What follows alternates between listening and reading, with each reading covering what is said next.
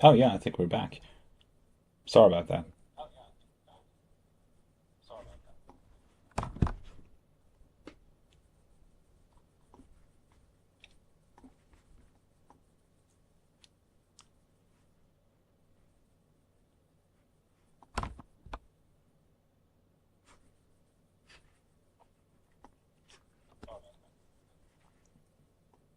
Yep, it seems to be working on YouTube as well. Yeah, that's the thing with multi-streaming. It's it doesn't always work as intended, which is a shame. Let's hope that doesn't happen again. I'll keep my eyes open, and so I'll let you know.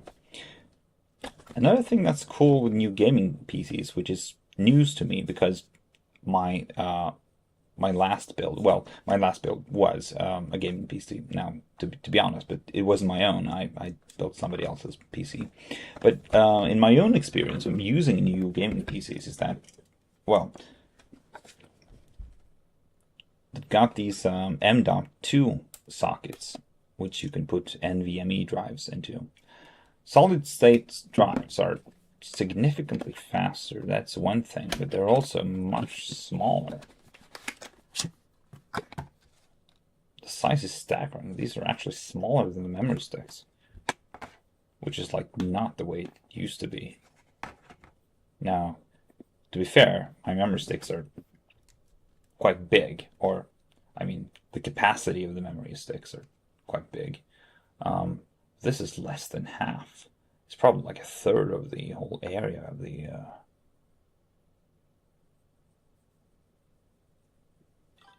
Yeah, yeah, definitely small. Let's see.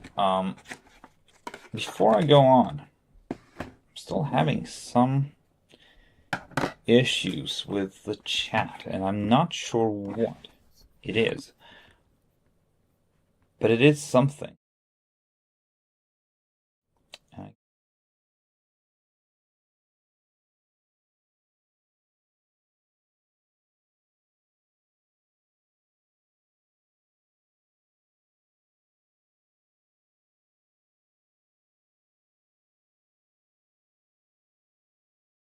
Seem to. That's annoying. Why might it not work? Well, there are many reasons it might not work. It might have to do with WebSockets. Let's see if I can restart the WebSocket if that makes it work. Still might not, but it's worth a shot.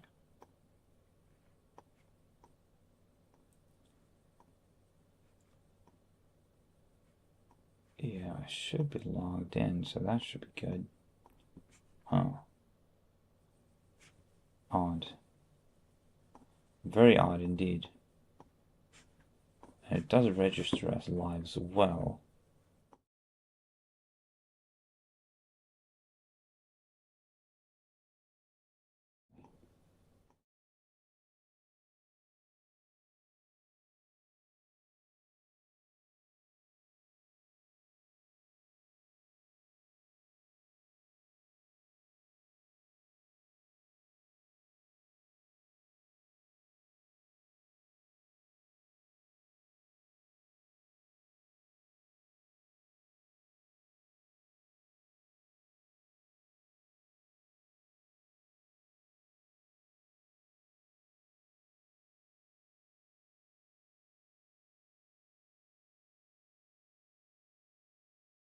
Networking going on. Like,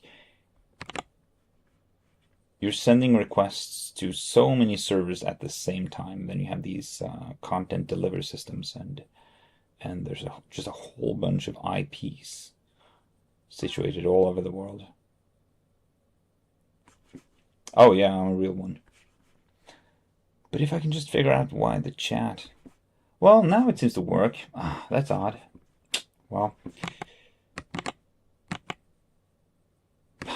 go figure. Okay, anyway, as we were, so the 9950X 3D, I figured it wouldn't make sense to build one without just maxing out the memory entirely. Yeah, sure. I think, I mean, It depends on what you're trying to do with it. For most gaming things, I mean, if you're just doing gaming, if you're doing something like esports, like a 3060, like a 40, like the 60 series from NVIDIA is perfect. There's no problem with that one. Like in general, you don't really need that much GPU either. So you have to make a choice. Do you want to have really high graphics, or do you want to have really high frame rates? For the high frame rates, you need to spend money on a good processor. You need something like this. Not specifically this one. It's extremely expensive for what it is, but it's good for consumers anyway. If you want to play high fidelity games with something like a 4K display, you're gonna need a good processor. I'm sorry, a good graphics card. Now, the thing with graphics cards, though, is that you can't really play all games in 4K. It's sort of like a shame, actually. Even if you got like the 5090, this newest and like the greatest, yeah, you're still gonna have to go for something like the 60 series. I don't know. Actually, good question. I don't know if all of the 60 series has 16 gigabytes. I know the 5080 does. This one does. But again, it's like $1,700, which is really expensive. Yeah. Yeah, well, then 6 series is not going to cut it. Now, there's like the TI, but if you go to the 70, I think the 5070 probably has it, and then I'm guessing if the 50 series has, the 40 series probably also has one. A graphics card is something that I might actually recommend buying used. I bought a bunch of graphics cards used, and there's not a problem with them.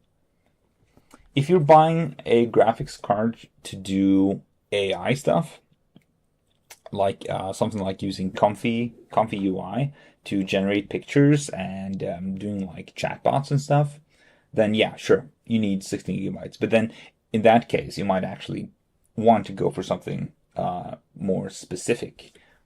You want like a card only to do those tasks, and then just plug that into your PC. And those are going to be coming out fairly soon, I suspect. I think in 2 years' time, 3 years' time, we might actually have cards that are specifically aimed at doing AI tasks, and they do it well, and they're cheap, or affordable anyway.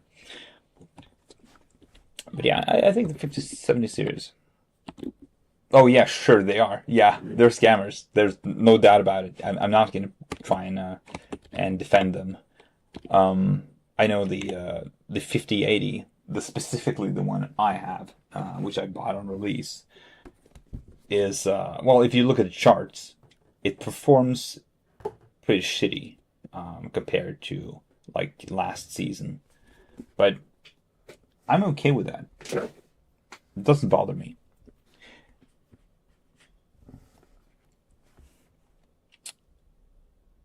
A 9600X, yeah. So what I did recently, I actually bought a was it 9500X? No, it might have been actually 7500. Yeah, that's the one I got. So because so you have to buy into a system, right? You have to decide if you want AM4 or AM5 system, right? Yeah, sure. I'm basically building this system nearly almost only for production, so audio and video editing. But yeah, so you basically want to go for the AM5 system. Like, I don't see any reason to go for AM4 by this point. AM5 has been out for a long time, so you want to go for AM5, and it seems like you agree. I was totally fine just going for the 7500F for the last system I built, but that was because that was good enough for my my purposes, and upgrading is easy and it was cheap. It's like the worst kind. Like, the difference is not that big as you might think. If you want to play high resolution games like 4K, you want to spend basically all of your money on a graphics card. And then the rest is like just get the cheapest CPU you can get for the system. The cheapest CPU you can get for AM5, that is the 7500F, is still a really good CPU.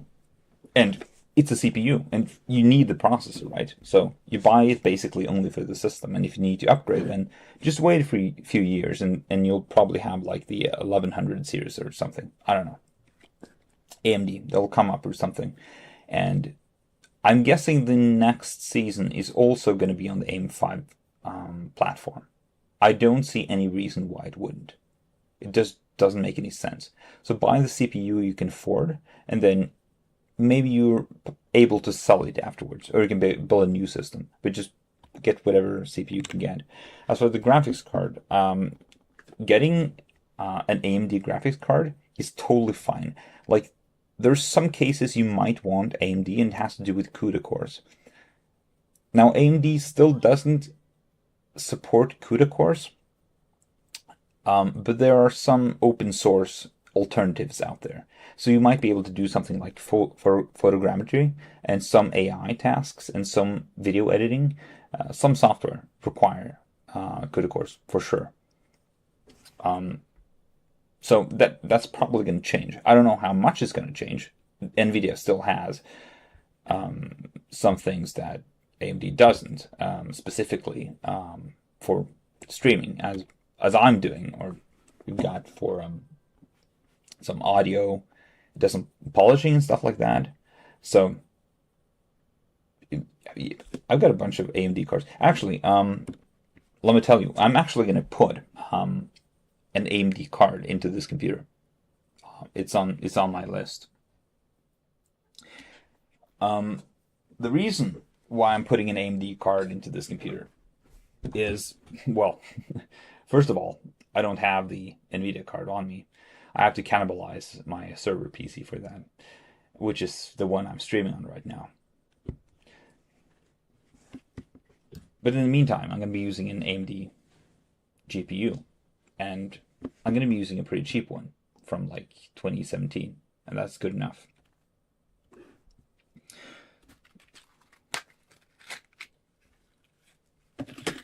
So let's see if we can get this one open.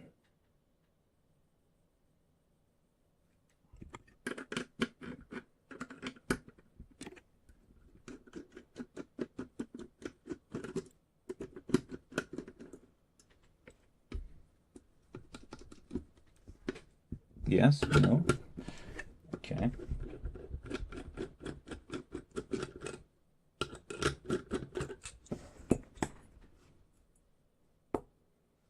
Wow, that's a beefy heatsink. Oh, wrong way around. Like that. That's good.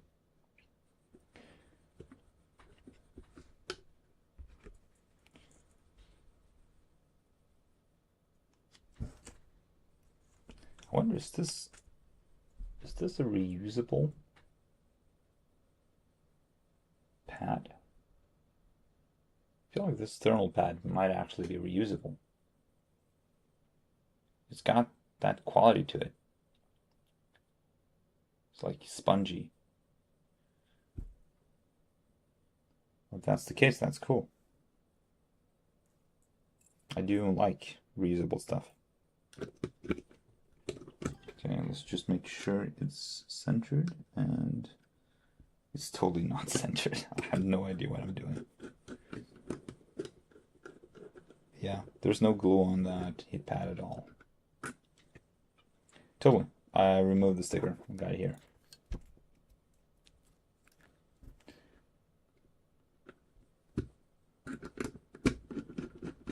I thought it was going to be sticky for sure, but it was not.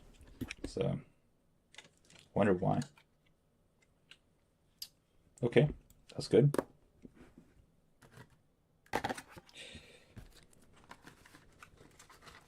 Yeah, totally.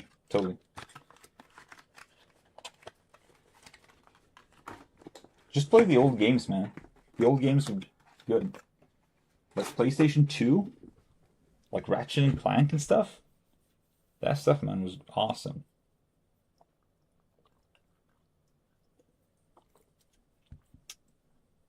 They don't make it like that anymore, unfortunately. Like even Nintendo. Can you believe it? Nintendo selling their games for like $100. I never thought I'd see that day come, but here we are.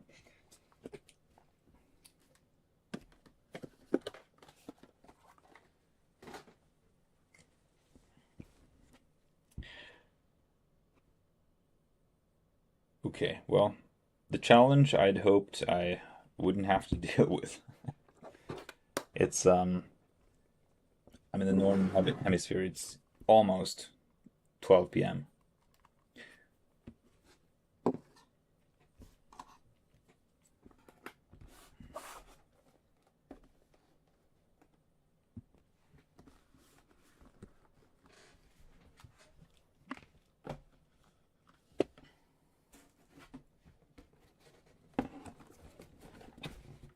Jokingly, I was going to build a shoebox. I don't think I'm going to be... Wait a second. Let me try. Yeah, look at that. It fits. We got ourselves a computer. Well.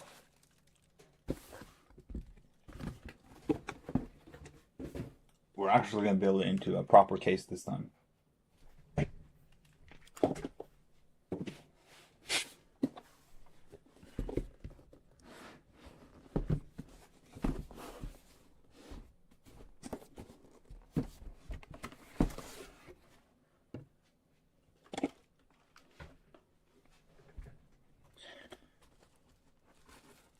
I do wonder if they call this the M2.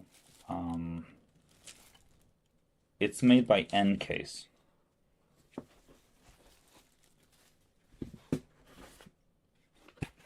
The whole case is basically aluminum, which is pretty cool.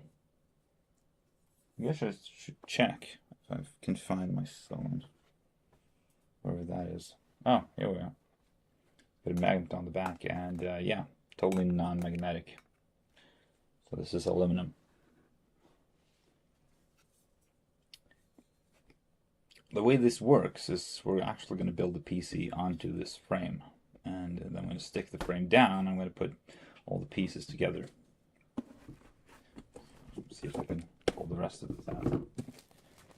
There are no sides; they're just like mesh plates like this. Extremely noisy mesh plates. And then we got the top, which is a perforated mesh thing as well.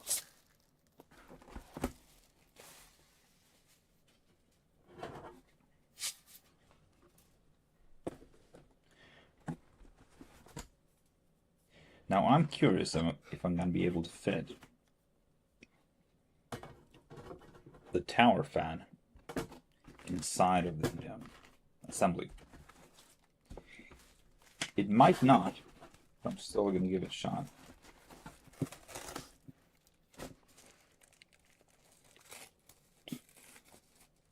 Look at this.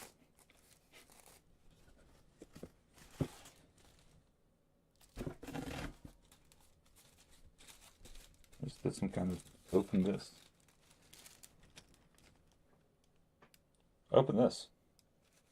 Sure, okay.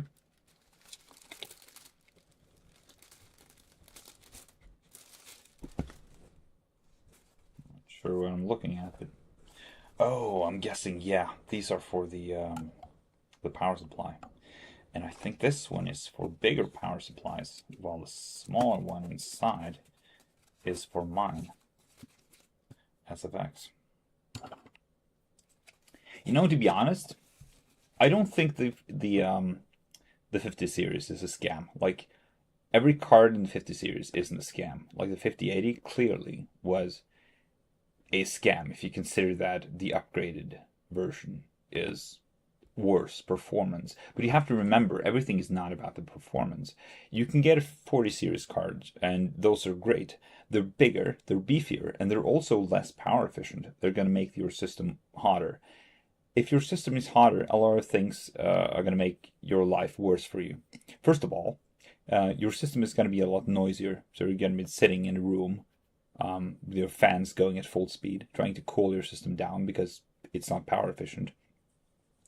The other thing is that it's going to be hotter. So you're going to be hotter. And if you're in a closed room, that's not very comfortable. Maybe that's not a problem for you. Then lucky you. I think there's some value. It's not just all about performance. It's not all about design is another one. I think a lot of people preferred the design of the 40 series cards. But it's not really about design. It's about how everything performs in conjunction. So some things were better in the 40 series. Some things were considerably better in the 30 series. But the 50 series has some things going for it. It's smaller. And it's more power efficient. And that's cool.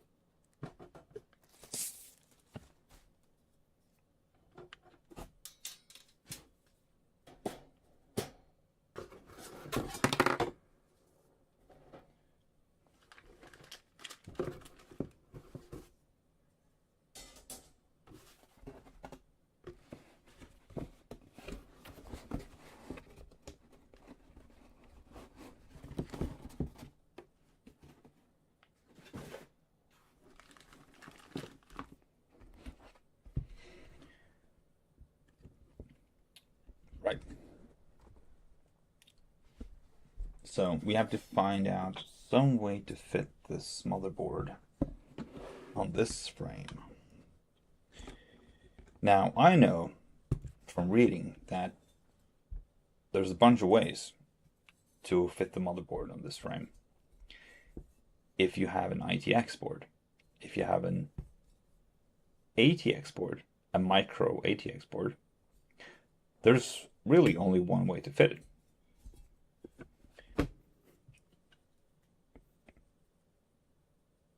I'm not sure if I need standoffs. I might. Let's see, this is probably my first time building an ITX. Let me think, yeah. Yeah, it probably is.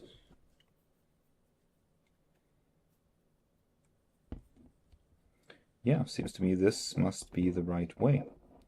So, like this perhaps? Yeah, looks good to me. I vaguely remember that there were no instructions with this case, which annoyed some people as they had a busy schedule. It doesn't really annoy me too much, I guess. I know I'm going to figure it out somehow. Let me see. Yeah, this is the front panel. Cool. Doesn't have to. Heavy. Backplate looks good. I was considering getting the perforated version. Can't remember quite. Called like the cheese grater or something. I don't know if that was a joke or they actually called it the cheese grater. But that's what it's called online.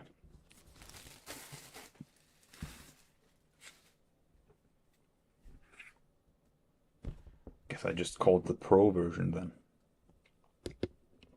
Okay. Let's see what kind of screws have we got. Some pads. Guess I'll find out what those are for. And what are these? Oh, feet. I must admit, this size of feet is quite a bit too small. I think they should have been bigger or taller. This is not enough height to keep the PC above the desk. I'm going to struggle cooling from below. Probably going to have to 3D print some taller feet, to be honest. And these are, well, yeah, the screws for the feet. Sure. Okay, let's put these away.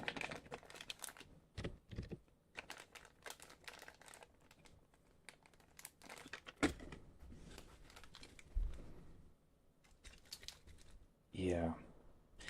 If I recall correctly, this whole case is built with the same set of screws. All of these screws are M3. Or something like that. There's a small difference between the kind of screw, whether they're countersunk or flat. So I'm gonna have to figure out what that's all about.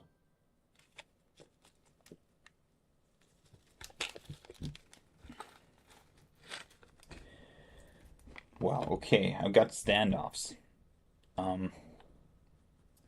But I don't think I'm going to be building it.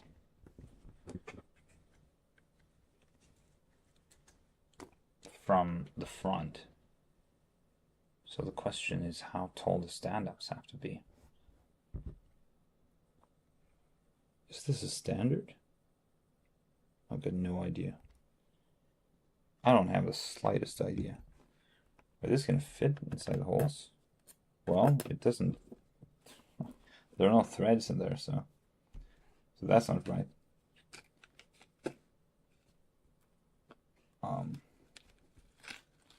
Well, I mean, since the standoffs are here, I guess that means these must be the screws I use to connect them as well. Although that doesn't quite make sense. Like something's off. Okay, let's try and connect the standoffs to the motherboard first. And let's all pray I'm doing it the right way.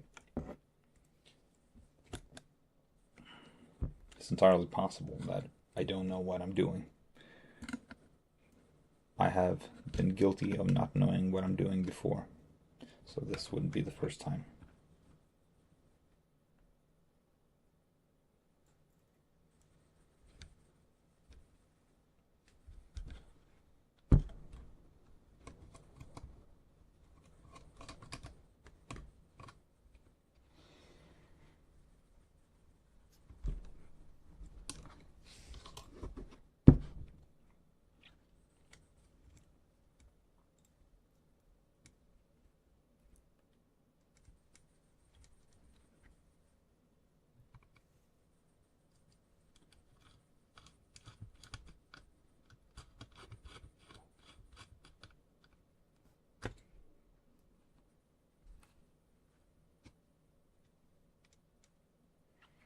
Now,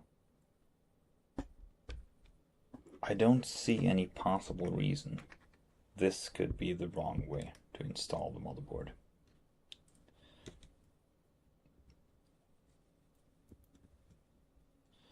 If, though, against all odds, it turns out that this is not the way to connect the motherboard, well, I guess I'll be damned.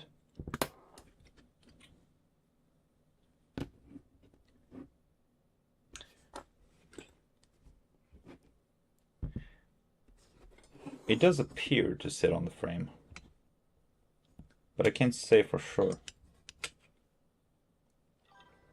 Yeah, this is probably good enough. There's some levity to it. That's good. Yeah. It's a small one. And the thing with the motherboard too is that it's not too expensive. I know you can get motherboards for like less than $100. This one was definitely more than $100, but not very much more. Which means it's something you could get. The AMD one, I think, was twice as expensive as this one. And while the features were mildly compelling, Not enough to persuade me to get that one, although I probably could have afforded it. It's more about the, I guess, maintenance. Once you build an expensive system, you know you're going to have to build another one at some point. And I just don't want to be in that situation more often than I have to.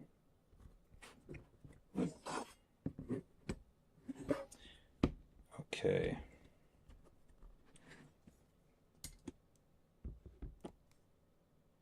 I'm probably doing this completely wrong.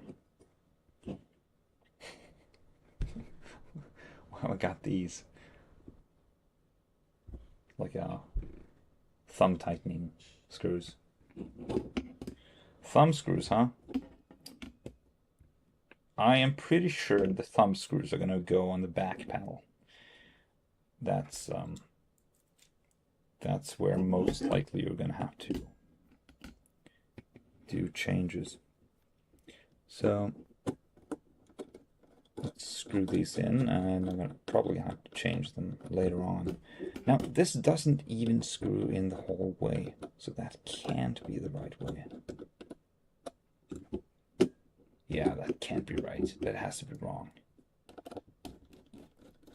Then what? Well, I can think of one thing.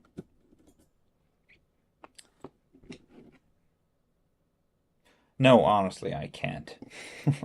Okay, well, what does that mean? It means that these are not the right screws. The standoffs, though, are correct. So it's possible I should have used the washers. It's still possible to use the washers, but probably not on this side. I think it's more likely the washers are going to go on this side or on the side of the motherboard.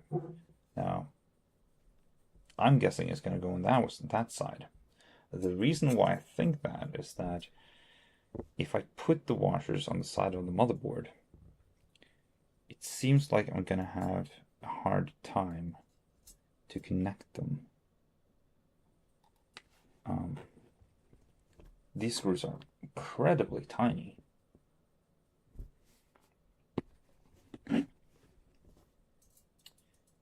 Yeah.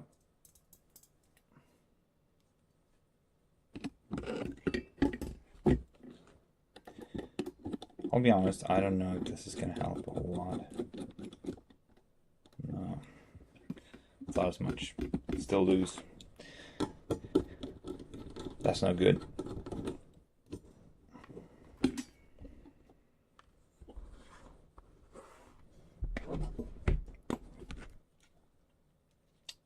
Now what? Okay, let's try these other screws. These are countersunk, and I don't think I'm going to be using countersunk screws on a flat surface. So let's use the flat screws instead.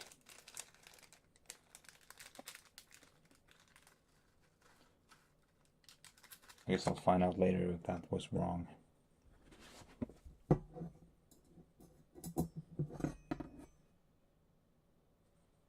These do come through slightly, just barely.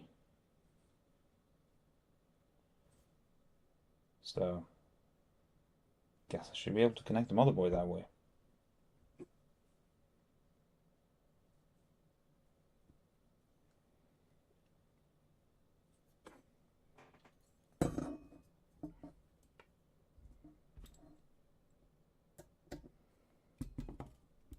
Now, is there any logic to why I put it on the third slot? Not really. I'm gonna go back and change it later. I feel like I'm probably doing it wrong anyway.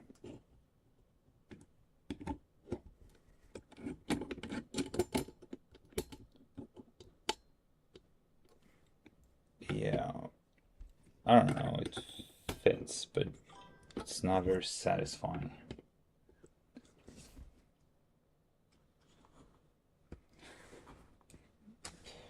Am I nervous? I don't know. I don't think I am. The truth is, I bought this system like 3 months ago. It feels like it must have been like the beginning of May. So it's just been sitting on my desk. I guess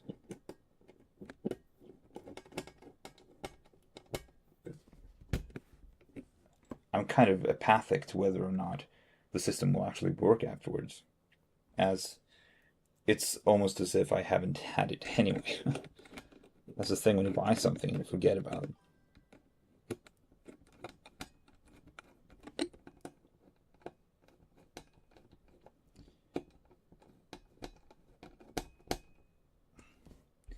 This one is screwed in the right way. That one was not.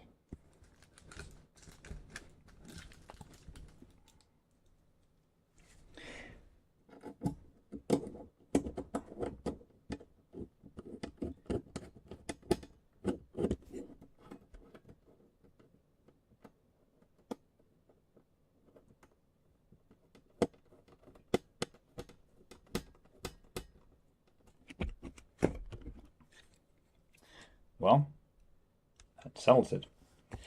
I know for a fact, though, that some people have broken this case before. Or, that is to say, they've screwed the screws in so tight that they broke. That's happened. I know. So, I'm aware not to do that, I think. As long as I just take my time, it's going to be fine.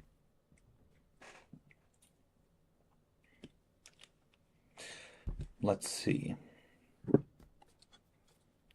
Power supply. Now, I could at this point start thinking about installing the power supply or just plugging everything in. This power supply is unlike a lot of other power supplies. Let me give some examples for you.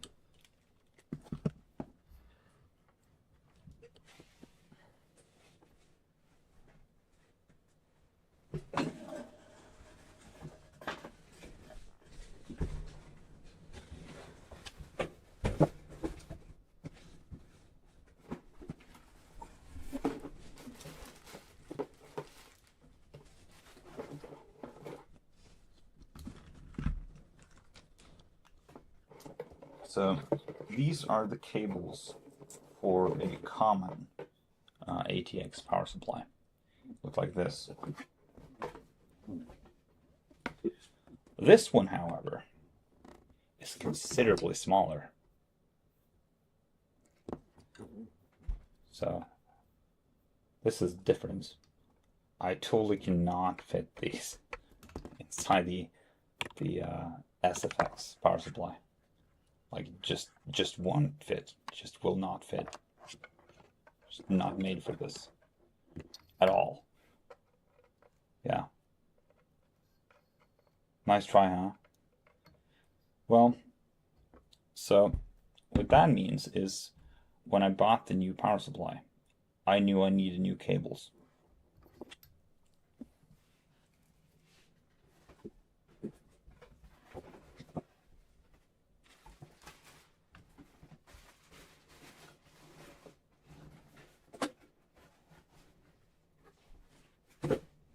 And I'm completely dependent on the new cables working.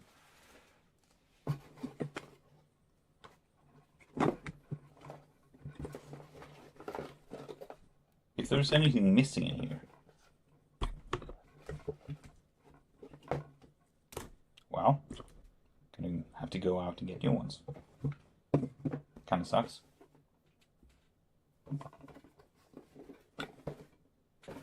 It isn't worse than that, though. I guess I can live with that.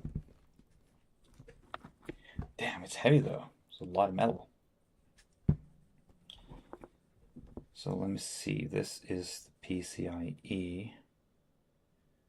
And it plugs into... Wait, what is this? Oh, there we go. Okay. So this plugs into there, I suppose.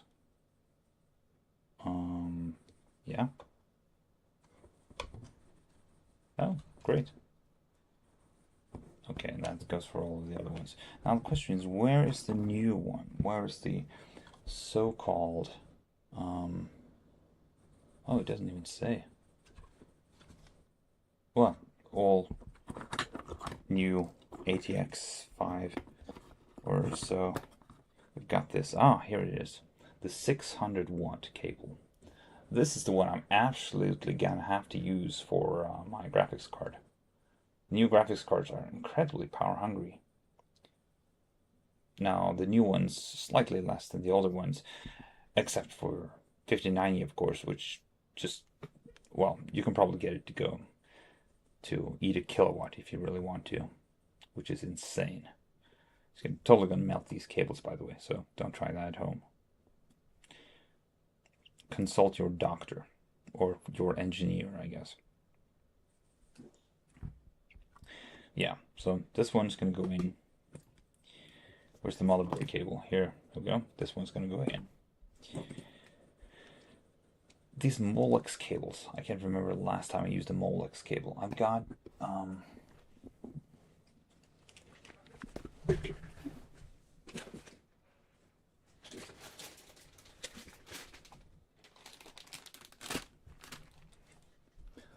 this thing, which is a PCIe riser cable. It's technically an adapter, which takes M.2, you know, the one we just plugged our memory into, our storage, and turns it into a X16 PCIe slot. Well, for this to work, I think I need external power. So the question is, what kind of external power do I need? I got these. There's nothing else in here? Oh yeah, there was. A bunch of screws and this cable. Well, as far as I can see, this cable is not Molex. It's SATA. You know, the same kind you use for hard drives. Ah, here we go. This is the SATA cable. So this plugs in here then, I guess.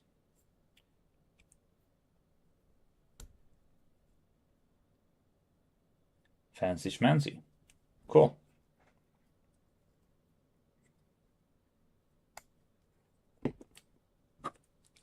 Now I know that's going to work.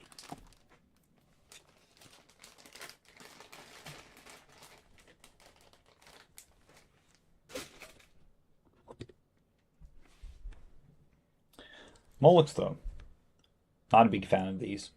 I've heard stories about these catching fire. I think it was more common with the older variety, but still, it's in the design. The connectors are big and they're wobbly, and you can basically see when I wobble the cables around, you can see the connectors are wobbling with them. That's a sign of bad things to come. You don't want your connectors to do this. It's not a good idea.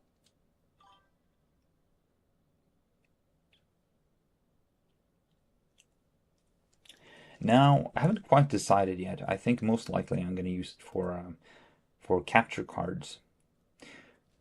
The thing with PCIe is that, well, at least for these mini ITX boards, is that you don't have too many of them. I got one. And this one's for my graphics card. So I won't be able to plug in something like capture card or, say, expansion for the Ethernet. Now, I got one Ethernet port here. This is a production machine, not a server PC, so I don't need more than one Ethernet port for connecting other computers. But I will need to connect something like a high quality capture card for this camera, for instance, which at the moment I'm just using USB 3.0 and a cheap USB adapter. So that's one thing. I really don't know, to be honest, but PCIe is really handy to have because it allows you to connect all sorts of things directly into your computer. So I just know I'm going to need it at some point. Yeah, well, technically it's the same thing. It's just it's just a bus. It's an extended bus. It's a wire that goes out of your CPU and it goes into a controller. And from that controller board, it goes into the M.2. And it also goes into the PCIe. It goes into both of them at the same time. Now the CPU doesn't really distinguish between them. But if you plug something into the M.2 and it's a storage drive, then the CPU immediately recognizes it as a storage drive. It would have if you plug it into the PCIe as well. I know there's like these cards, you just plug them like straight into your PCIe, and you can plug M.2 storage drives on them. You can plug a bunch of them actually. One M.2 slot can actually take, I know, at least two NVMe drives, but probably like four or more. Although you need a special controller that takes care of all the scheduling between the transfers and the receives. But it works. That's the important thing. Now, currently, I'm going to have all of my storage and data on the NVMe drive. It's a 4 terabyte drive, so it's got a bunch of space, but it might become a headache later because I like doing virtualization and stuff, and I like running multiple systems. I'm probably going to do something like in Hackintosh at some point. Or, well, I know I'm going to run Linux as my main system. Then Windows, at some point, I'm going to see if I can virtualize Windows. Might not go very well, but I can try anyway. Let's see, how many of these do I need? I don't actually think I need a whole lot of them. Probably the only cable I really need, in addition to the graphics card cable, is the SATA one. Molex is useless. I don't know about these peripheral things. Now, I am going to cannibalize my brother's old computer for parts. I'm gonna see if I can get my graphics card back. It's just been sitting there and collecting dust. So I'm gonna put the AMD into the system.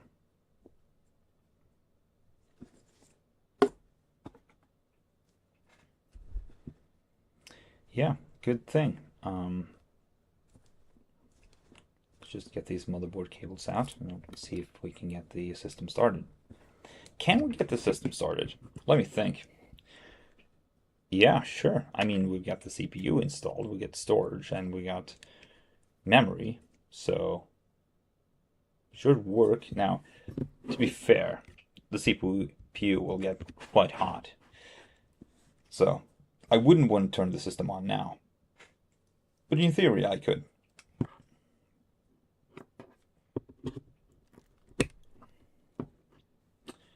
And then let's see. This one goes in here, and that cable goes in there.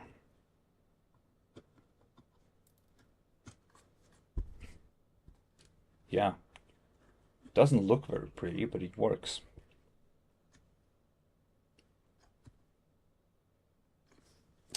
Okay. I'm done testing. Let's see if I can get this one out. Like the PSU cables is always a pain to connect. Just a bunch of cables all over the place. Then there's this one. I'm not going to use the 600 watt cable quite yet. I'll get back to that one in a little bit. These, I'm also not going to use the SATA cables yet. Now, what I'm wondering is whether I need some cables for the fans. I probably don't. Which means that for the time being, this is going to be my system. That's fine. Cheers.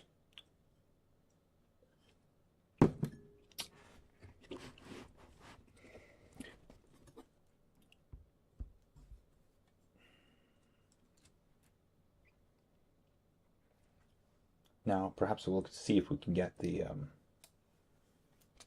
thing installed into the case.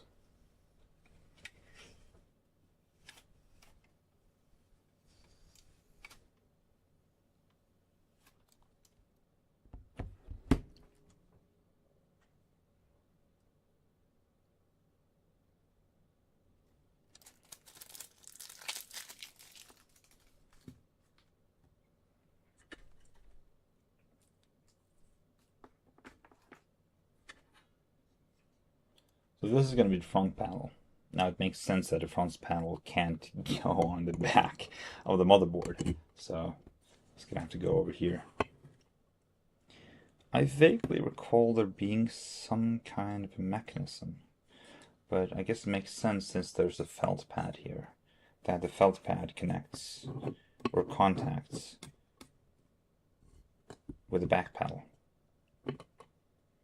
Now there's one thing I have to decide first, and that is whether the system goes the right way around or whether it goes the wrong way around. It's also possible to install the system like this being the front and this being the back. Now, the motherboard will be upside down. That's totally fine. It basically means that the graphics card is going to be on the top of the system, and instead of pulling air from the bottom, it's going to pull air from the top. So the airflow is actually going to go this way. Now, if I deshroud the CPU or the graphics card, I would be able to technically change the air direction. It would make a whole lot of sense. I think for my purposes, I'm still going to build the system the right way around. And we'll see, maybe I'll change that in the future. That means the front panel is going to go over here. Now, what about the bottom panel?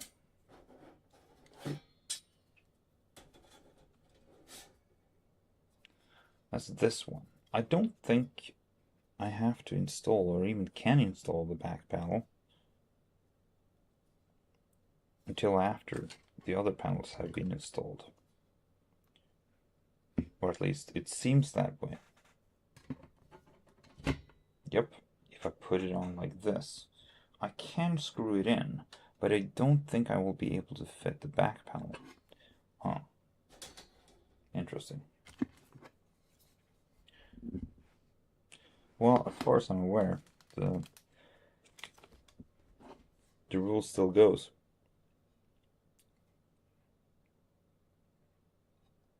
Wait a second. Am I supposed to screw these out? I think I am. Let me try.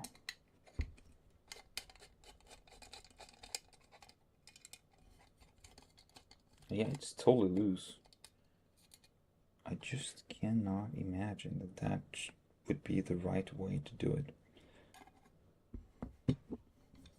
But I have been wrong before.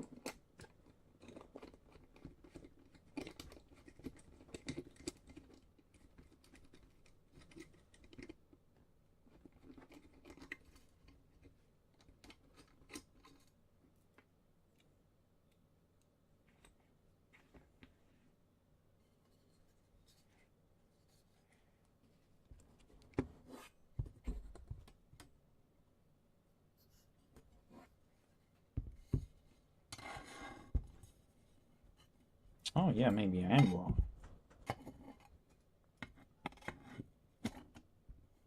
Oh. Gotcha.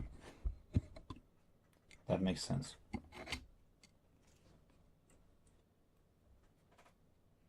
I screw it in like this.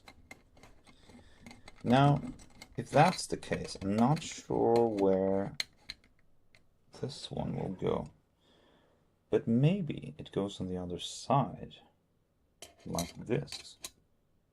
Yep, I think it does. Cool. Just repurpose the screws that are already installed in the system.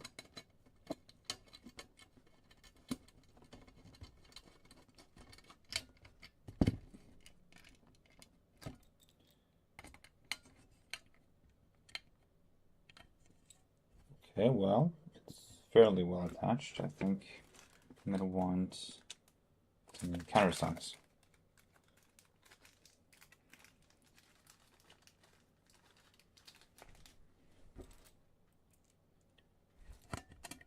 Just make sure it's properly installed. That, yeah, that looks good. 3 screws like this.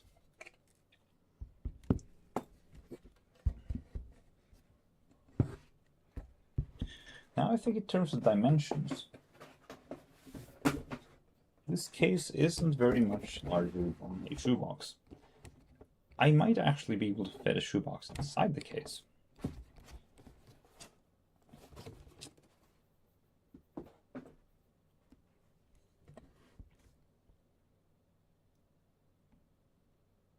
Okay, I stand corrected.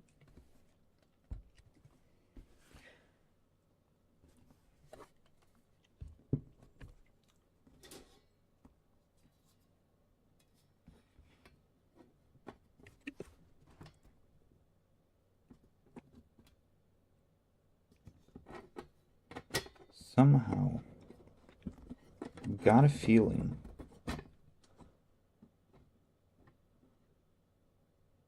that this is going to connect elsewhere. Oh no. Now it makes sense. Yeah.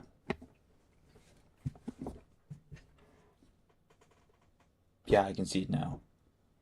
Yeah, I can totally see it. The outer panels, the side panels, this one and the one on the other side, they're going to connect into the small fittings, as you can see along the lines here. That's where those are for.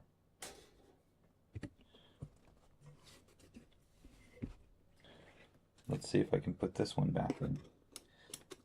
Well, I guess since I removed it from that side, it goes into this side this time around.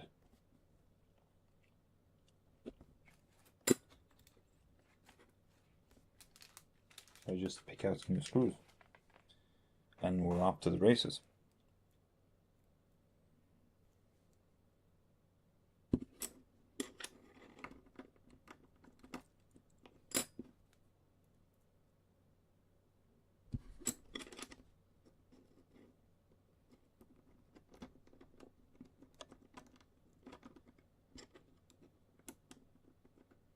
This is wrong. Yeah, I'm doing it the wrong way around. Sorry.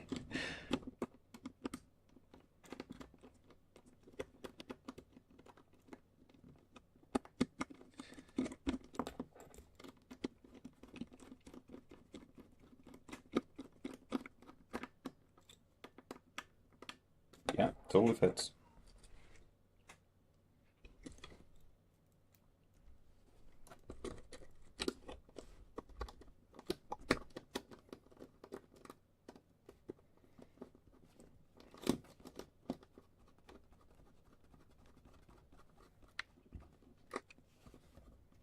Yeah, solid. Great.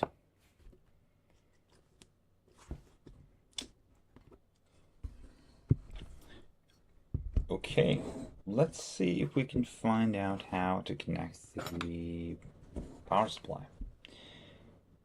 If I recall correctly, power supply goes on this way. So I need to figure out how to connect this like that somehow.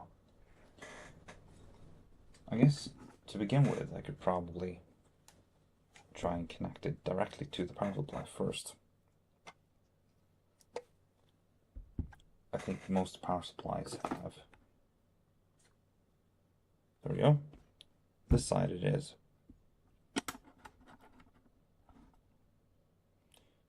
These screws don't seem to be countersunk, but they seem to be the same size as everything else. I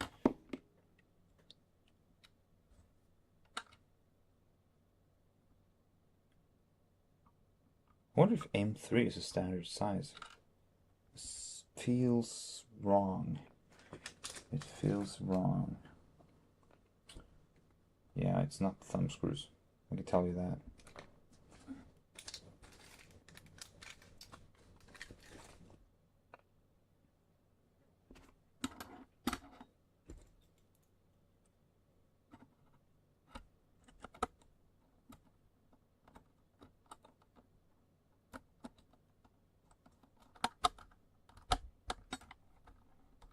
It's a bit tight, but it fits. Is it the right way to do it? I don't know. But apparently it works. Yeah, these are the short screws. So plug in a bunch more of the short screws and hope that'll hold it in place. Now, I hope I'm not screwing it in the wrong way around. There's a fair chance I am. That all depends on how the power supply is installed. I do think it's this way, but I feel like I'm wrong. I know it's on the front panel. Now, it couldn't possibly be like this. Nah, it doesn't make any sense. I know the cables are going to go down, so it's going to fit quite tightly into position. Is it really only like 3 places? I'm going to have to screw this one out. It can't be correctly installed.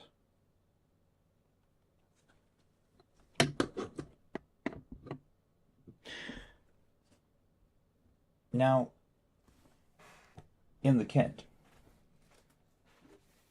there was this other cable. I don't know if I took it out. Yeah, probably did.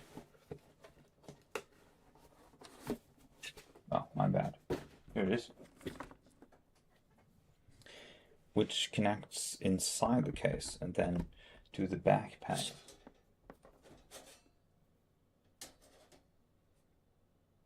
Probably this part right here.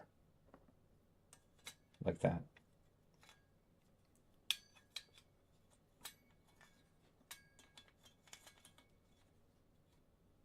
Nope. Nope. And, maybe? It's hard to tell. Wait, which way does it go in? It doesn't go in there. It's gotta be here. What? Oh, it goes on from the front. I'm such an idiot. What am I even doing? Okay, so I pull the cable in from outside through this hole, and then I turn it around and I fit it like this. That's the power cord. And then I take the inside and I plug that into the power supply. There we go. So that's the cable inside of the case, which comes out the other side. Traditionally, at least, that's what I have in my computer. The power supply is visible from the outside. This one is not. So that's a consideration I have to make. I don't think it's possible to install this the other way around. Or maybe it's possible, but just not a good idea. Yeah, I can't seem to fit it the other way around. Another thing with this case is that it's basically open in a whole lot of places. I could fit the... I'm saying I could fit it, but I totally can't. Trying to fit it vertically in this spot, but it's way too tight. That's probably for something else. Okay, seems like there's a bunch of options.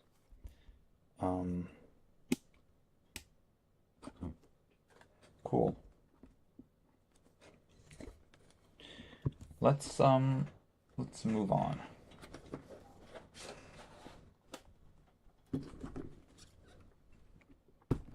Tower fan. The most important cooler in the system.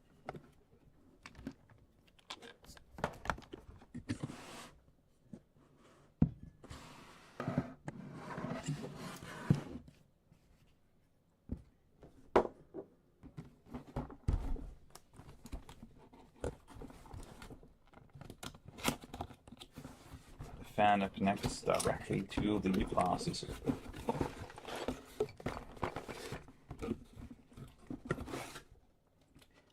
I think in these days,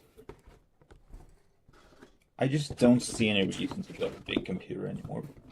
I think, yeah, sure, you could probably get a cheaper micro ATX computer than you could an ITX one. Sure, yeah. But how much cheaper? Well, it depends. If you're buying a computer used, you could probably get a pretty cheap computer, even like full tower, which performs well. But if you're building your own, just build a small one. Why should you build a big computer? It doesn't make any sense. It's going to take up a lot of space. It's going to be heavier. It's going to have a bunch of features you don't need.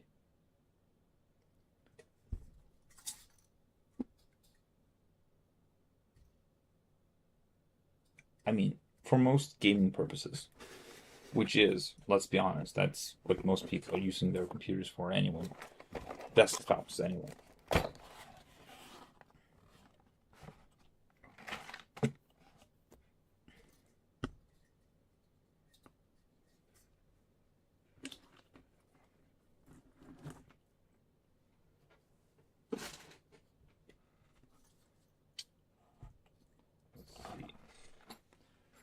These parts and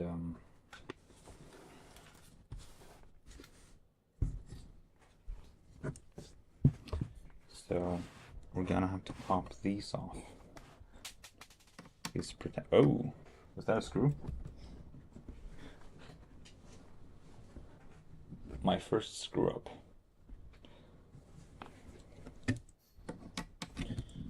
Oh, I need a big screwdriver.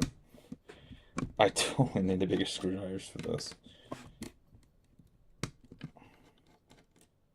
Well, I guess that's foreshadowing for what's to come. These are, as far as I can tell, the only screws in the whole build that are different from the other ones.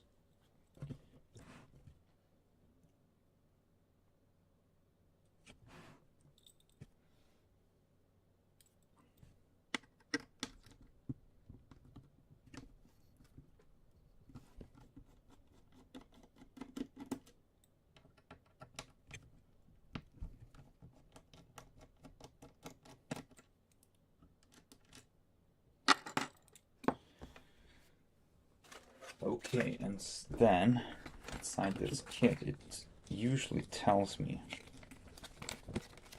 which color I need. Let me see, Intel.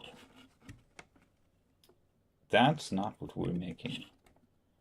Intel, and then there's all these instructions, but it's not what we're making.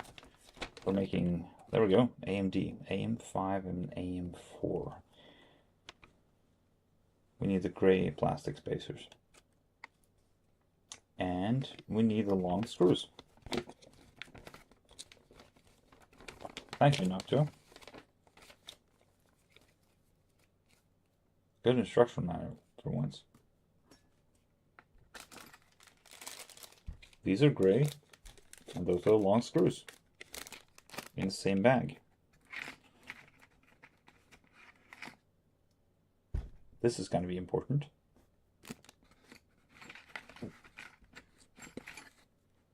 Adapters, always appreciated.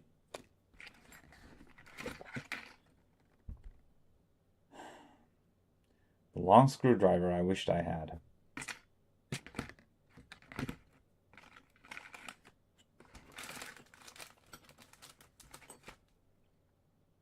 I'll be fair. I didn't check what kinds of spacers I needed, but I'm guessing these are the ones. Well, I guess we'll get back to that.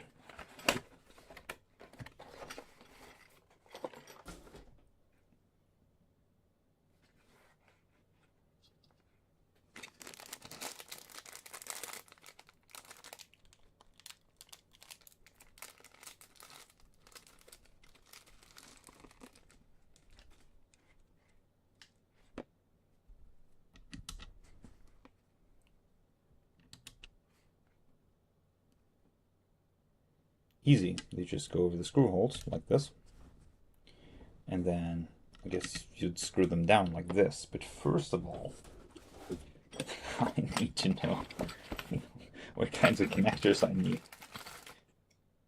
I mean, I should be able to see it, shouldn't I? Or maybe it's obvious. Maybe I just try them on and see which ones fit.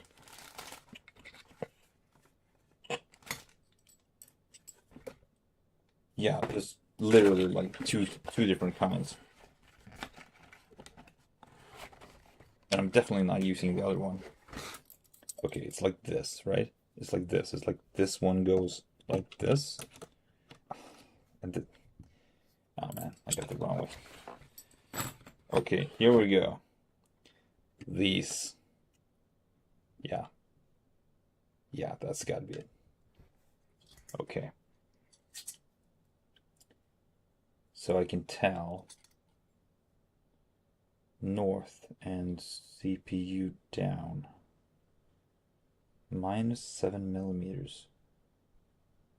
I don't know why I want to do that. Huh.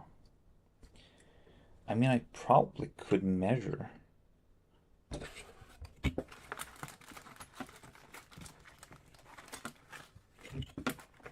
Well, I have a feeling. What's with these, though? I faintly remember that they were supposed to come with some sort of protector. You know, it's supposed to be in there.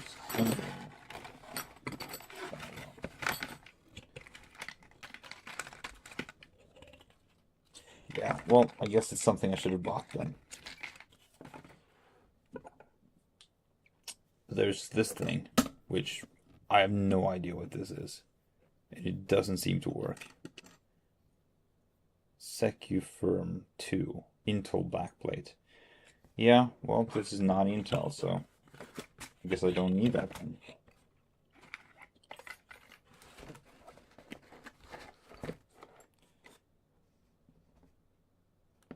North and CPU south. Well, this is south. I guess I'll just screw these in and see if it fits.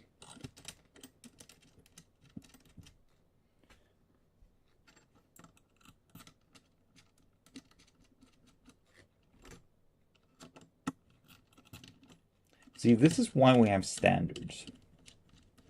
You want one way to do things, not 20. But sometimes the one way to do things is bad, and you want 20, and you wish you had 20.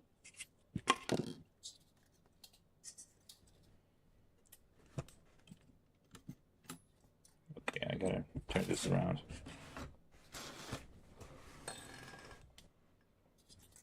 See if these actually fit as they're supposed to.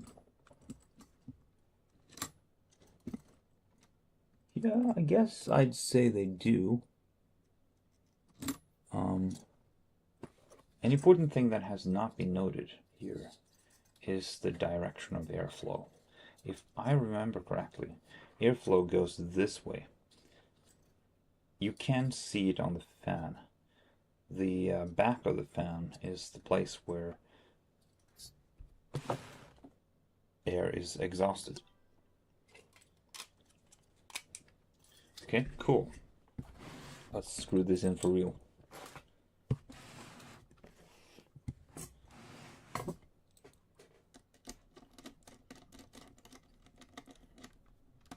Yeah, well, there's either the tower fan, or you go for something like a water cooler.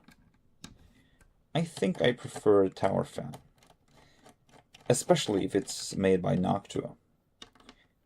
You know, those Aussies really know how to make good stuff.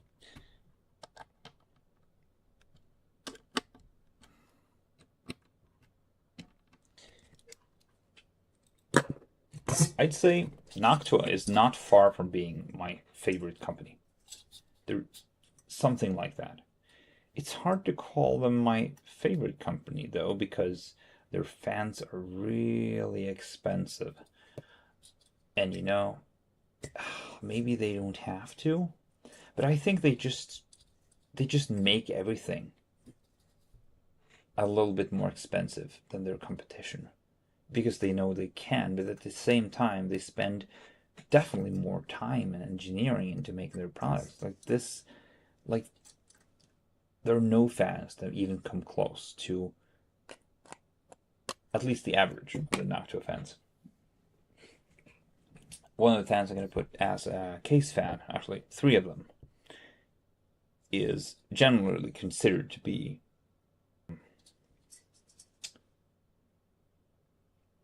wow, interesting seeing the bottom, is generally considered to be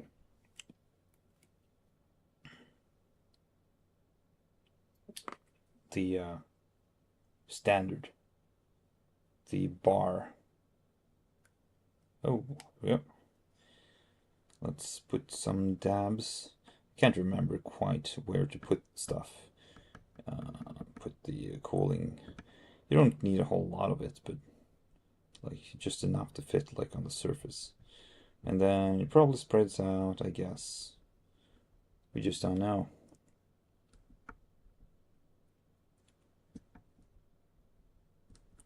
Yeah, well, this is the way I do it.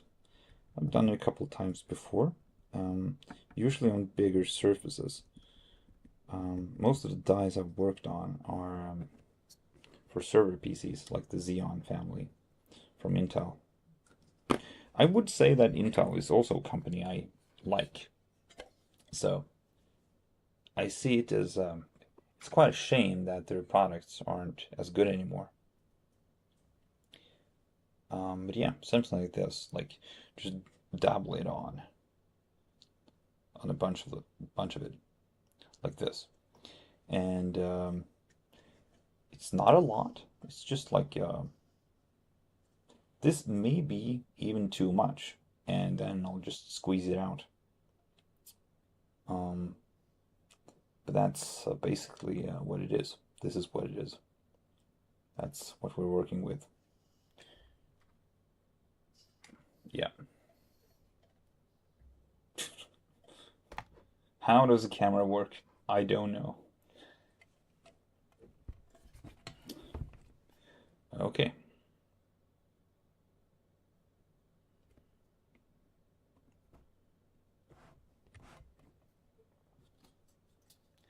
Then the cooler just goes on this way.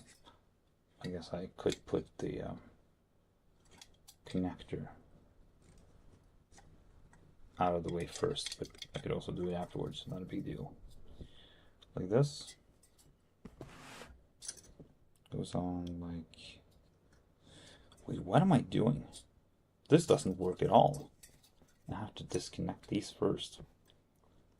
Let's see, let me use a screwdriver. My nails aren't that long.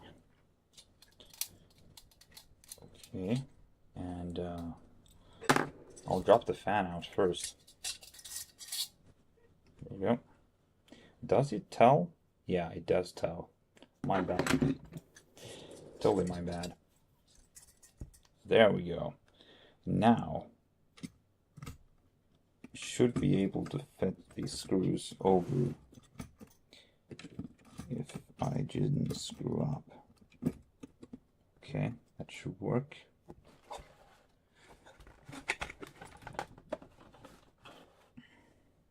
The thing I should have had earlier. Let's see if I can tighten this a little bit more when I've got the appropriate tool. You know, using a hammer like a screwdriver is always a bad idea. I think learning when you're using the wrong tool is a great skill to have, and a lot of people don't.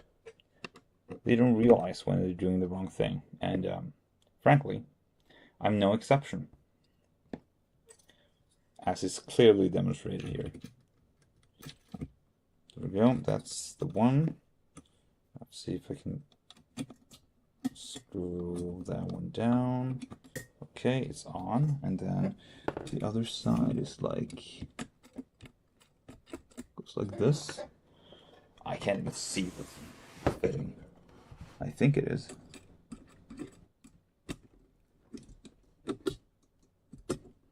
Now the reason I spent like an eternity on getting to the CPU instead of just like, you know, screwing the fan on as like the first thing I do is I'm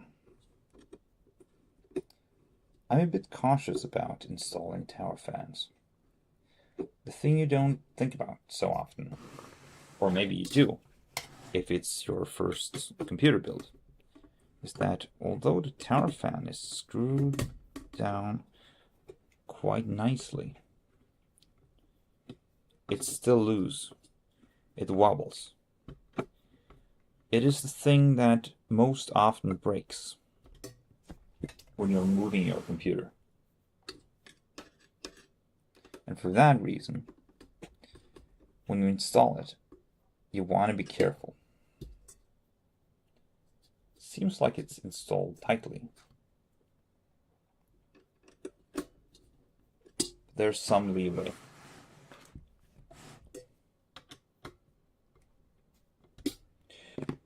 I'll see if I can be able to get a glimpse of the contact point. It's not very easy to see. I'll see if I can show you. If the lighting is good enough, if the lighting permits us. You may have to do it like this.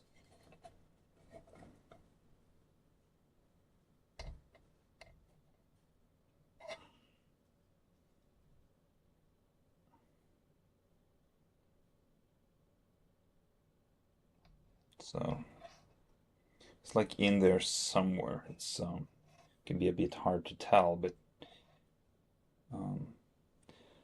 so it seems like the cooler is contacting the processor quite well. It's always been something that I've been curious about, how well the cooler actually contacts the processor. It's easier to see on these AIM-5 builds because the processor has kind of this like weird star castle-like shape.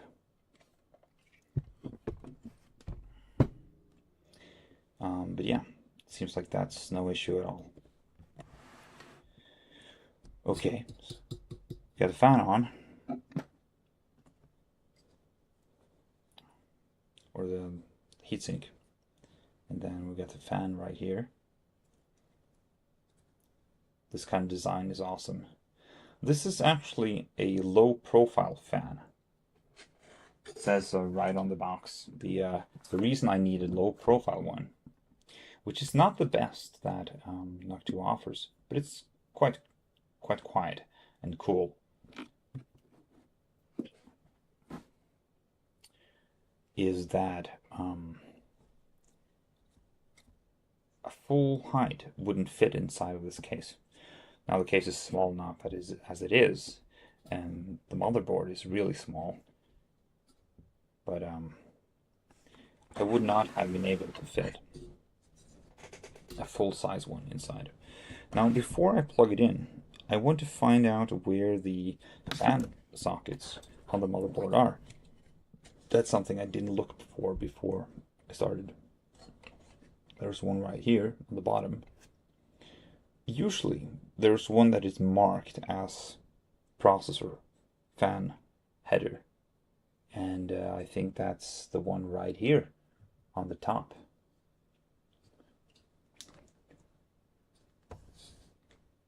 Let's see if I can get it to focus. Like over there. This one should be the CPU fan header.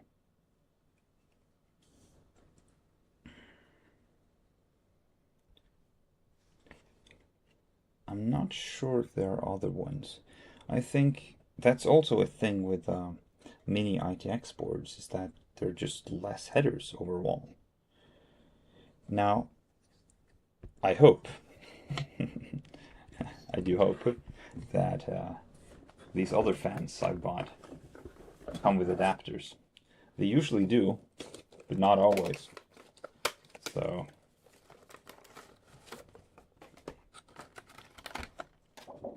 seems like this one does.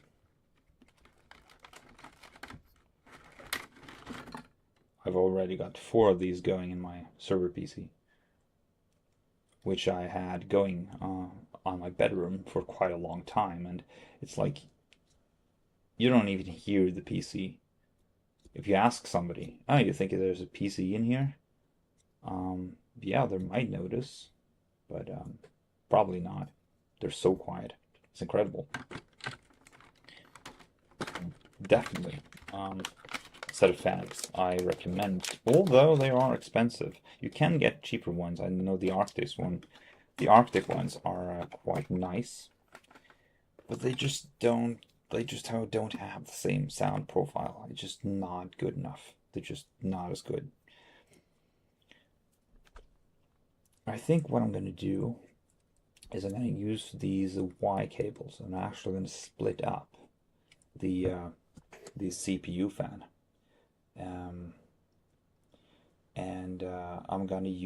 I'm gonna put the CPU fan on the same bus. This is an extender, I think, and this is the low noise adapter. Those are nice. And I'm gonna put the CPU fan on the same bus as the exhaust fan. Now that depends where I have my exhaust fan. It's possible that I move it. In this case, I have to figure out how far around I want to coil this wire before I install it. I want to install it this way, but in that case I'd have to coil the wire up around, and I don't think it would go all the way around to contact the extension. So in that case, either I plug in one of these, which is like generally a bad idea, I'd say. Low noise fans just reduce the speed of the fan, or I have to pull it the other way around. Now something I might try is to first install the fan. I'll see if I can get it symmetrical. That's always a challenge.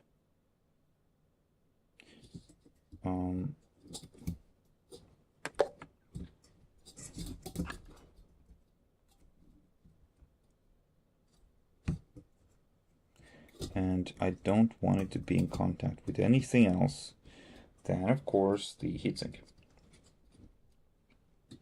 If it's not super symmetrical, that's fine. It's not a big deal. If I pull too much on the heatsink, eventually it's gonna bend and stuff. So I want to see if I can prevent bends for as long as possible. Now I can pull the wire around this way, which might be what I'm going to do. The disadvantage of pulling the cable around this way is that I'm going to have a fan going here as well. And there's some slight possibility that this is going to contact that fan. So it's a disadvantage. At some point I'm just going to have to get a fan hub. There's just no other way around it. I'm going to have to get a fan hub.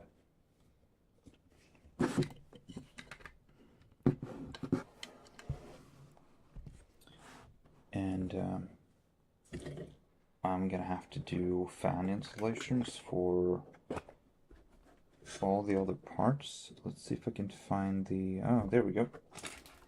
It's the bottommost one.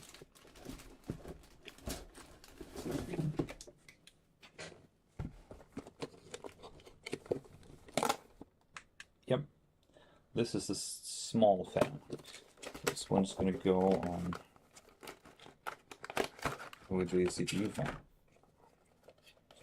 And I'm probably going to put a low noise adapter in this one, because if I don't, I think it's going to make a lot of noise.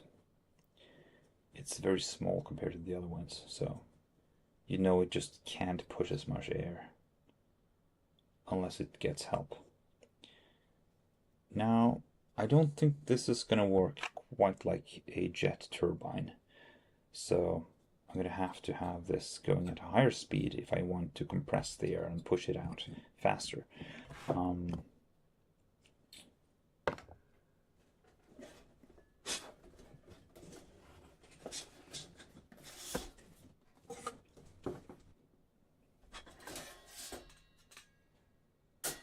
But if you know how jet turbines work, you know that that's just not a good solution.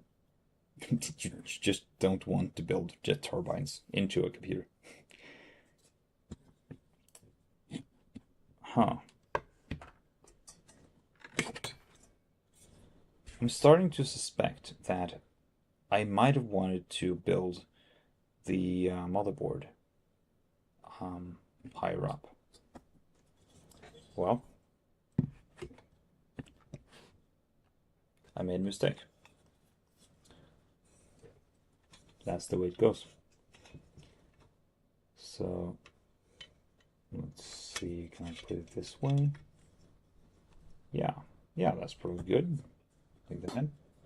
And then I bring the cable around. I just have to find the standoffs.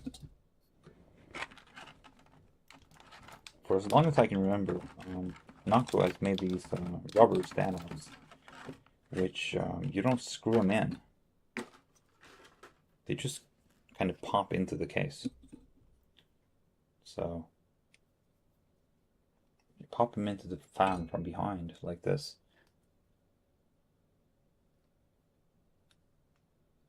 And I think you have to pull on them in some cases for them to go all the way in. There we go, that's one. And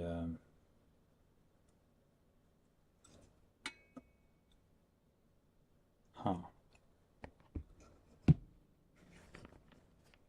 I wonder if I have to do it through the grills. Yeah. Yeah, probably. It's actually kind of a strange design decision to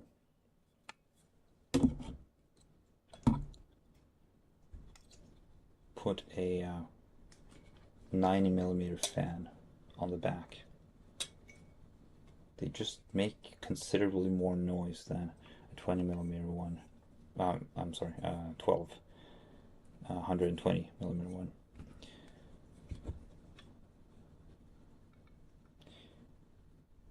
And there's just not a whole lot you can do about that.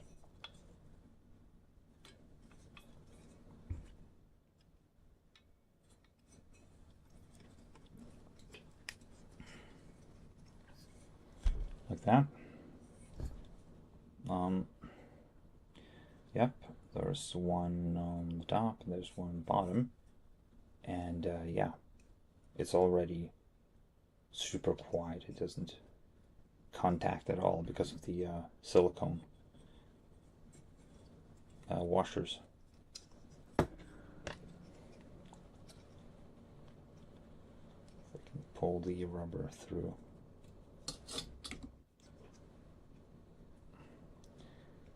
You have to use a bit of force to get it through, but it comes out eventually, like this.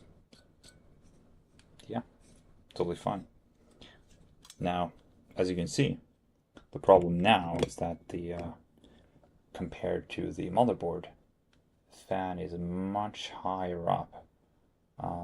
This is not where I want to exhaust. I want the exhaust to be like up here. So, my bad. I should have suspected this was going to come. So I'm going to have to reposition. I'm going to have to reposition my motherboard to higher up on the case. Not a big deal. Happens sometimes.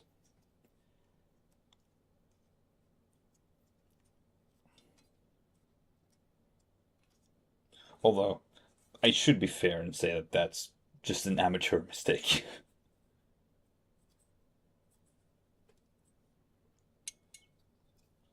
Like, totally amateur.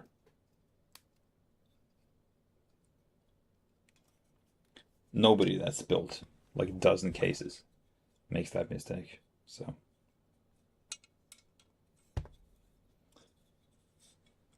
I am honestly humbled. Well, okay, that looks nice to me.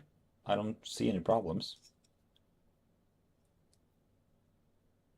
Now, I guess this would be upside down if you built the PC case upside down. In which case it would be like this. No, wait. It'd be like this. Like this. No. Wait, it'll be like this. Never mind. I have no idea what I'm doing. I wonder why I could position the motherboard in so many places, though. I don't quite see why. I still have to figure out where to place the power supply, though. I haven't found out where.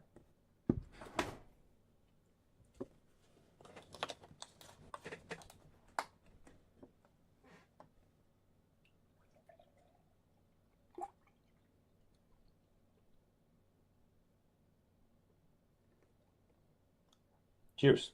Brown sludge. Also known as chocolate milk. Who'd have guessed? Can't believe I'm drinking chocolate milk.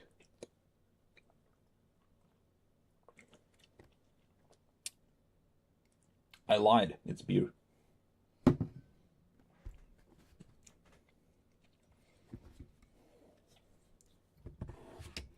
Yep. That doesn't look good. Now I also have to pull this wire up around. And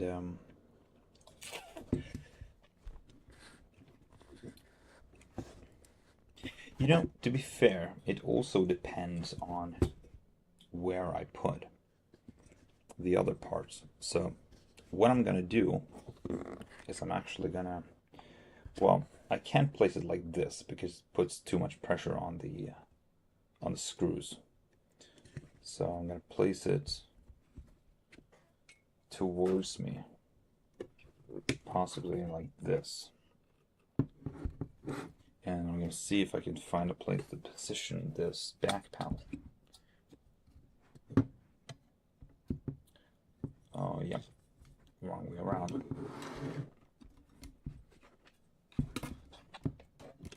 Like this, somehow. I mean, it's got to fit in there somehow, right? What? What?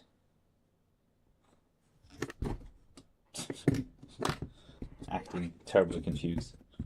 Already got a dent in the heatsink. That's what you get. I'm also trying to figure out how I can put something in front of the heatsink to keep it from moving around when I'm moving the computer. You can see it wobbles, even if I hold the back panel still. Wobbling means vibration, and vibration is not good. For the record, you could see the back M.2 right here.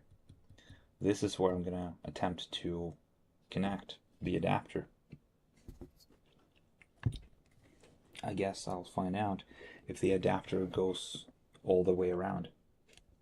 It might not, but hopefully it does.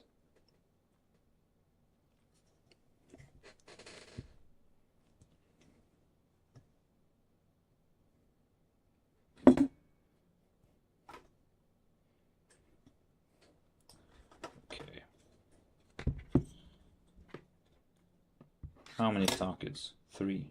1, 2, 3. Okay. Well, I guess to start with, I have to clean my desk because right now it's quite messy. Can I put it down like this? Yeah, sure. I can put it down like that. Then I'm just gonna have to find a way to connect these screws. If I can find the screws, which are now underneath all of this. Let's see, this belongs to the tower fan, and these are the screws. And these are countersunk, and my screwdriver is nowhere to be found. Oh, there it is. Got it. Okay, so I need a bunch of these countersunk screws, and going like this. That's one. That's good.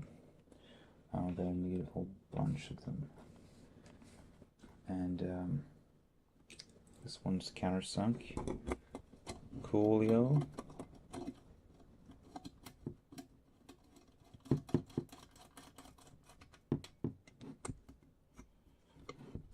I can feel the screws coming out the back side, so I don't know if that's intended. Like I said, there's basically just one kind of screw. Then there's different sizes of that screw, but it doesn't change the fact there's basically just one. Okay, so that's the main assembly. We got the front panel, we got the back panel, this thing. Now I should be able to put on the bottom, just kind of slot it on top, just kind of drop it onto there, like this. Yep. And there we go. That's how far we've gotten in who knows how many hours. And gotta find a way to screw these in. And then we've got our computer basically assembled. Just not very well assembled. It is possible that I should have thought about the positioning of the motherboard a bit better before I started. Again, we'll get back to that. First of all, I want to see how much space I need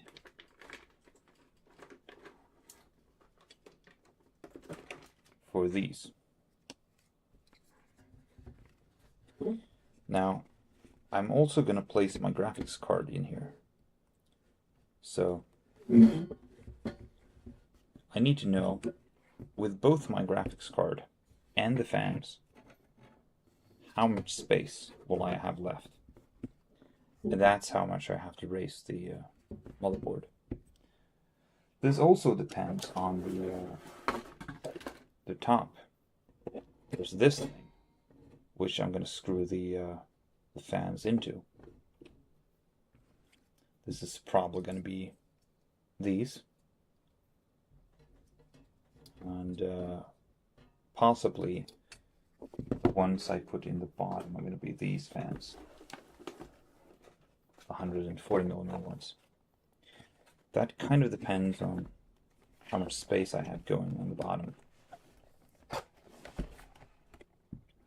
Because of the size of the power supply, I should be able to place the power supply quite neatly up underneath here, so it doesn't take any space at all, really. If I do that successfully,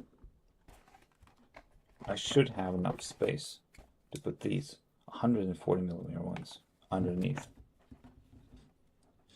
As it stands right now, it contacts with the motherboard, so I'm not able to fit them there. But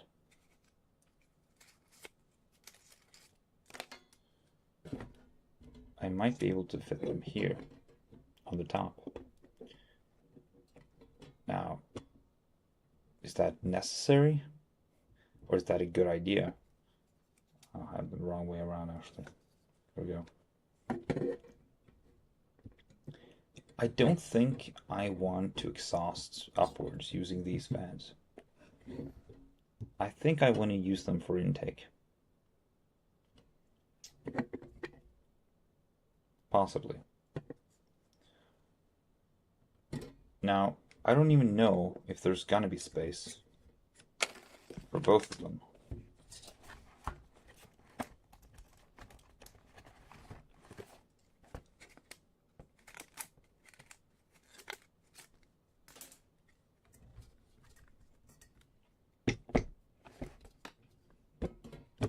Yeah.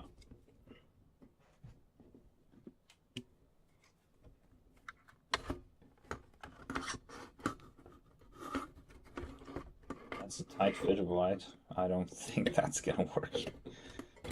Another thing to consider is that, technically, I think 140mm fans would have been able to fit if I could have gotten closer to the back panel, but I can't because of these and because of that fan. So that means if I had to get them closer, I would have to use the Dremel on them to cut them down to size. Maybe then I would have been able to get it closer. But then again, at what cost? It's something I have to consider. It's possible to push that down slightly. So I guess this is a possible configuration. This on top, and then sort of just like shimmy it in there, and then the other one besides it. This is possible. I don't think it's a good solution, but if it works, I'm going to try it.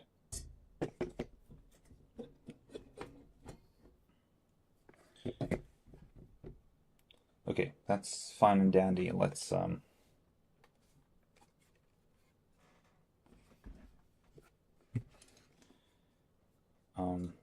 yeah, I mean, I guess positioning the motherboard is like the most difficult part of this whole build.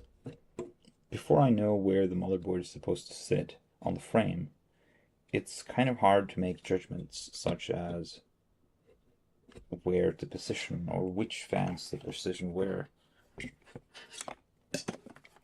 Right?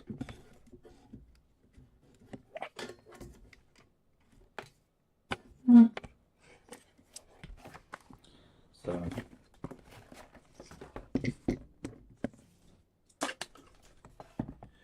that's something that's kind of hard to tell.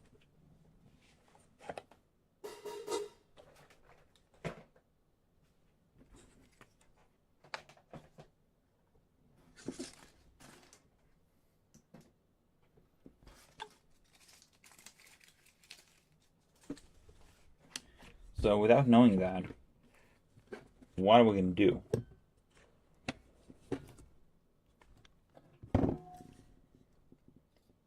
Well, I know I'm not going to be able to fit my graphics card in the bottom. There's just not enough space. So I'm going to have to raise it. How much am I going to raise it? Well, that's what we're going to figure out.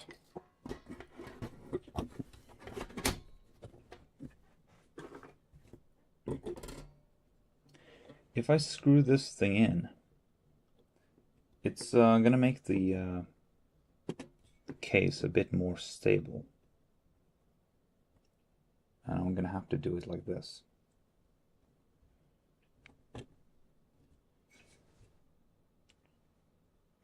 Then I'm probably going to have to raise the motherboard. I should have had something like a ruler somewhere. Just a moment.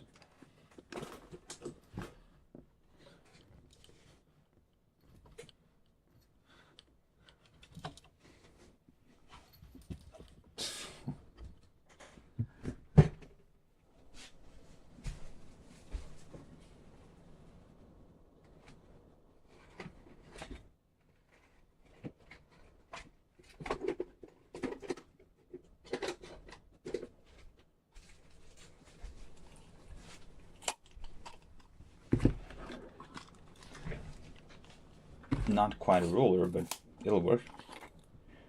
So, how far? If I push these cables out of the way, I'll be able to get a feel for how long of a distance can go between the fan and the heatsink. And it seems like the distance is something like 5 or 4.5 centimeters, just above 4.5 centimeters, before it starts contacting the heatsink.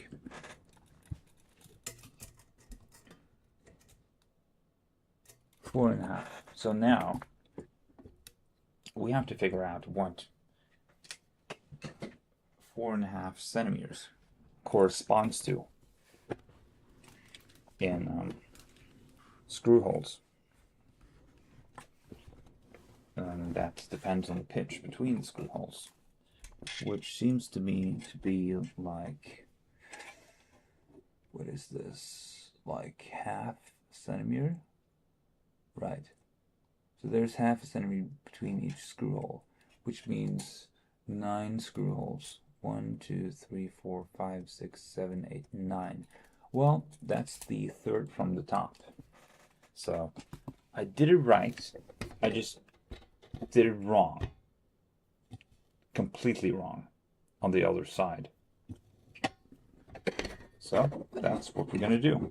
We're going to screw the motherboard out, and then we're going to reinstall the motherboard on the opposite side. Yay, me. I'm really good at this, aren't I? Okay.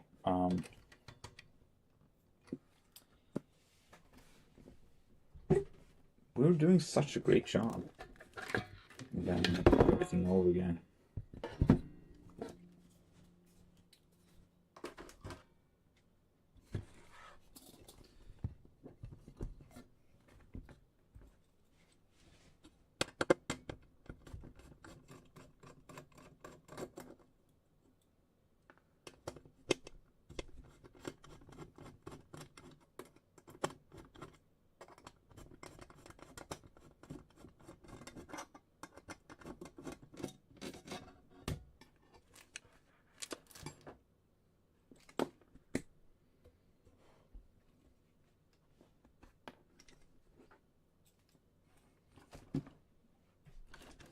Now, luckily, it's not that hard, technically. I just screw these out and then try screwing them back on again on the other side. And that should be it. I do realize, though, this is probably the wrong way to install the motherboard. What I'm guessing is that the right way to install the motherboard is to install the standoffs to the frame first, and then afterwards you go on and wait. I pull the standoff with the motherboard. I'm guessing the reason why I did that is because I installed it the wrong way, which means there we go. That's the screw. But that's fair enough. I'll just install these later. Like I said, the correct way to install the motherboard should have been to install the standoffs first.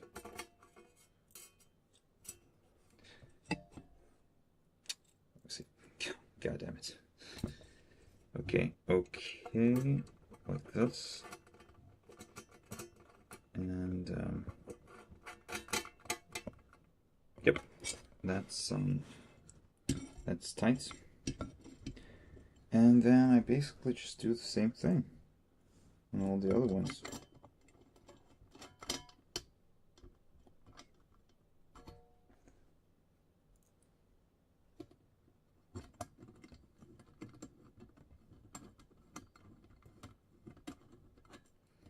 I feel like there's something wrong with the pitch. Like just barely. It's not quite there. So if I just don't tighten all of them all the way down, I should be able to get it.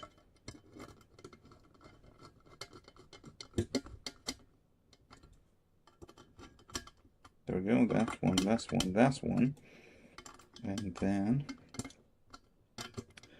if I flip the whole assembly around,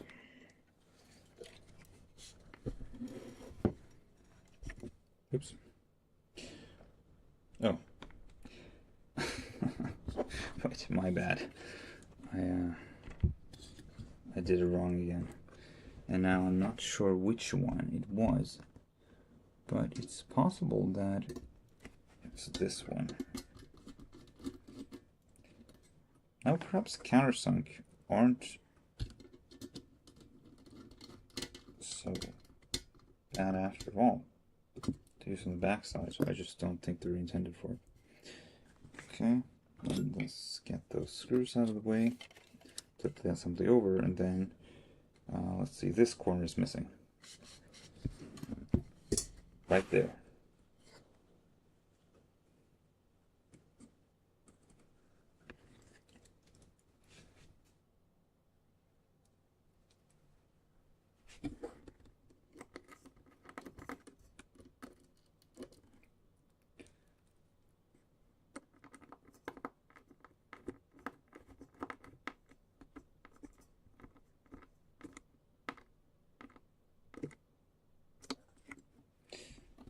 And seems solid. So now, this should be much better. If I now place the fan, the back panel, oops, and another one. Was that all of them? Yeah, that was all of them.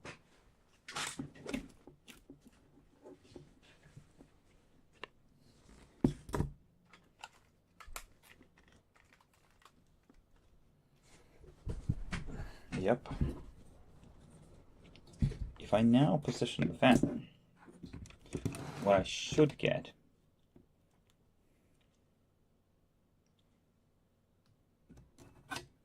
is a better fit. Yeah.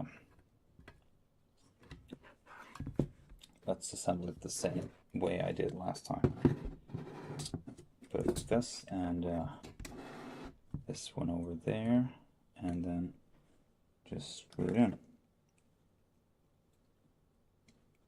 I did use countersunk, yeah.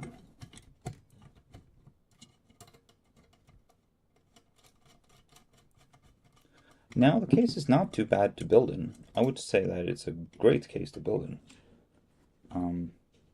It just doesn't come with instructions. And it probably should have.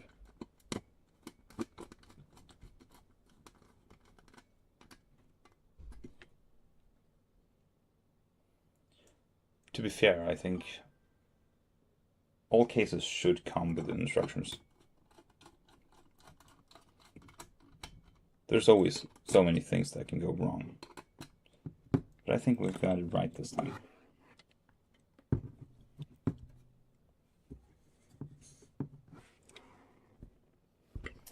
Oh, scam. Well, you know, maybe scam is not the right word. You know, NVIDIA is, they're just a company. They're trying to survive. And they're trying to do the best that they can based on the financial environment that they exist in, the market. And I think they're doing just that. Now, I think in terms of gaming, I think a lot of gamers have the impression that NVIDIA has just abandoned them, and it's like gaming is out because like it's not profitable anymore.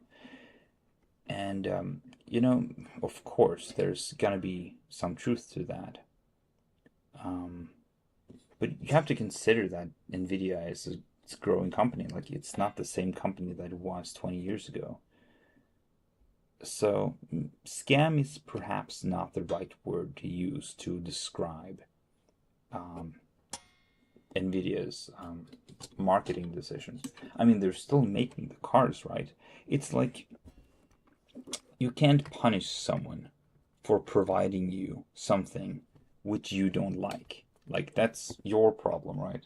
So I think for a lot of people, it's their problem that they don't like NVIDIA when NVIDIA is providing them with a product. Now the question is whether the product NVIDIA is providing is ethical given the market. And I think that is not an NVIDIA problem.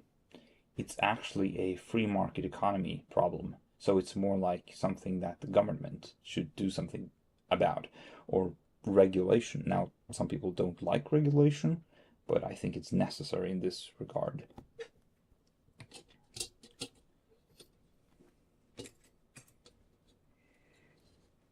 Oh, I might be able to connect it all the way around. Now, this is going to come at the cost of airflow, I know. And it's possible that, yeah, I'm gonna have to do it this way or underneath, whichever way I can make work. Oh, maybe this is good. Yeah, that's probably good.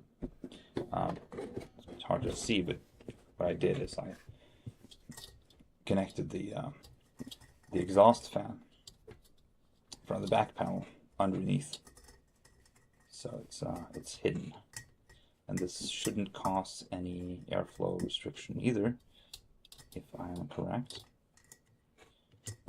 which is the most important thing. Like, that's why we have these fans, for airflow purposes. It's kind of annoying though that I have to use these Y cables, because what it means, there we go, it wasn't entirely connected. What it means is that with the Y cables, I cannot choose the speed of each individual fan. So I need a fan controller so I can control each fan individually. So I'm gonna have to get a hold of a fan controller. Now, fan controllers can be bulky, which is what I dislike the most. Yeah, sure. It'll run Crysis. The question is, will it run Crysis 3? I don't know. Possibly not.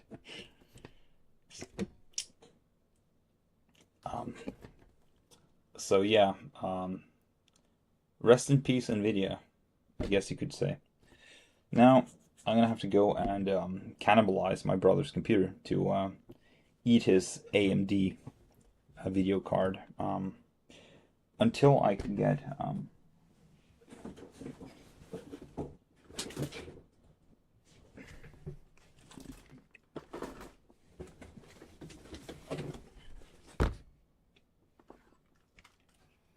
currently my 5080 is in my server, so I won't be able to use it.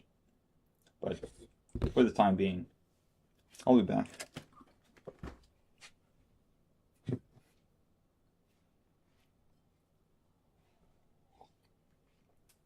Cheers.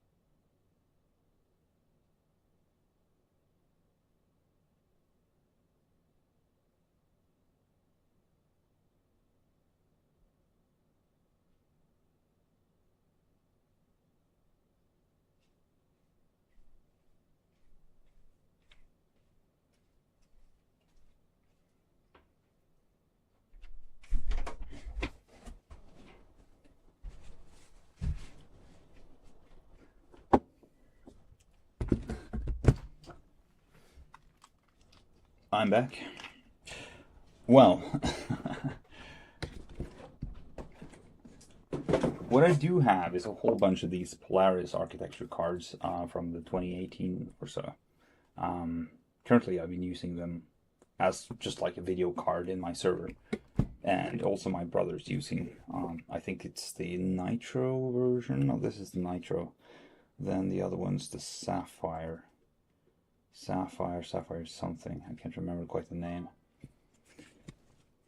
Oh yeah, no, Nvidia is great. Like it's not as if they're gonna die, but I think their gaming department is gonna die eventually. They don't seem to be very bent on building consumer products anymore. And I think that's a fact. I just don't think they care a whole lot anymore. Which is fine.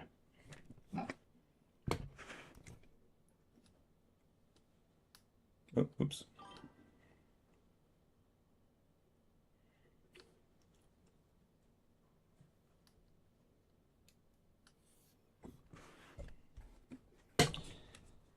Now, if I recall correctly, I can't just insert the card like this. I actually have to remove the back panel, or some part of it. This part. Now, that shouldn't be a problem. I can't remember if I have to remove both of these, or just the one, but I definitely have to remove them. That, and it's possible I need to remove that plate as well.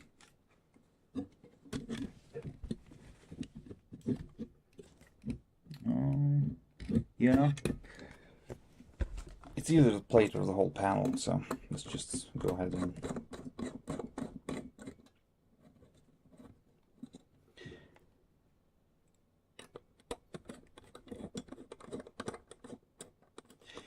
for the most part, it's not a big deal. I mean, it's clear that the graphics card market is booming, and it won't stop anytime soon. So somebody's going to come along and replace NVIDIA, and I guess AMD is already trying. They're failing miserably, of course. Intel is trying their hand at graphics cards. That's a possibility, yeah. I'll give you that.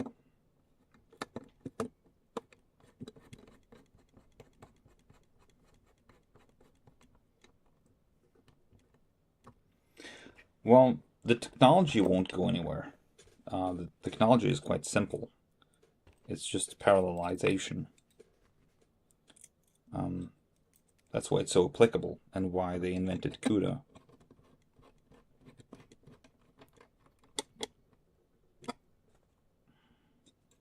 I don't think anything is going to change so far. That's impressive, though.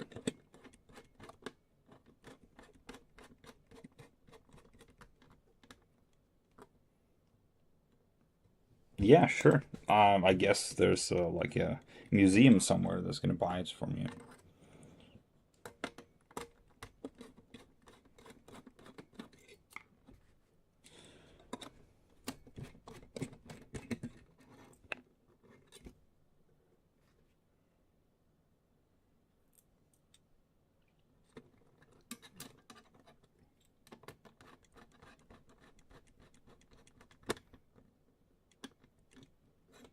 I mean, you got to be honest. This is not an investment by any stretch of the imagination. Yeah, totally turn it around. Let's go back the first way around.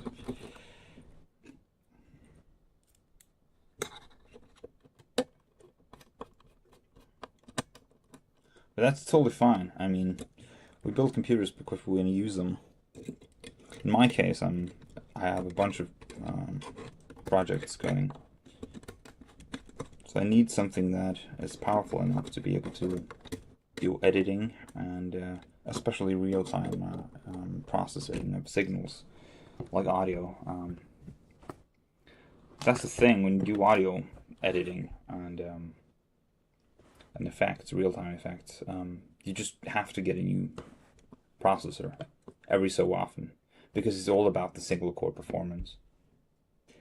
I remember emulators used to be all about the single core performance for quite some time until they finally figure out how to get parallelization working. And now I guess like the biggest emulator project there is RPCS3 or the PlayStation 3 emulator, which I don't think they could sue either, like Nintendo did with Yuzu.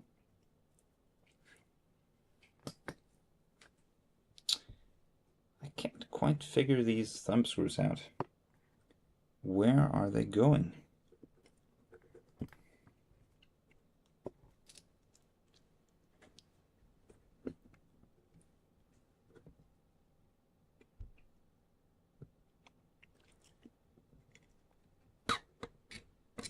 Yeah. I got this wrong. I got this completely wrong. I think it's supposed to be like this. I'll try. Well, I don't think it'll work though. Wow. Good job. Trying to hold something in place with countersunk screws. Congratulations, you suck. Where are the flat screws? This is not flat. That's not flat either.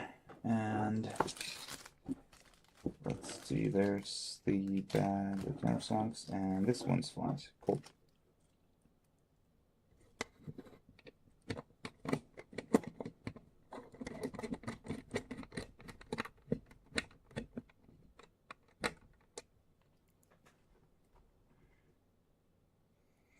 I'm seeing the contour of not being able to hold this graphics card in place because I've done something wrong. I just can't quite put my finger on what. If I push this all the way in, I might be able to. Nope. Nope.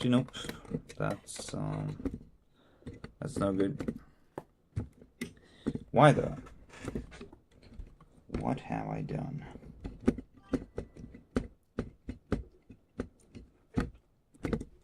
Well, yeah, sure. Thanks for joining me. Good night.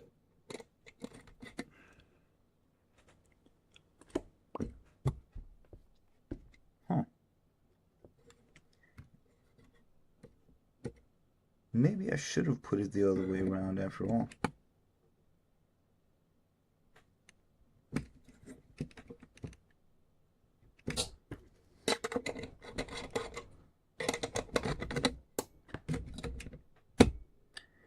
You just never know, do you?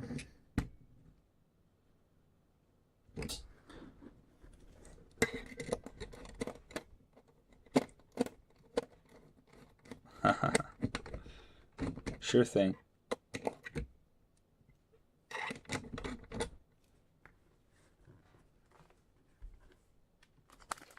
You know, he was promoted to a mod like 2 hours ago or something.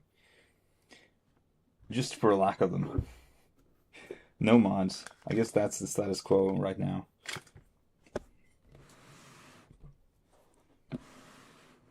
Man, the internet was a great place in like 2005. That's when mods really shone.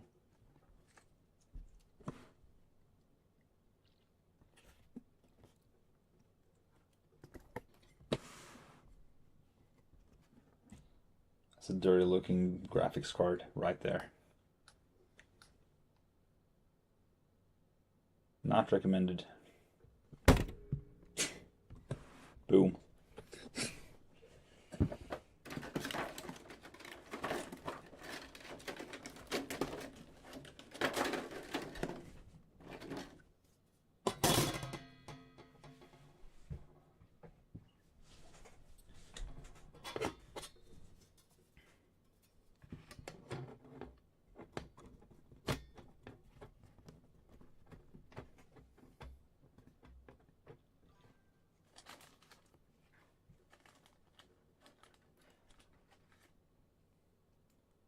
Oh yeah, I solved that problem. I don't have one.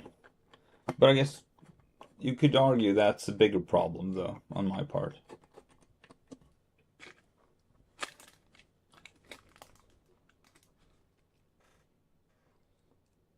Some problems are easier to solve.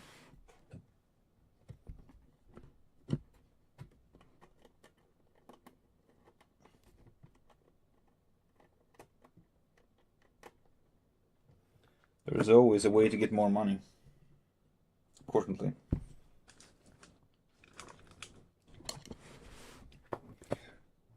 Now, can I fit like half of these?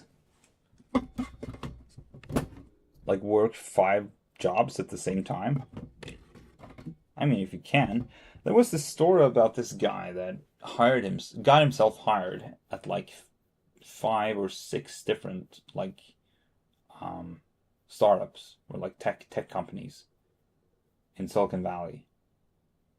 I think he just figured out the whole interview thing, and he just wrote like really compelling emails, and they hired him, and he did basically nothing, but he had like several incomes going at the same time before finally somebody raised their voice and were like, "Who is this guy? Why is he working at my company?" And you had several other companies going public, like, this guy, he's not working for us. So, well, maybe that's not a solution. But you know, there's always a solution. What was the guy's name, though? I mean, this was like a media news.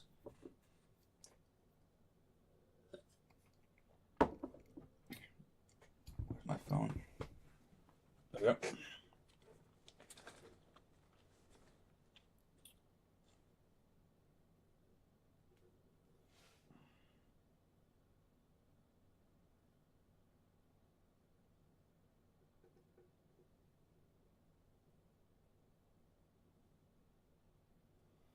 Parek, that's his name.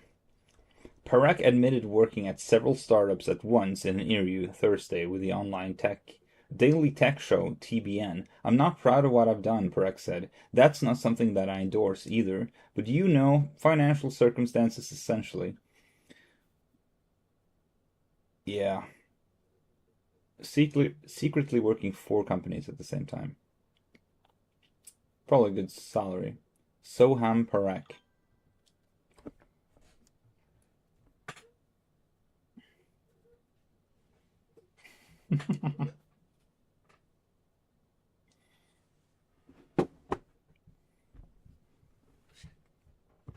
What does that mean, though? Working a corner? Like a side job?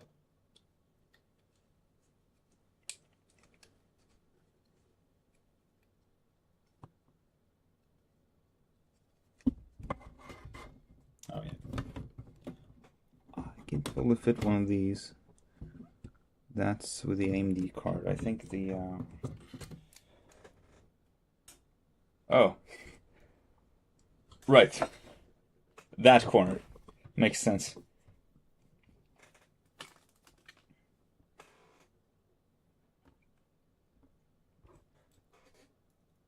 I mean, as far as I can tell, it's not illegal.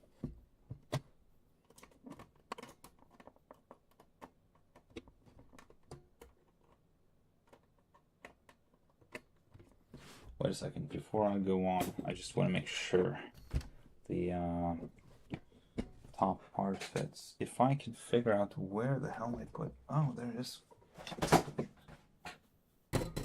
Good job, me. Oh yeah, there's nothing like Noctua fans. Surprising, really. I mean, they've been in the game for a long time. You'd think somebody would have pushed them off the ledge.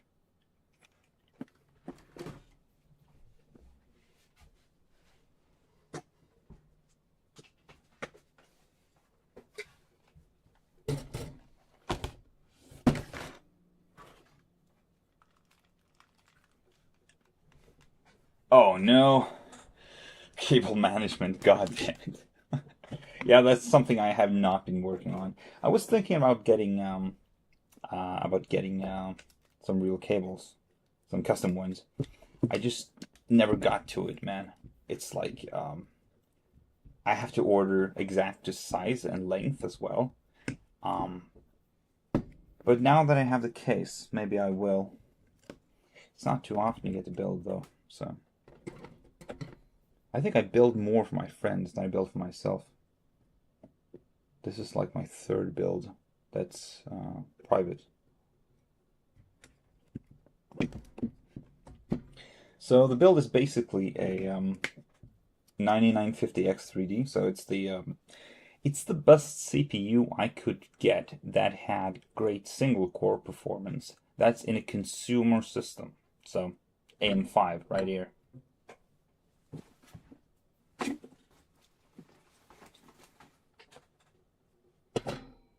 This is 9950. There you go.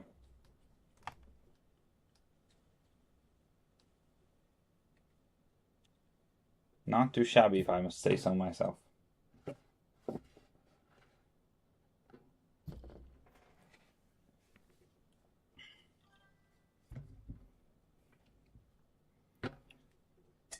Can I get this underneath? Oh man, come on. Like a couple millimeters. I know it's gonna work. Just squeeze it in there.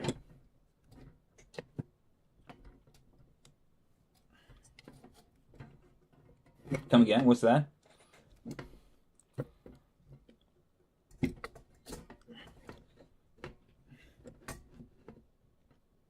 It's mostly for audio processing. Oh, GPU. I got it right here.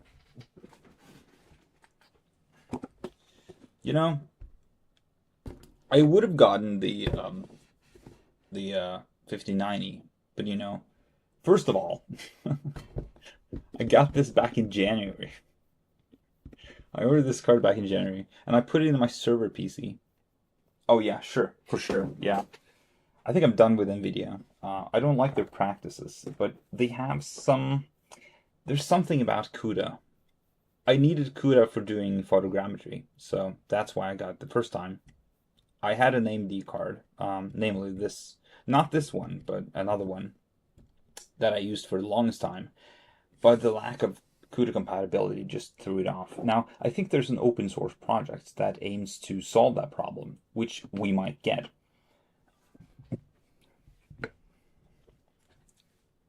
But until then, I'm just not sure. I'm going to stick it out for this one for quite some time. And then, yeah, I'm going to need more than 32 gigabytes though. Like 32 gigabytes, that's gigs, good. But I need more. How's that possible though? I mean, I think with these, what are they called? Like the 600 cables, 600 watts, like power 12 volts, high power something. Now they changed the name because it melted and stuff. Like these cables, man, they don't look like they could pull 600 watts.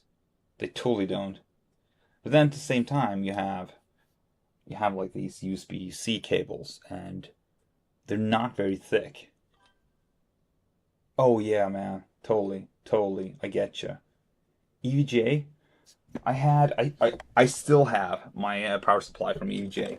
Great stuff.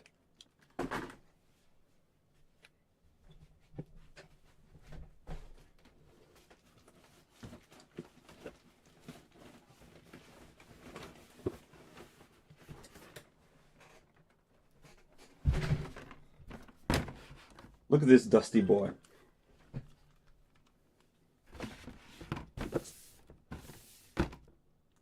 Wish I had their motherboards as well. They made some cutting edge, real good motherboards.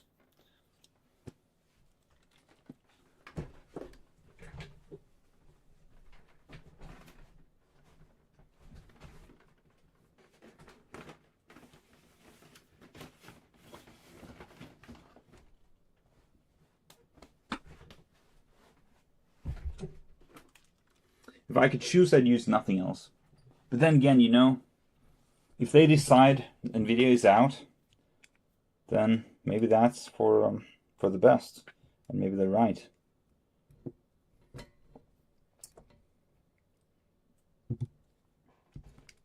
Yeah, this totally does not fit. It's a poor attempt. Miserable. Okay, what about this one? Oh yeah, sure. If the 140mm doesn't work, the 120 is gonna work. Nope, nope, no. Yeah, I think what I'm gonna have to do is I'm gonna have to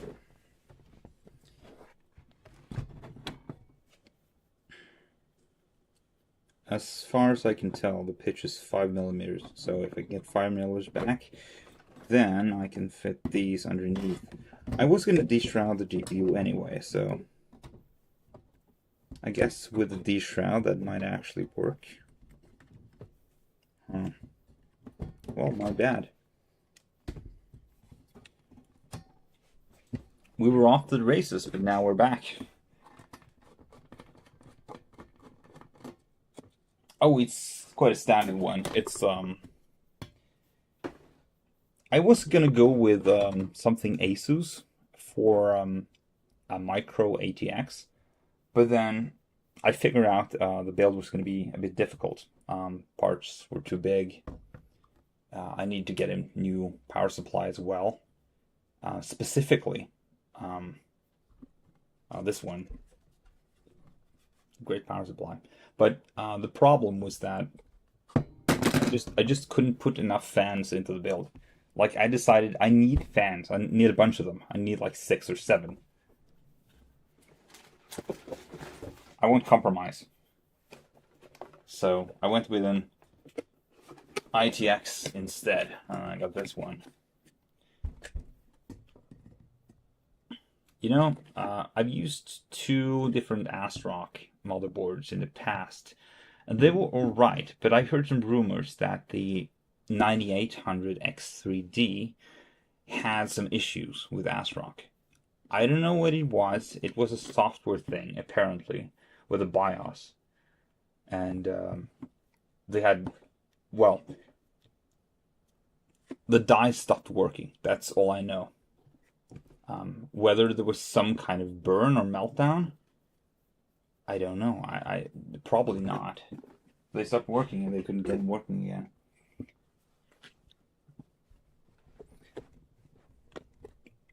I don't think that's going to be a problem. You just never know. So that's why you keep your warranty handy. Let's see. I'm going to have to lower this 5 mils.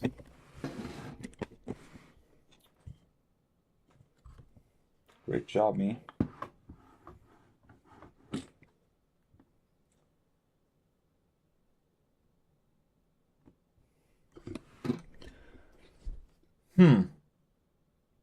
It's a good question. I don't know. I know that streams are like stream delay is inherent. I can't tell. I couldn't tell you. I think for the most part, I wouldn't stop recommending NVIDIA GPUs just because you can get them on the aftermarket, and like getting used GPUs, that's totally fine. Like most of my GPUs I've ever had have been used, and I've never had any problems with them. Occasionally you will. I guess it depends on where you're from. I bought used phones. My last phone was a Samsung. I bought it from a guy whose name I don't remember, in Austria or something. Austria, Germany. I can remember it exactly. Netherlands, perhaps. And it was a totally fine phone. I used it for 5 years. Saved like possibly $500. So just get a used GPU, and you can get a bunch of NVIDIA GPUs that are totally awesome. Just know it fits in your computer. The 40 series is notoriously big. Okay, I'm gonna have to turn this one around. And can I even remove the panel? No, I can't. God damn it.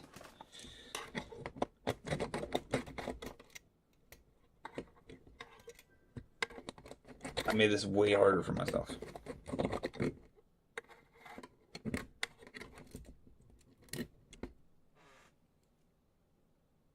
Yeah, sure. I mean, you don't have to go very far. I built my my brother's PC for 1 grand, like 1,000 maybe.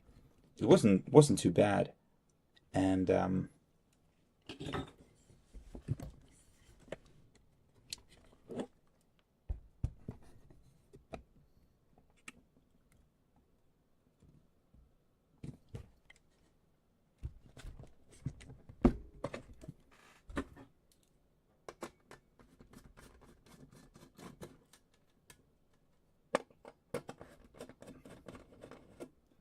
that was a new system as well. That was AIM 5. The parts I got him was the processor was 7500F, I recall. The memory, just some cheap memory, I think. But the thing is, with the newer systems, you don't really get shitty parts. Like, shitty parts don't exist. I mean, maybe they stop working if you don't build it correctly. You have to keep in mind, like, there's the memory speed and stuff, and maybe that's not compatible. But so long as everything's compatible, then the parts are great. Technically, I think with all the parts, it's somewhere around 3,200. Yeah, it's north of 3,000 for sure, but it's around there.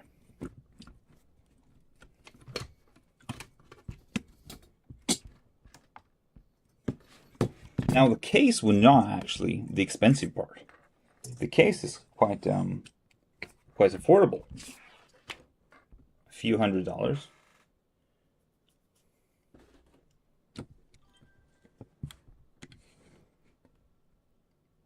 Yeah, it's not too big. I compared it to like a literal shoebox because it's basically shoebox sized. You can fit all the parts inside there. The most expensive part is, of course, the graphics card. And I think nothing comes close in terms of price. I think even the processor is like half that of the graphics card. That's generally the case, but that's also a nice thing is that the graphics card is like its own unit. So you can buy a graphics card and fit it in your computer, and then you can swap it around, put it in a different computer. With processors, it's harder because of the system, the socket platform. Okay. Let's hope I don't pull the standoffs at the same time. I did that previously, and that was a pain in the ass. Okay, seems to be loose grits.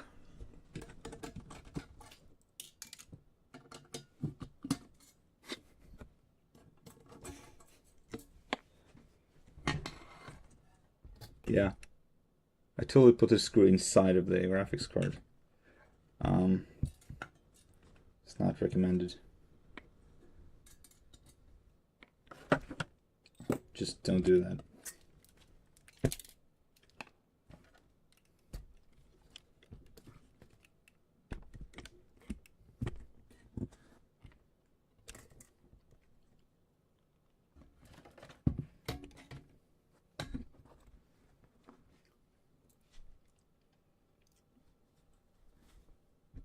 Yeah, sure. There's a bunch of good cases. I don't have a box to show you for this one.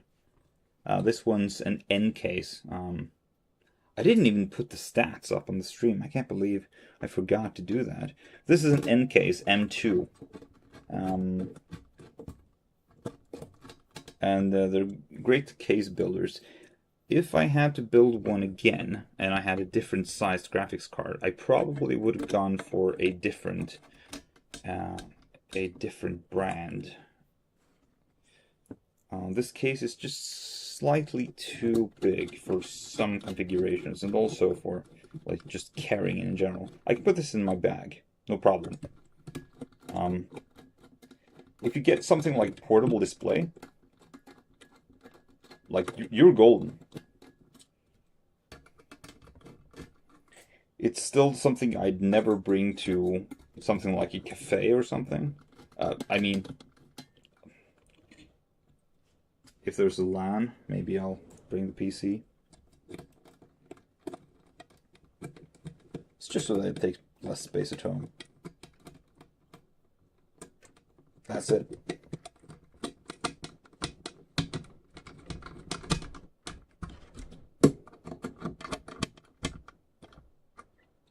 Stuff that takes a lot of space is a pain in the ass and, frankly, inelegant. Wow.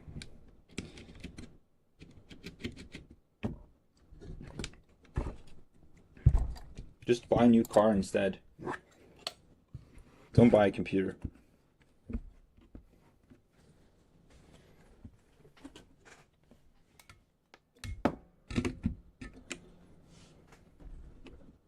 Come on, this has got to be it.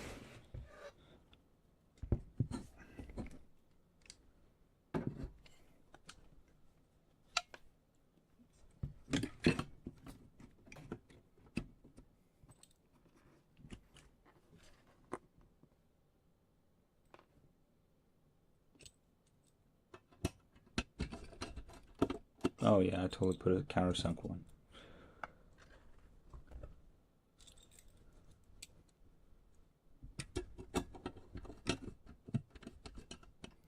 Keep making the same mistakes.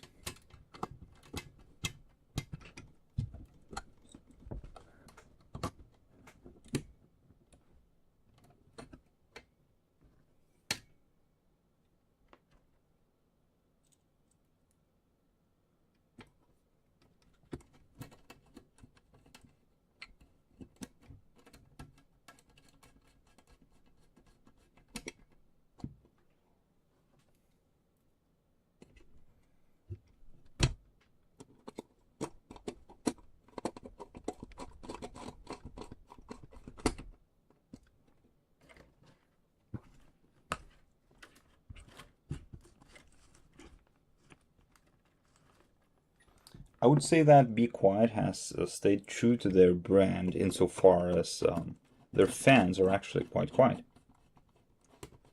I think Arctic is probably slightly better, and there's a bunch of other ones that are good.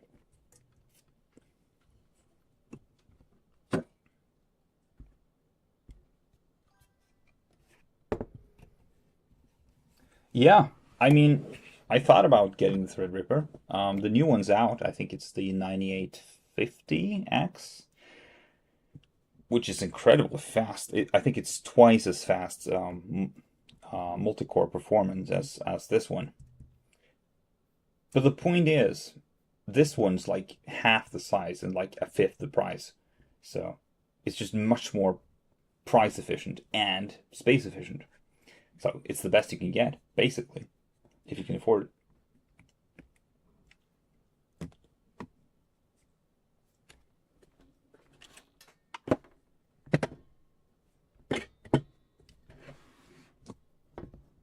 And that's not even a joke. This is the best you can get for a consumer system, for the size. You just can't get any smaller than this at this time. Perhaps next year, or I guess we'll see. I'm still waiting for AMD's 1100 or so system, 10,000 something. I don't know what we're gonna call it. I'm guessing that's gonna be better than this one. But currently, this is great. This is all I need.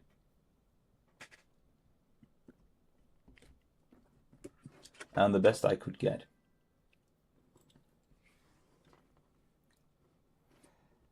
Oh, like a literal game?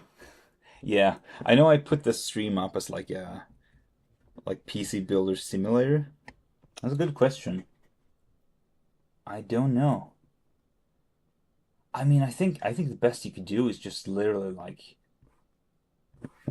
make a spreadsheet, like make like Google Sheets or something, or what's it called, PCPartSelector.com or something like that, and just look at what you can find. I don't know if game that actually lets you select parts that are available.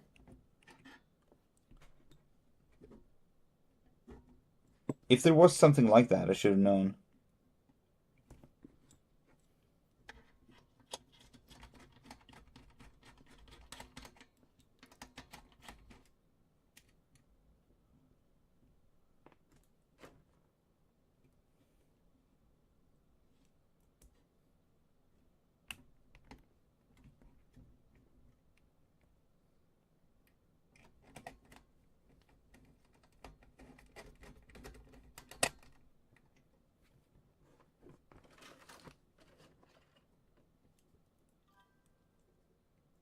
Yeah, there is an actual game called PC Building Simulator. I totally positioned myself in a situation to answer just that question, and I don't have the answer, so I'm sorry. I apologize. I should have known.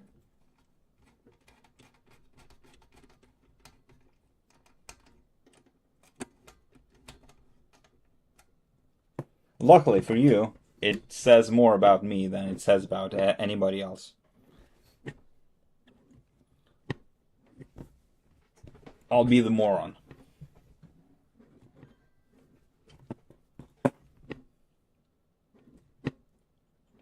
Yeah, if you're curious, I'll play the game. Just gotta build a PC first. Otherwise, I can't play the game.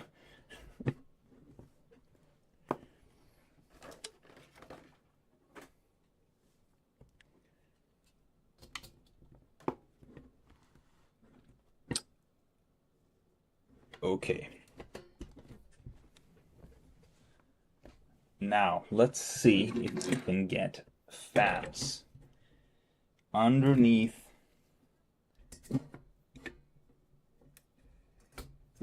Oh man, it's such a tight fit. It's like.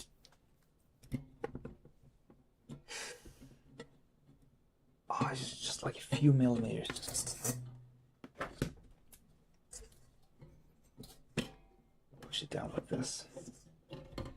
I mean, the worst case, one of the parts just doesn't work and I have to order a new one. That's happened in the past. So, I'm familiar with that outcome. Sucks.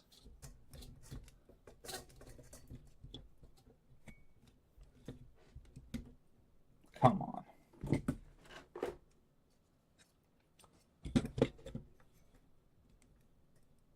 About the A12 X25. Come on.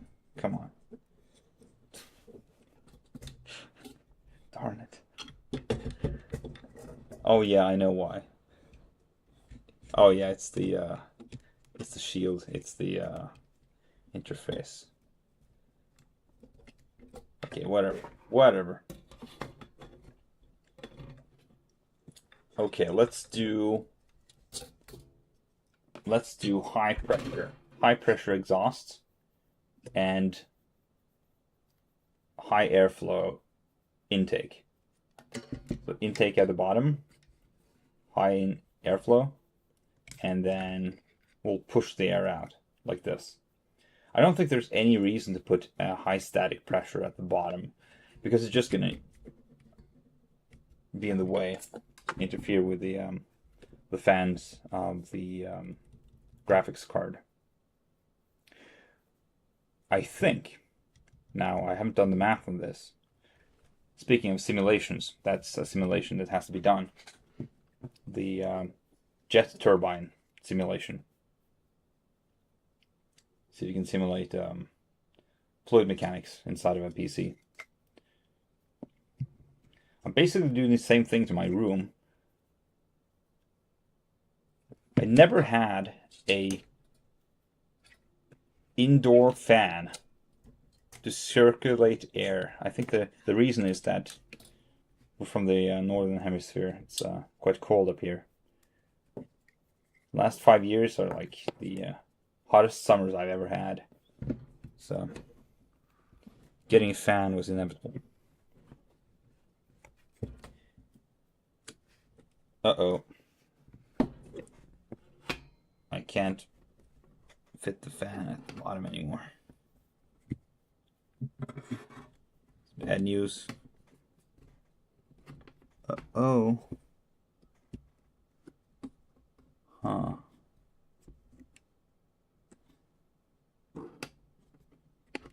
Well, either I let's just hope the NVIDIA card is narrower. I'm pretty sure it isn't. I never give up hope. Either that, or I just have to get narrower fans, which I don't really want to.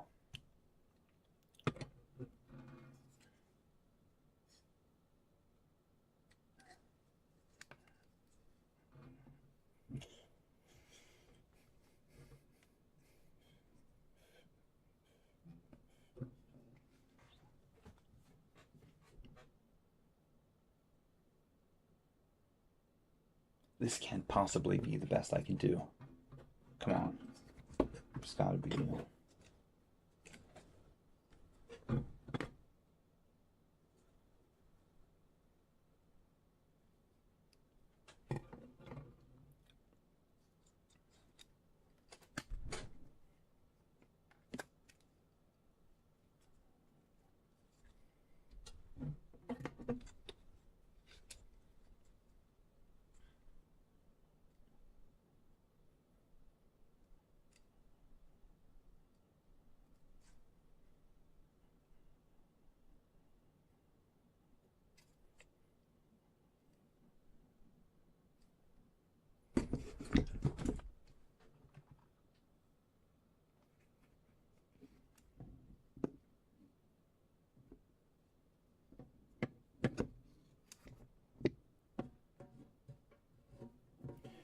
Right, and then there's the standoffs. Yeah, it's not looking too good. I can use screws though. That's probably what I'm gonna have to do.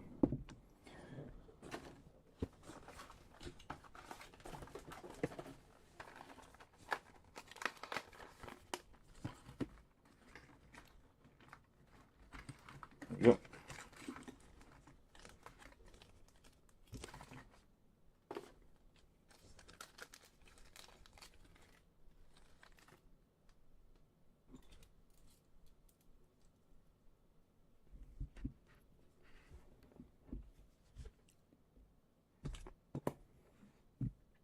If I can decide on an orientation first. Like, I gotta be honest, there's a lot of considerations that go into building a PC. You have to decide a whole bunch of things. And occasionally it still won't fit.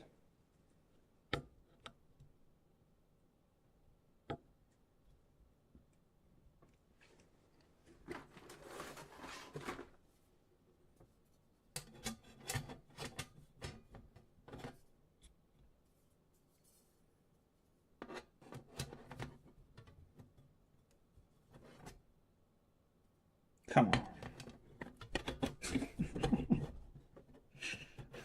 Darn it. Okay. I know when I'm lost. No, I don't.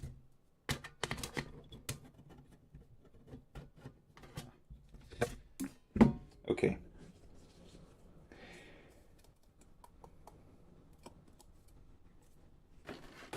What that means is I gotta go back to the drawing board.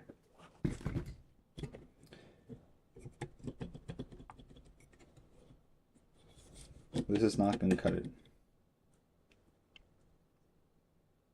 I need fans on the top.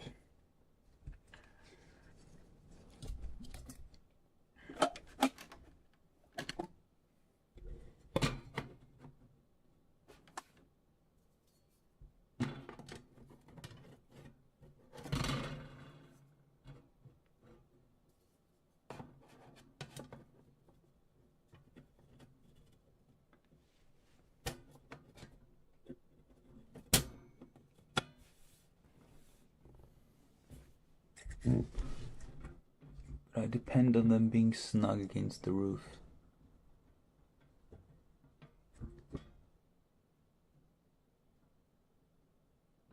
And I've got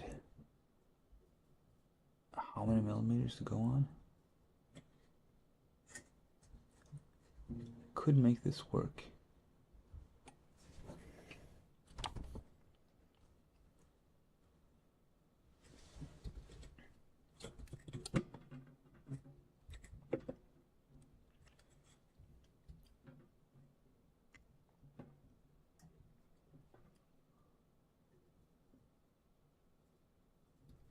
Seems like possibly, just possibly, I have enough space for another one.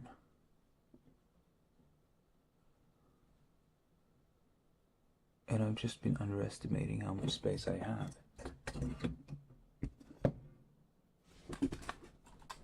I tried using a ruler earlier and I thought it showed that I had enough space, but maybe I was...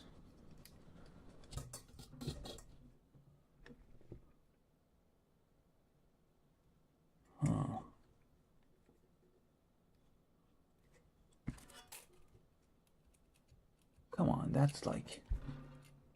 That's totally like 5 millimeters, right?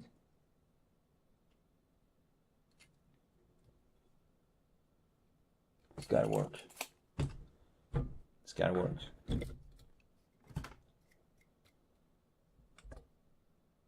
Yeah. Yeah, it's totally snug. That's not a problem at all.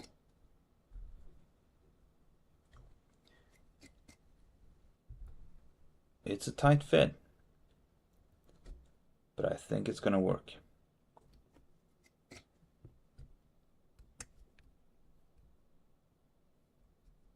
Yep. Yep. My bad, totally. I did it wrong for the second time.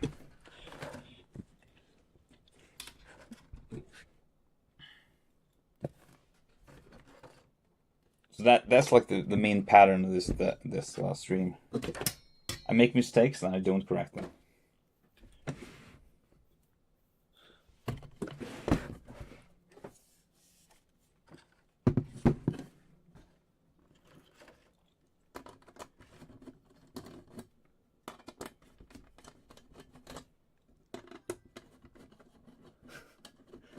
As long as it works. You got that right.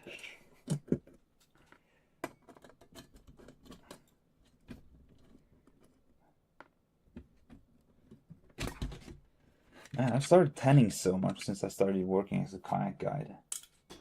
Kayaking is really not for me, I'll be honest. I thought it would be fun, but it's more of a pain.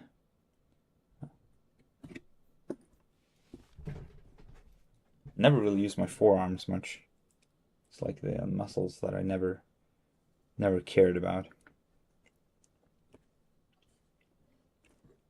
And suddenly I'm using them every single day.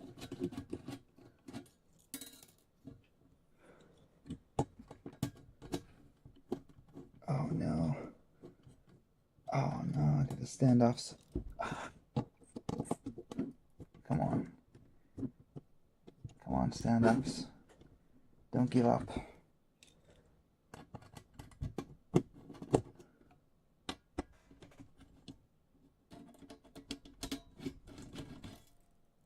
Okay. Great. And then move it like one space up, like this. That's gotta be the spot.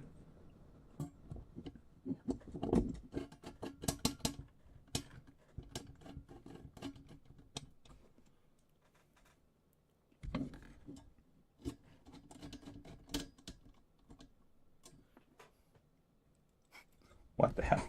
This is the countersunk. I don't want the countersunks. Where are the flat screws? Here we go. That's one.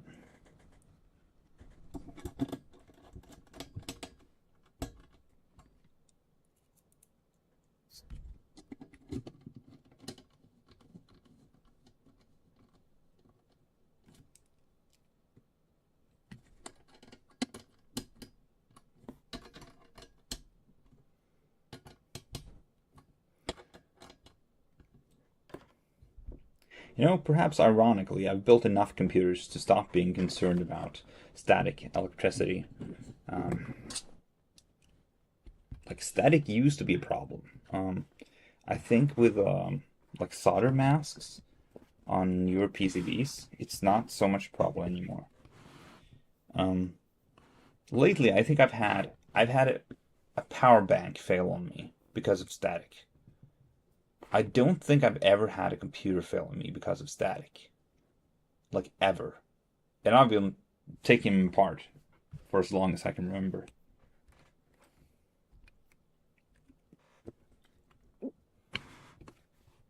Now they will if you turn them on. That I'm sure of.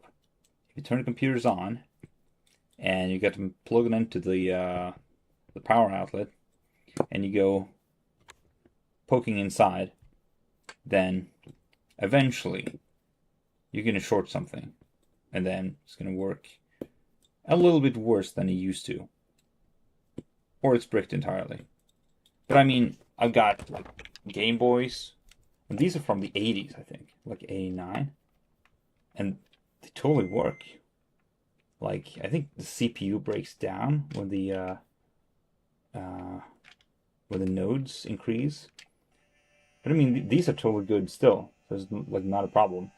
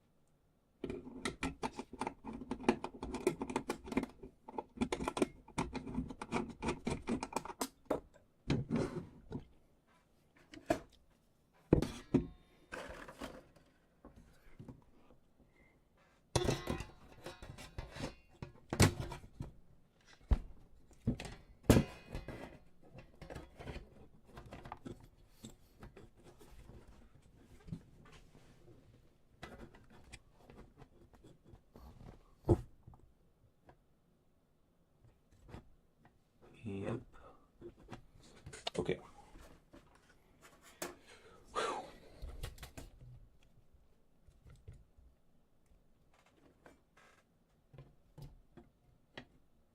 Yeah. This works, but it will put pressure on the CPU. How much? That remains to be seen. But I think in this configuration, because I just lifted it, I will not be able to fit the 140mm mils. So I'm going to have to put those on the bottom. That's fine, okay. But it means I will be able to fit them on the top. Now, one thing I was considering is putting one of these brackets on the front. I know they're meant to go here. It's possible to put brackets on the front. That's what these are for. Now, right now, there's a pad there. The pad is there supposedly because I didn't order an additional bracket for this kind of thing. But if I had ordered one, then, as you can see, it wouldn't fit entirely. It would stop, and it would crash with the tower fan. Now, that's not actually a problem. For my purposes,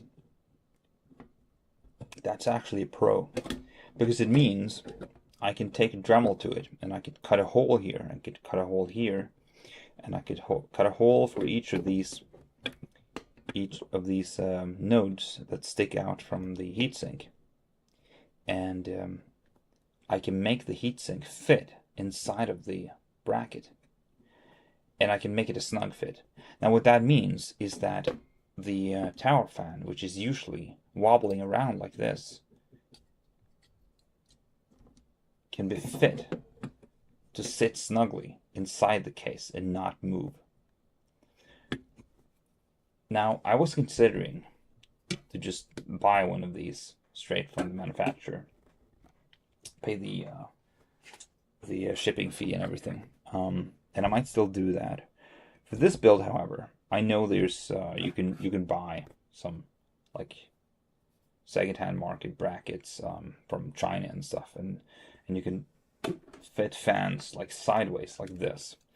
So I'm considering. I know one fan is probably going to go like this, and then I'm going to have another fan go like this the other way around, so I can pull air through the build. Now, whether that's necessary, I'm still not quite sure. It's either you push air out of the machine, or you pull it into the machine, like this. Whichever way is most efficient. Now, I guess I'm putting a lot of work into thinking out what's the best way to do this. That's totally not necessary. It's an optimization problem. To me, optimization problems are extremely fun. It's also something about reducing noise as much as humanly possible. I mean, in that case, at that point, just get a Mac, right? Just get a MacBook or get a Mac Mini or something, Mac Studio. But I'm not really into the Mac ecosystem, and also I like tinkering. If you like tinkering, then this is kind of the hobby for you, I guess. Because there's a lot of tinkering.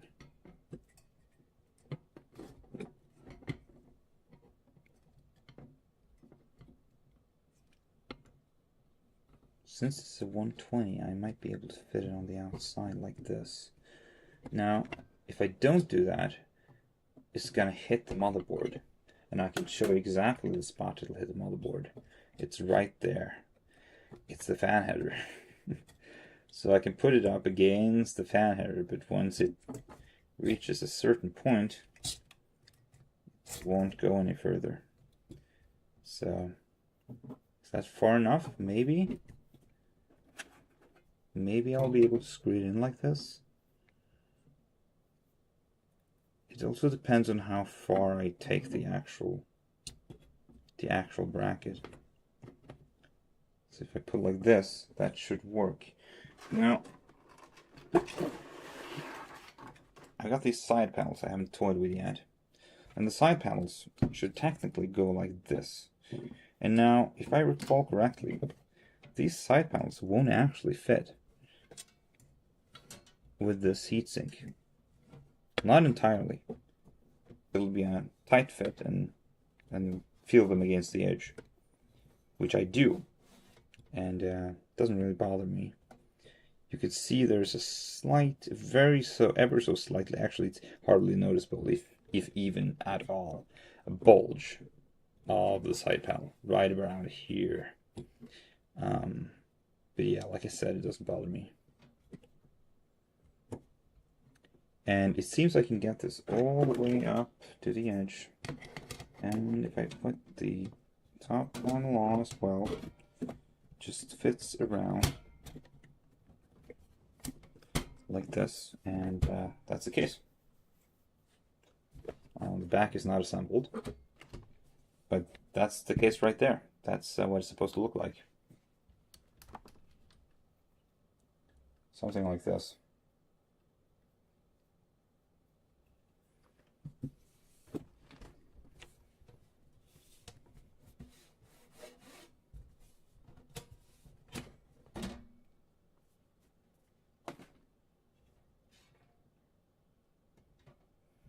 So that's what was important to me.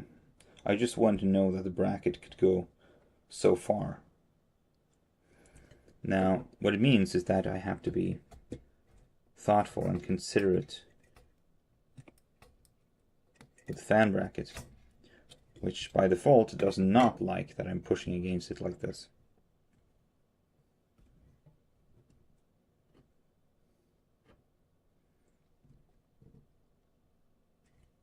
I've got hardly any leeway, but it should work. Okay. Like I said, as long as it works. Now, where's the screw I removed from the bag? Where is the screw I removed from the bag? There it is. Found it. Now, should I try and pull...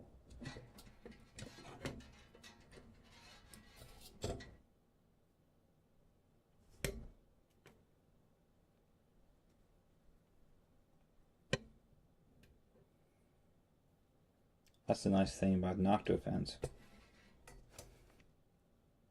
It's like the main thing that I like about Nocto fans. They come with these niblets. It's like silicone things. Like they totally won't fit inside the case. Try and put the top on. We'll have to go through one of these. Like that. That's pretty. Yeah, that could totally work. Yeah. Oh, I like that. Like one of these, like silicone things sticking out.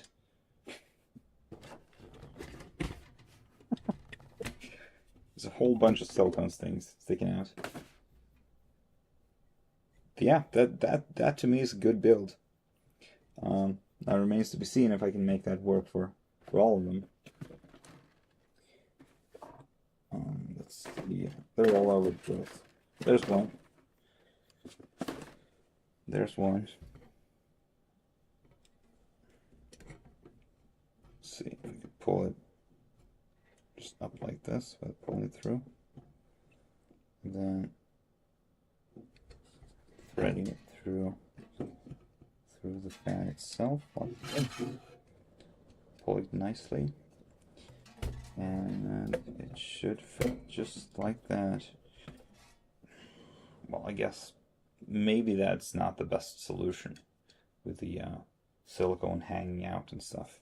If I push it down, it's gonna stick there.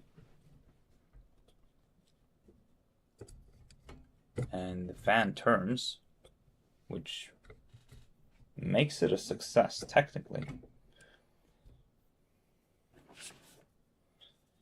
And if I'm ever so lucky,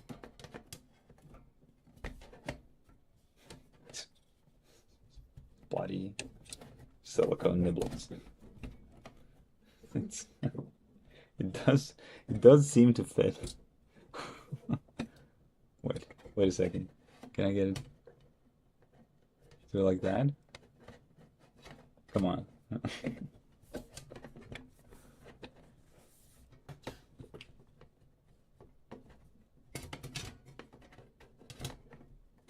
IQ test. Can he do it? No, he can't. Demoted. Okay. Fair enough. I'll screw him in. I admit defeat.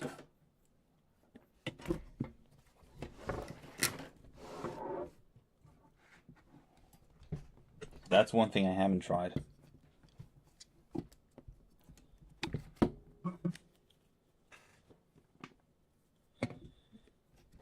Now, before I do that, I would like to know which way the cable goes. The cable could go down like this because I know where it's supposed to go. And it's supposed to go down just above the graphics card. Now, something that might be worthwhile trying is to attach something like a Y splitter. And if I can find the accessories box right here, there might be one. There we go, that's a Y splitter. If I push that down, it's also possible that I want to do the cable management differently, using something like an extender. An extension cable will make it considerably easier for me to access the fan header. Now, on this particular motherboard, there are two fan headers, which is hardly any at all, to be honest. To be quite honest, it's I mean, of all things that I miss using an ITX motherboard, coming from what's the one I was using? It's not even like a Mega ATX or like a Super ATX or EATX or whatever it's called. I think it's like something like an EES or ESS. EB or something, EBBES. I don't know. It's like a proprietary kind of thing with a super micro, which is like even worse. Come on, I cannot reach the fan header from here. Yep.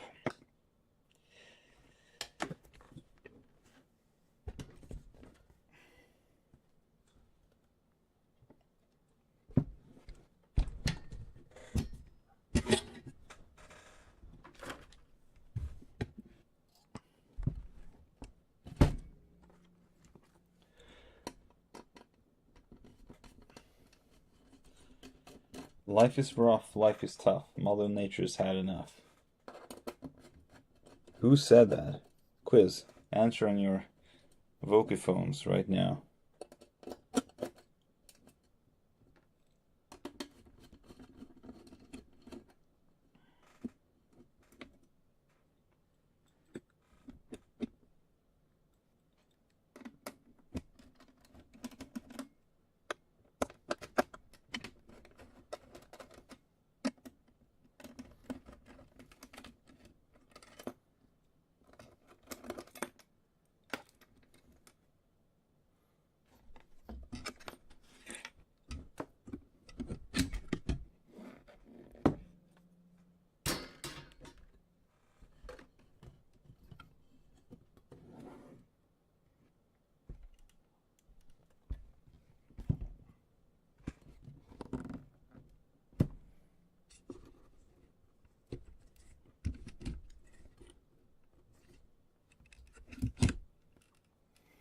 Totally lied. I paraphrased.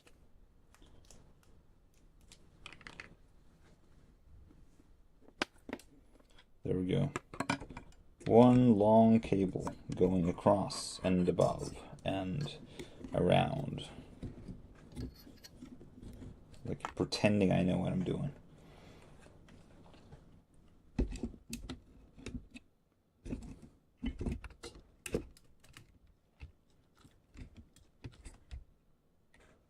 Right.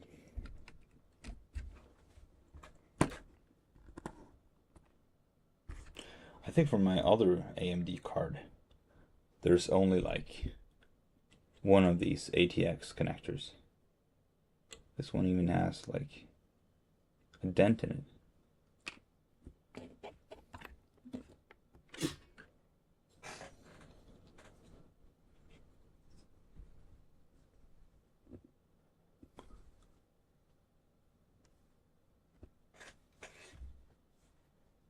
Wow, I just know connecting stuff to this motherboard is going to be such a pain in the ass.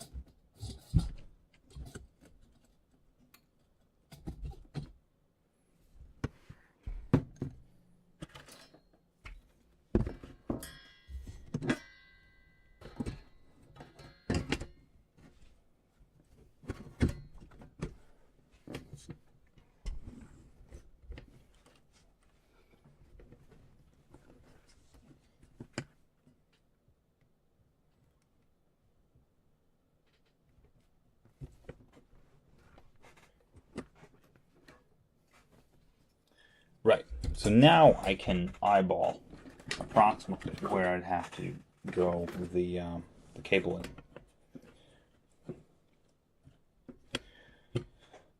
Yeah, it's not pretty. Now the thing is, with this case, is I'm not really ever gonna see inside it. There's no RGB. It's not fancy. It's not pretty. It's just gonna do the job. That's it. It's an insanely powerful computer in a very small case, and it's going to do the job. You could build like a 5090. I think Optimum on YouTube, he did that once. He built a 5090 into a T1 case. I cannot remember who makes the T1 case, but he built it into one of those. That was insane. I think it was a Founders Edition card.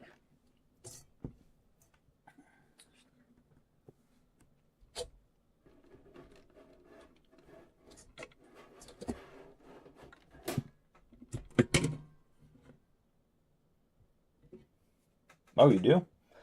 It's actually funny. A lot of people don't like it. I think in my case, I bought. I've got a lot of stuff that's brown. If you have got like mechanical keyboards and stuff, then maybe you have brown keys. You've got the what are they called, the switches. The brown switches are actually quite good. It's like a hybrid, I think. Yeah, yeah. Yeah, I get what you're saying. It's a nice color. It reminds me of the 90s. The 90s was like, to me, that was like the peak of computing. So many good 90s games, man. And like the internet was fresh and everyone was like tech optimistic. Like everything before Y2K, like everything went downhill from there. But until Y2K, man, life looked good.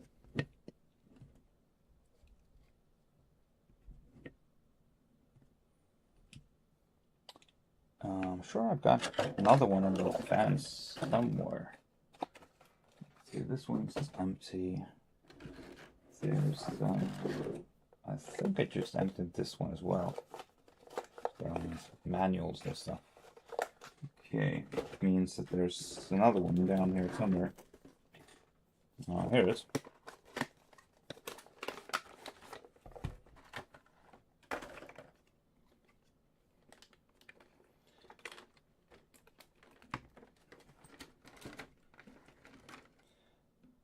I desperately need an alternative to these fans.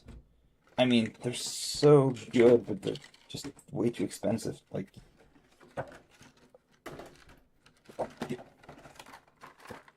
you just can't, in good conscience, buy a whole bunch of them. I mean, I think a lot of these fans were more expensive than the memory. Like that's not the way it's supposed to be. The memory should be an investment. But yeah, in this case, the fans are actually the greatest investment.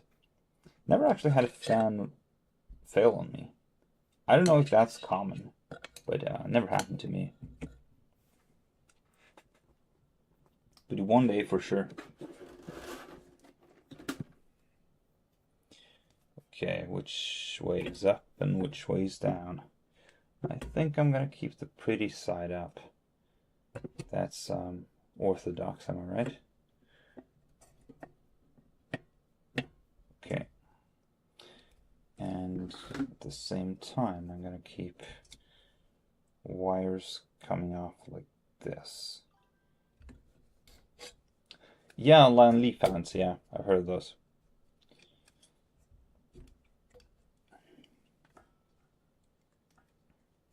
Lian Li makes quite a good. I think I built a system into a case made by Lian Li,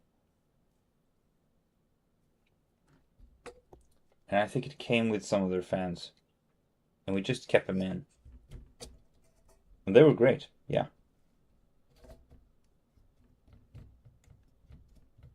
I cannot see that it's colliding. Let's see. Oh, there we go. As long as I keep it like centered, it shouldn't make contact.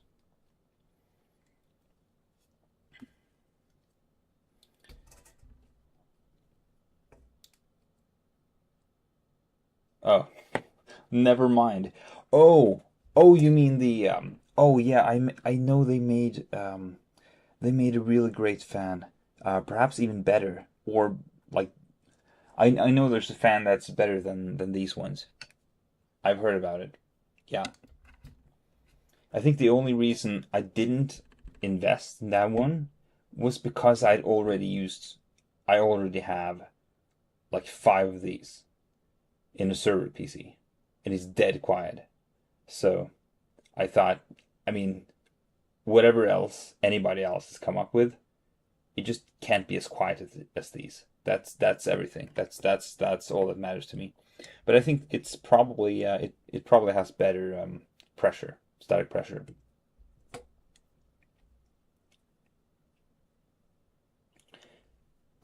Yeah. Man, I'm gonna be roasted for cable management. Like totally. This is horrible cable management. Like off like this. I mean, there's no air there, so it's probably fine.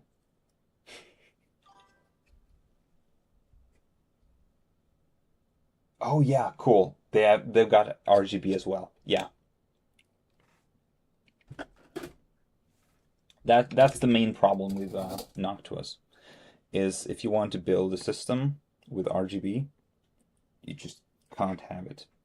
There's no Noctua RGB fan as far as I'm aware. So whatever the other, I need the big one. So whatever fan the other one was, if it's got RGB, then that's the reason itself to buy it.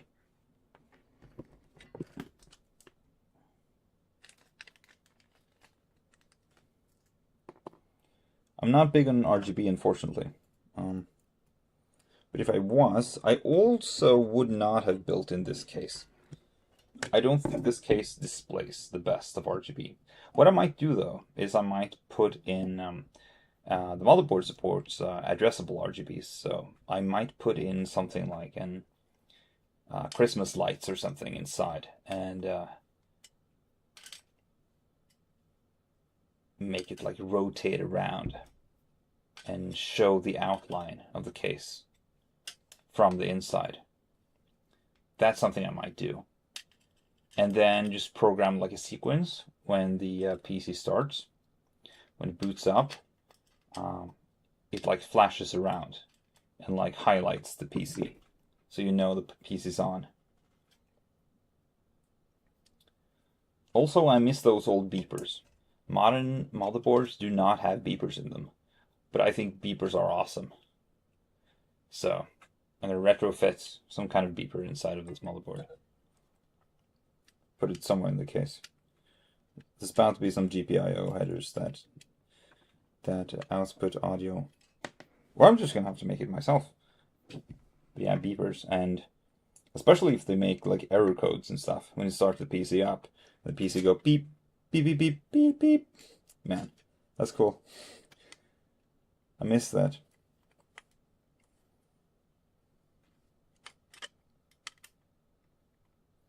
So I'm not going to rid my old PC anytime soon.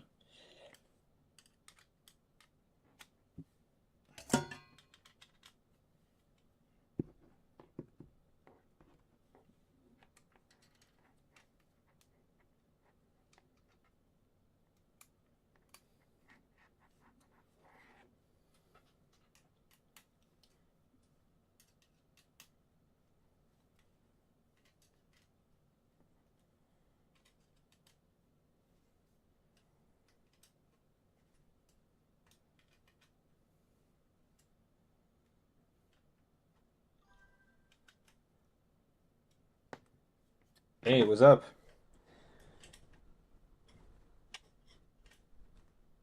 You into building?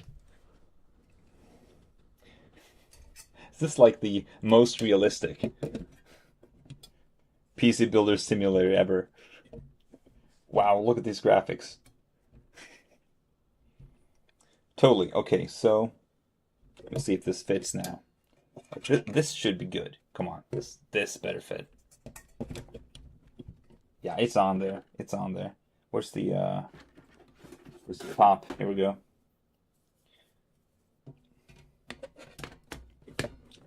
Well, what can I say? I totally suck at this.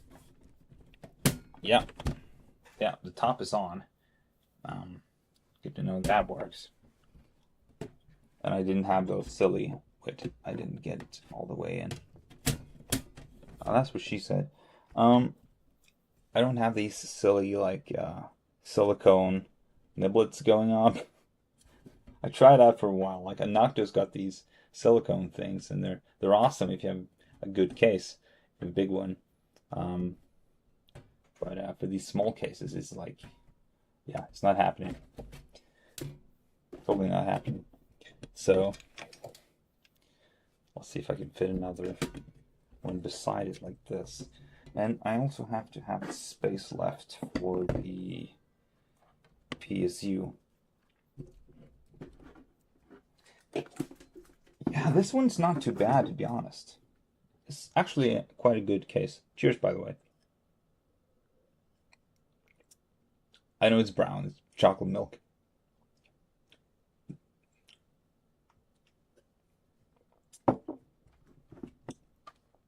Somehow, figure out how to get this fitting.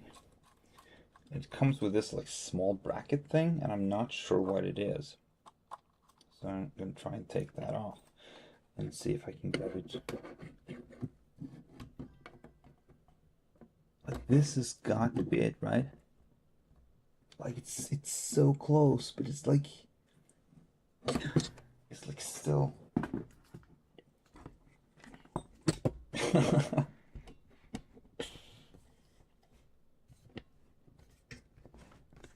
You know, I totally got hung up on like protein milk.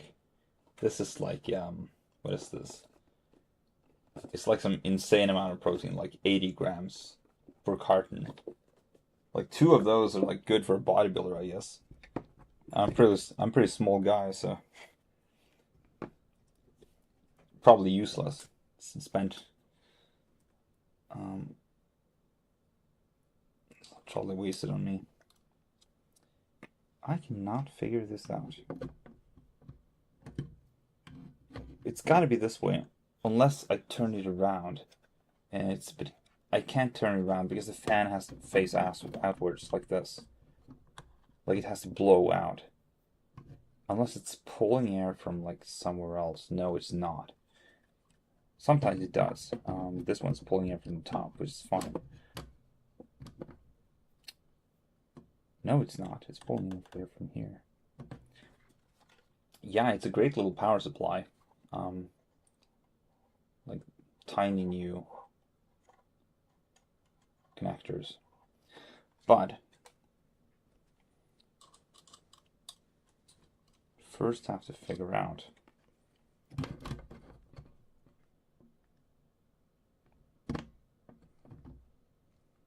yeah, okay, I got it.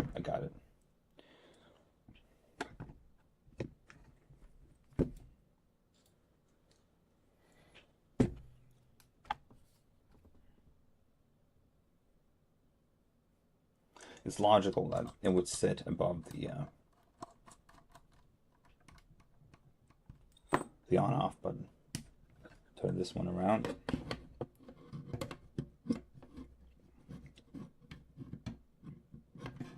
Then I should be able to. Come on. Oh man, so close.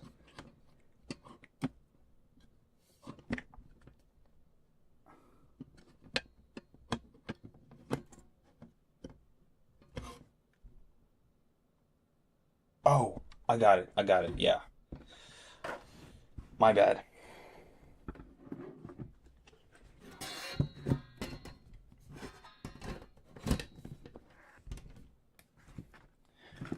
One of the screws is literally too long.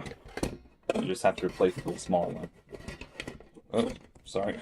I'm sorry. I should ditch the whole bottom. Over here.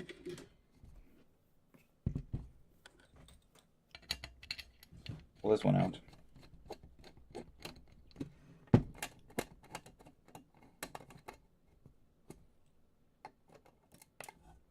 That explains it. I need a smaller one. One of these like super tiny countersunk ones.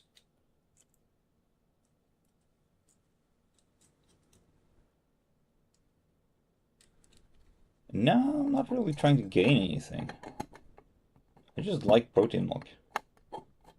And also it's like a maintenance sort of thing. It's like I'm trying to make sure I get enough protein in general. Just eating in general. And yeah, it's just chocolate milk is tasty. So I can drink a lot of it. And I'm not really gaining anything. As far as I'm aware, protein doesn't do anything to your weight, but I'm no expert. Like maybe. If it does, it's not a problem to me anyway. I could probably do with a couple of pounds.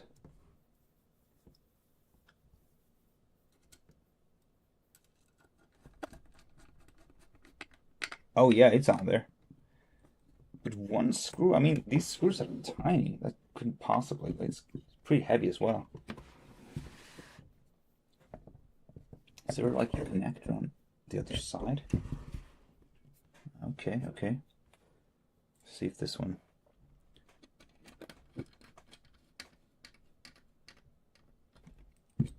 Okay. Oh, never mind. I'm such a moron.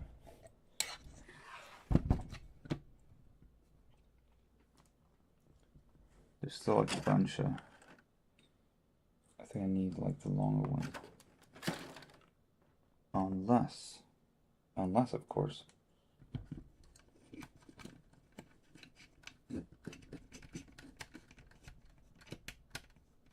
Oh yeah, totally solid. Great. And another one of those flat heads. There we go. This one's flat.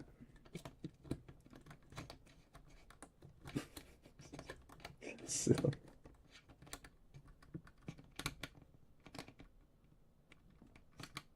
It's like the worst strategy ever.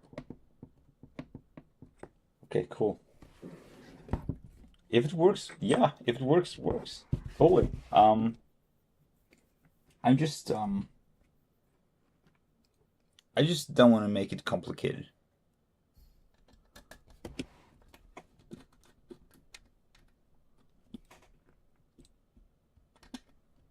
Yeah, sweet. Maybe I should have gone countersunk after all.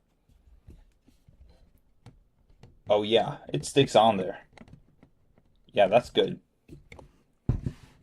Yeah, I should have put it on there to begin with. What am I even doing? Where's the picking up cable management? Like I just realized earlier. The GPU, yeah. This is not actually the GPU I'm building into the case. This is a stand-in. It's just for the time being. I'm actually building into it a 5080 card. So otherwise, I would have gone for like an AMD card, and eventually I will. But I'm going to have to cannibalize this one off my server PC, which is the one that is running the stream right now. So if it hadn't been for my stream running, I would have gone for this one. So I'm going to swap that around later at some point. Right now, just make sure it works and turns on.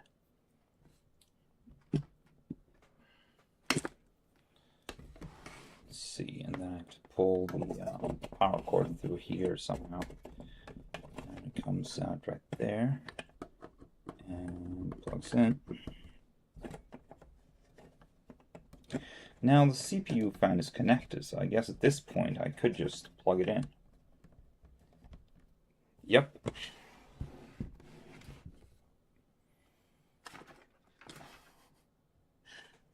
I cannot find the cases though for any of the parts anymore. They're all lost. Thrown away with the wind. There's like a whole bunch of fans I've got here, but oh, that's a storage. And what's the memory?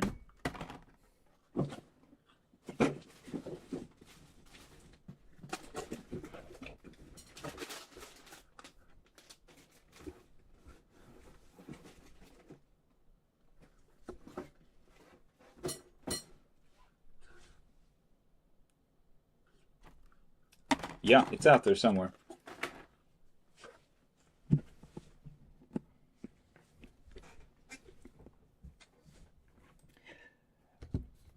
Yeah, I guess it's gonna be sort of like a hybrid. I need a new computer anyway.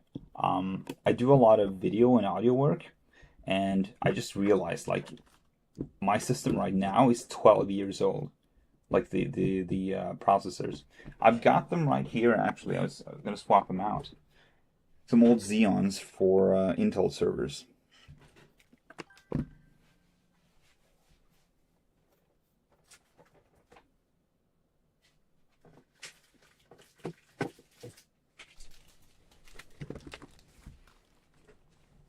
Now these are great, top of the line. They're from 2013. I think it's called Sandy Bridge or something. It's either Sandy Bridge or Ivy Bridge. I cannot remember the generation, but they're from 2013 or so. The processors themselves are decent. These are, I think it's 16 core each. So, and it's a dual CPU server PC as well. So there's like 32 cores in there, almost like a low-end Threadripper. But for my purposes, that's great. Let's see, 2697 V2. I think these are higher power ones. There's also the 2699, which if I remember correctly, have more cores, but don't clock as high. Something like that.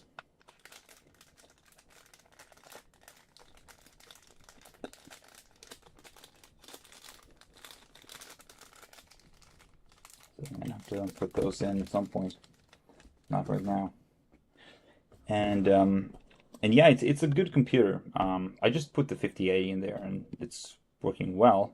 But it does not have enough PCIe lanes and the memory speed to be able to take advantage of the graphics card. So, hence the new one. If I had to build a new computer, I think I'd either go for a used, old to use like server system, or I'd build like the cutting edge. And this is the cutting edge part.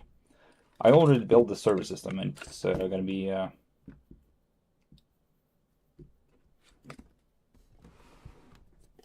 whatchamacallit, like demoted or repurposed to something like a file server. Yeah, Xeons are not for consumers, or they wasn't anyway until like 2020 when the prices dropped and they became really affordable for some reason. If you're into like building in general, you just want to learn more about computers, then build a server PC. It's got all the components, like a lot of stuff that normal people like would never use, but in business situations, and like if you're working in IT and mainframes and stuff and web servers, then it's going to become useful.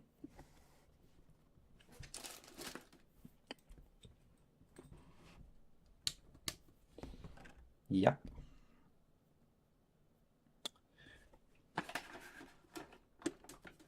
Okay, let's add another one.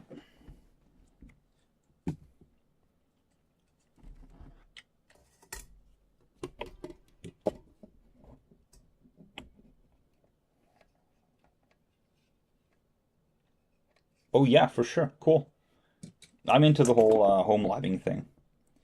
I never totally got into it though.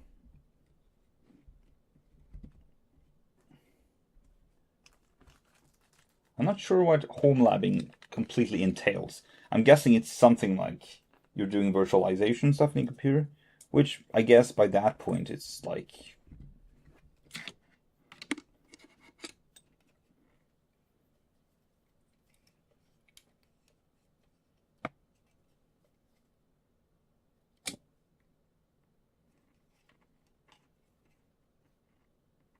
I'm doing something like that.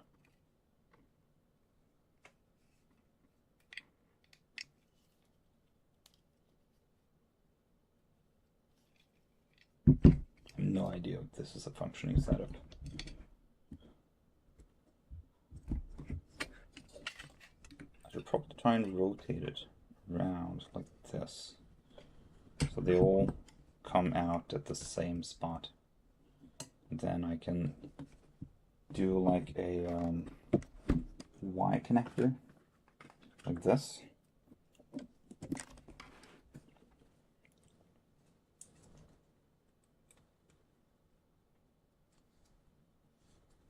Then we got one coming off here and the other one coming off there. And if I pull them right in the same direction,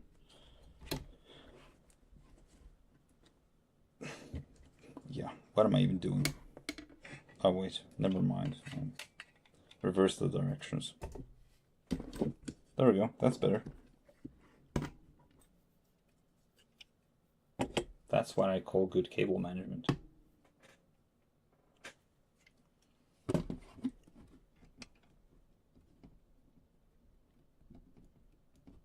Now, it remains to be seen if that's even going to fit.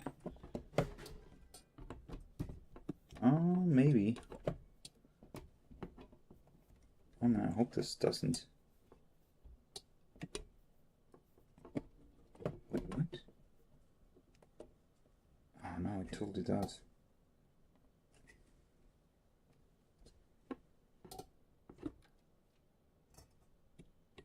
It hits against the memory cards. Huh.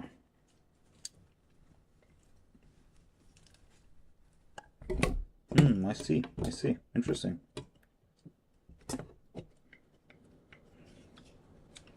Maybe if I do it like this, and then like less conspicuously have it dangling off the side.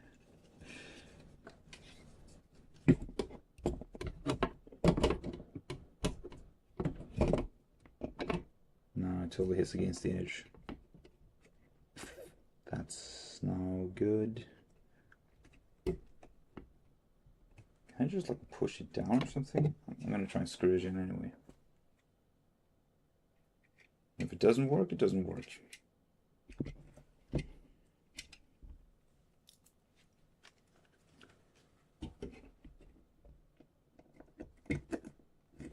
Network attached storage, is that right?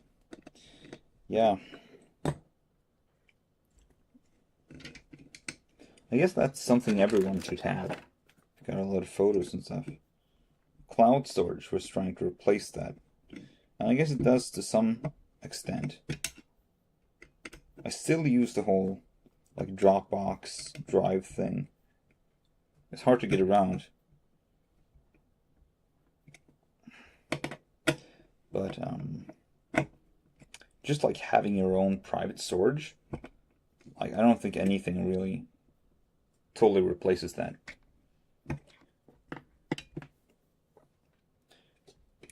Again, it's like totally not an investment. It's not something I would do to save money. In that case, it's just better to use cloud servers.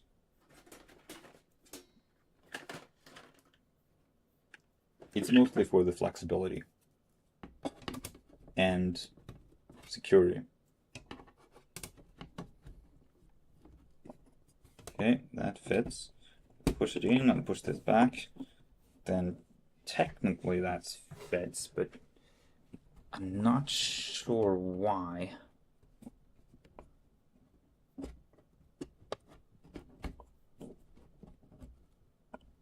Oh.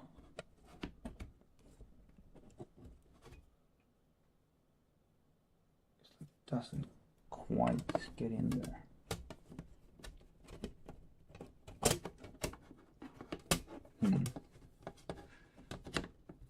Yep.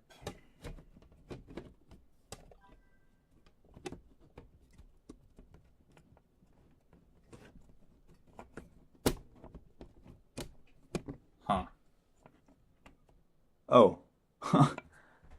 My bad. It's totally the power connector. Okay. Well, then I have to rethink my life choices.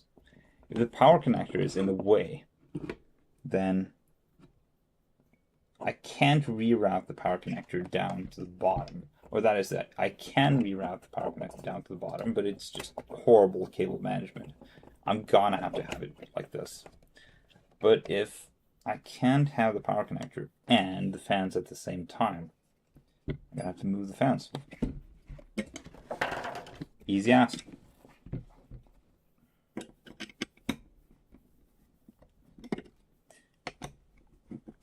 That's one, that's another.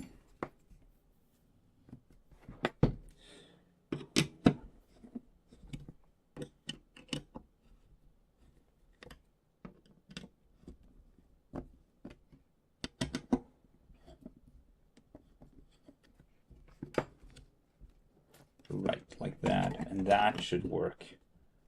Yep. Works a charm.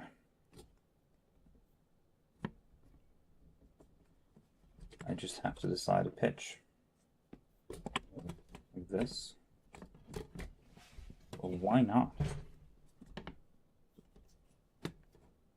Memory cards? No, it's not the memory cards.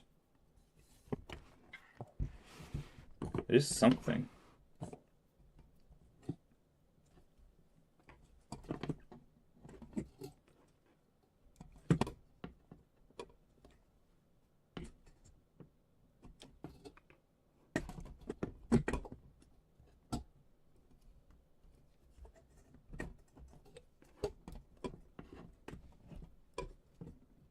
Or am I wrong? Is this memory cards? Let me just screw in the power connector first.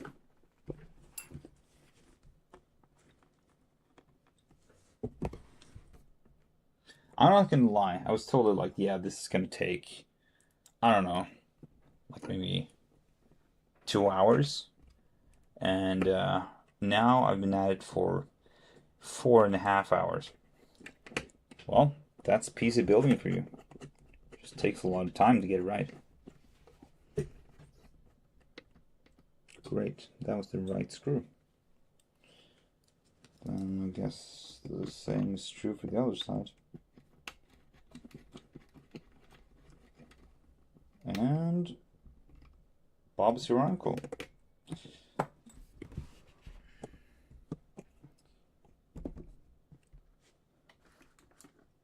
Power connector is solid.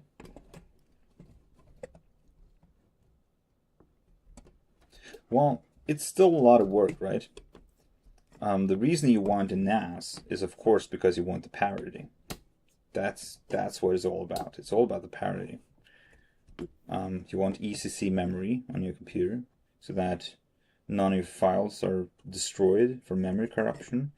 You want it striped across a bunch of different drives so that it's never corrupted.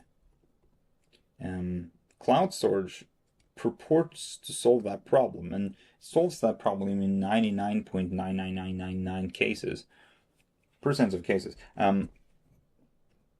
Like every so often, occasionally you hear about there's like hacks and there's data that's accidentally deleted and stuff, and I mean that happens to everyone, so it's not a big deal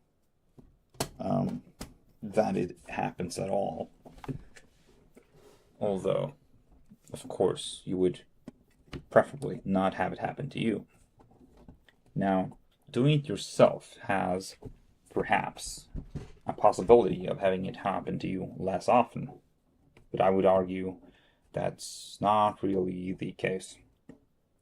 It's possibly safer to use cloud storage. And unless you just distrust cloud storage providers.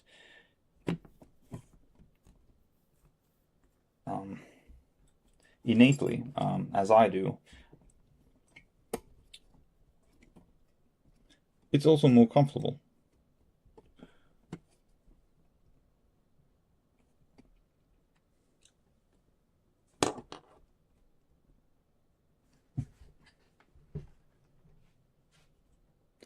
But I digress.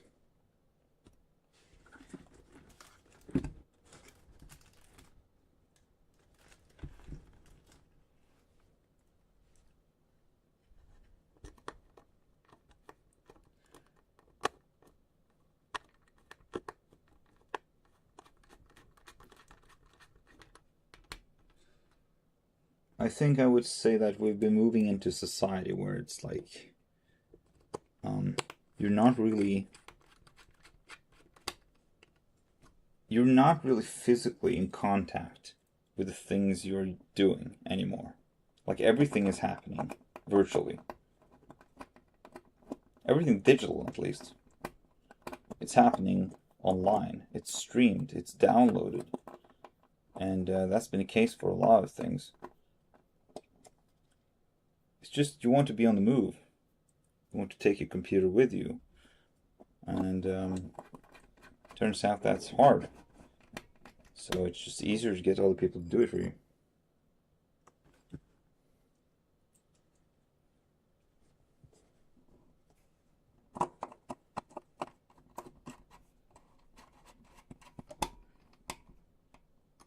Now you could do it yourself, and that's where the NAS comes in.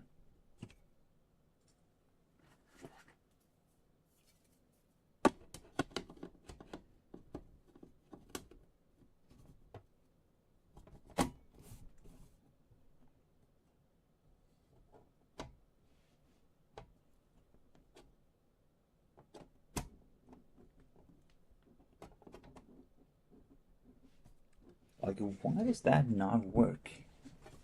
It's because of the screws?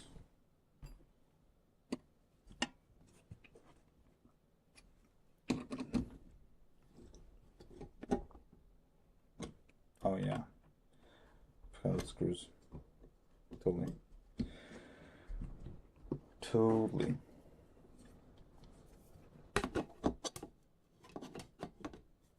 Still doesn't explain why that one's off.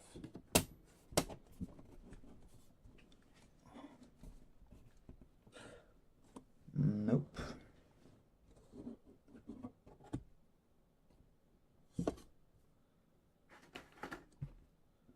I don't think I'm going to be able to solve that problem either.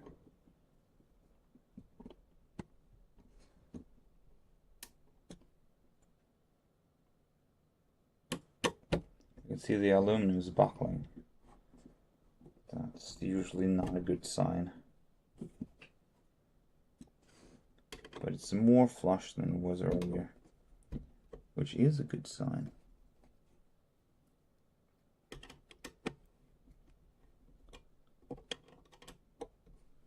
One of the few cases where aluminum being malleable is a good thing.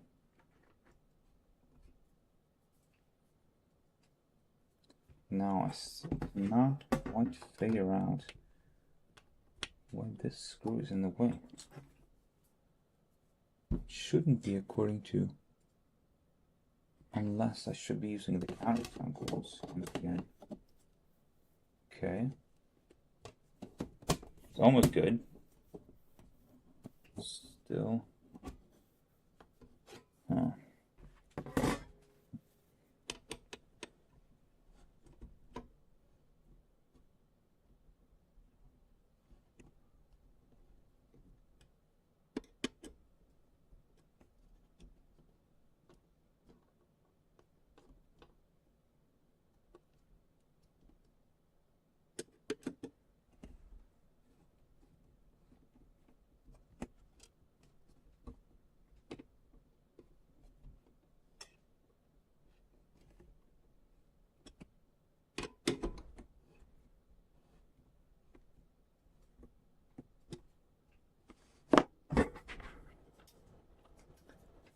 Okay, I'm also going to replace this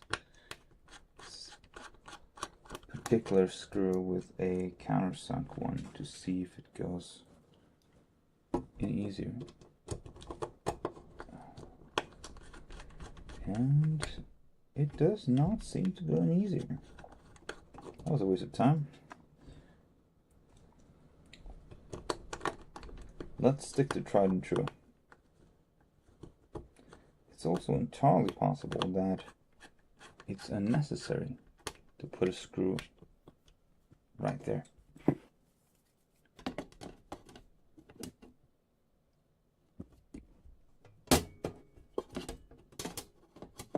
It really doesn't like that. It really doesn't like that at all.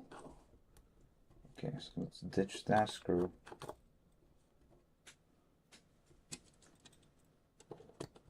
Put it in here or something.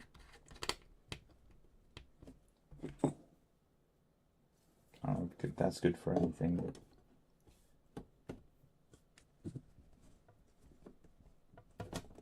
it's all buckling a little bit. Why though? Is it off the edge? Yeah, it has to be. It has to be because of that. Well, in that case, there's only one thing to do. Oh, wait, unless... No, nope, never mind. Never mind.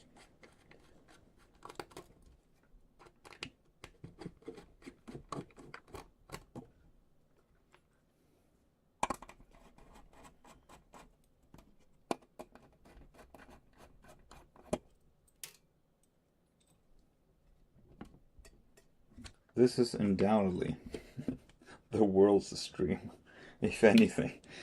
Okay, I gotta move all of these to further out. Okay, while I'm at it, let me think about cable management. I just decided I put both of these. And now what I could do is I could still route them around like this. And that should be good. Like that. Yeah, I don't see any immediate problems with putting it on the other side. Just right beside the power cable.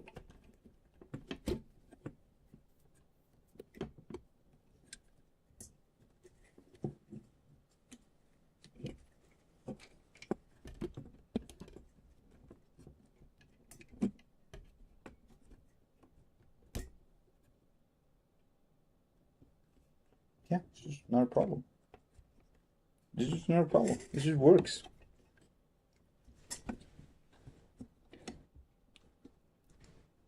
It's what I would like to say, but I'm having way too much problem with this. Okay.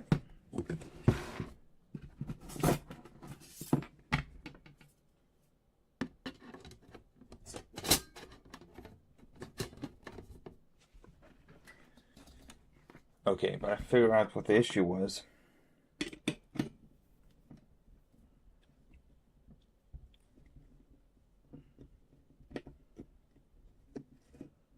Gotta move all the 120 fans over.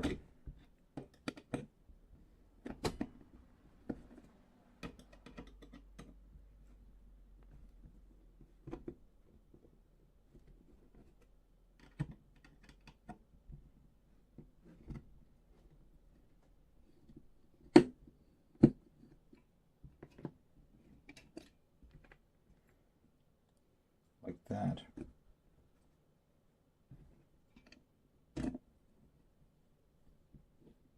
Just a single slot to the right.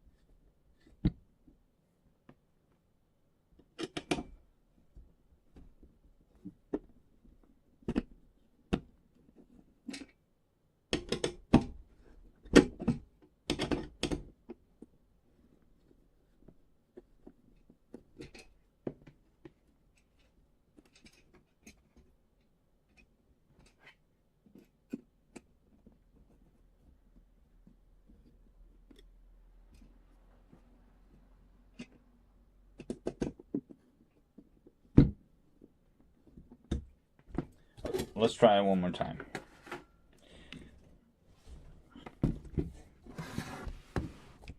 In this configuration, I can actually get both of them closer. And at the same time, I can get the bracket further in. Because the place the bracket was, I could not get the whole cover out. But now I can. Problem solved. Right? Not right. First I have to screw this back in. Now for this time being, it seems like this should work. I just have to pull the fan down here and connect it to the fan header right over there. Or that's what I would have liked to say. Oh yeah. No, that's not a problem. Okay, so graphics card plugged in there. And the fan headers plugged in there. Right, if I can get these screwing in, then that's basically the case built into right there.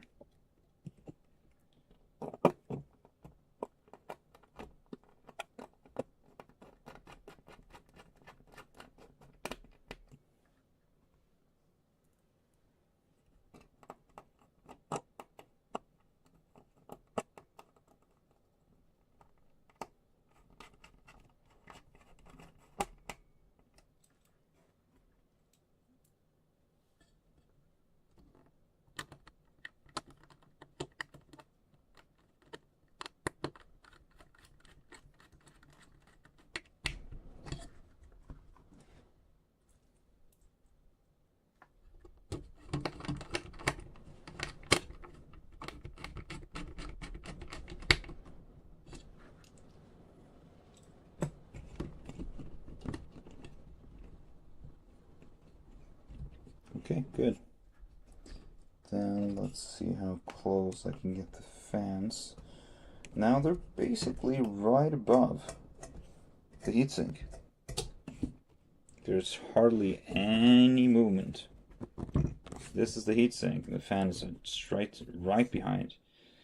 And the other one, I guess I can push it closer to that one.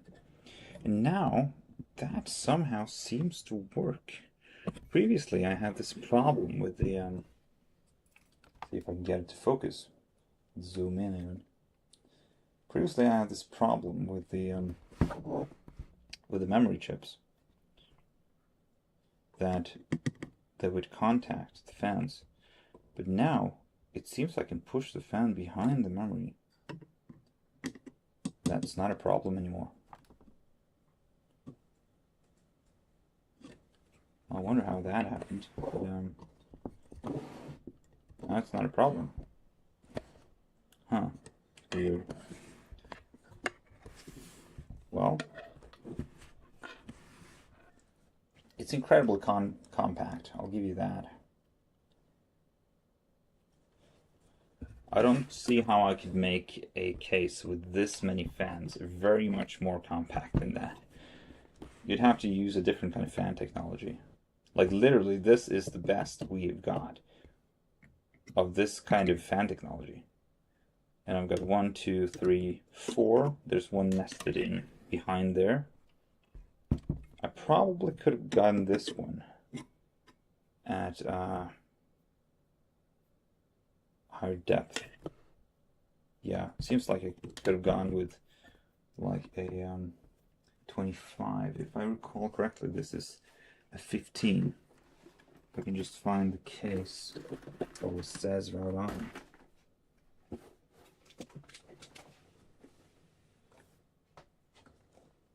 Yeah, this is 14 mils. Completely unnecessary. 14 mils. Should have got with 25. But whatever, this is good.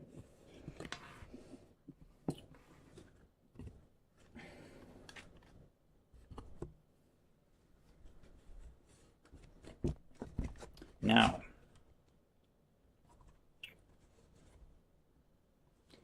It remains to be seen. All the fans so far are connected. Now I just have to plug the fans into the bottom, if I can get the bottom set.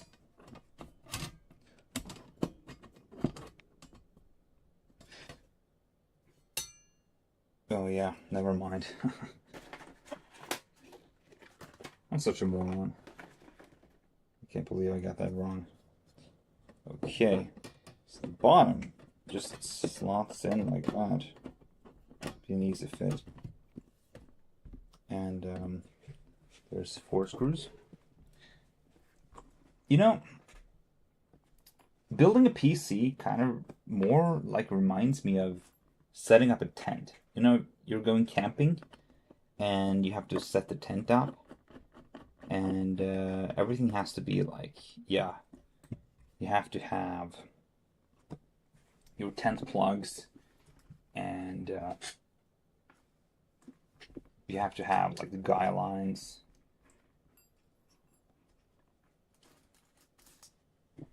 and the stakes and everything, like just to keep the tent up.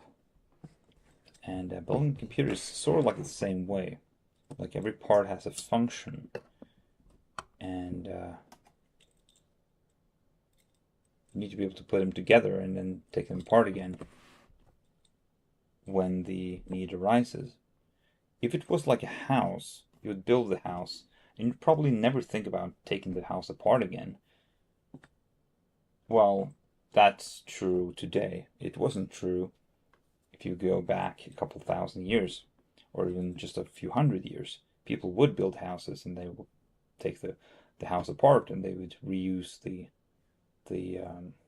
planks and the wood and even the supports for the house to build new houses, because, well, reusing house parts is easier than making the house parts from scratch.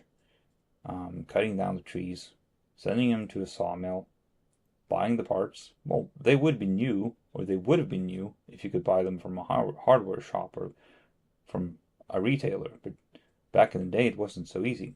Anyway,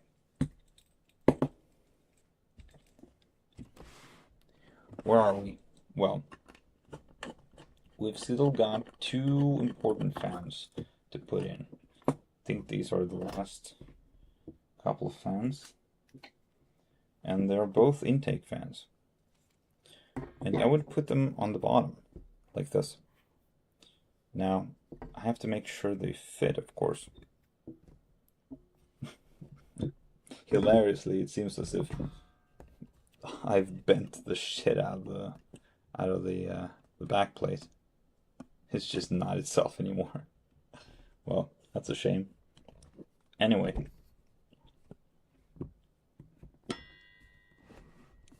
Let's see if I put one like this and the other one like this. Can I still fit the computer on top of this?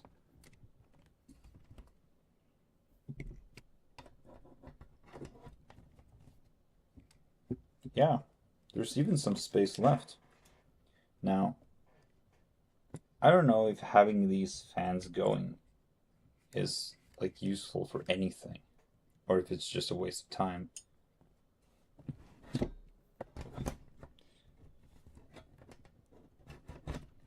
Can I pull them out of there? Oh yeah, I totally can. Then, in that case, it was probably unnecessary to take it apart. Let me put it back together.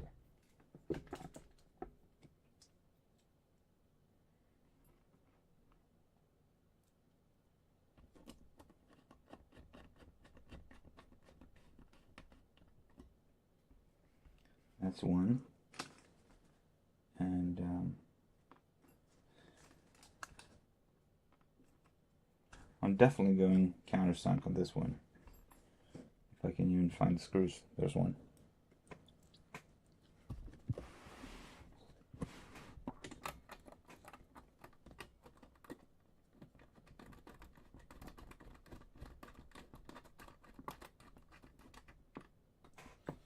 Right.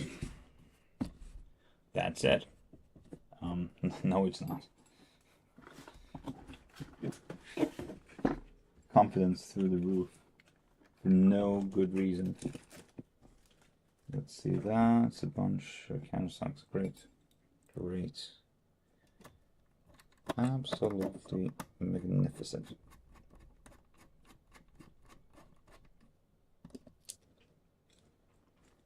And the final one down in this corner.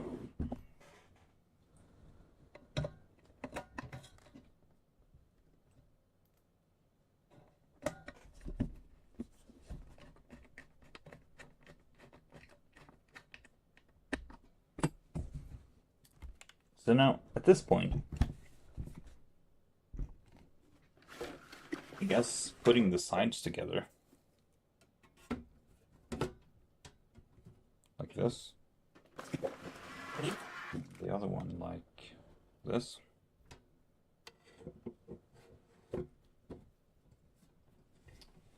I guess you could consider this build done.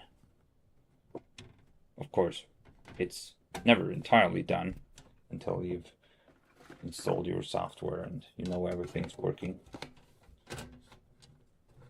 But insofar as the looks of the build, the hardware, it's all in there.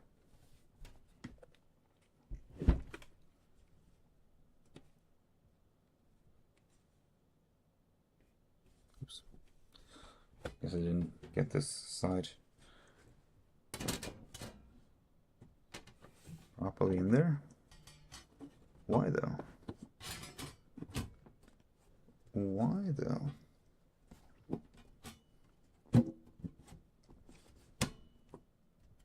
Huh.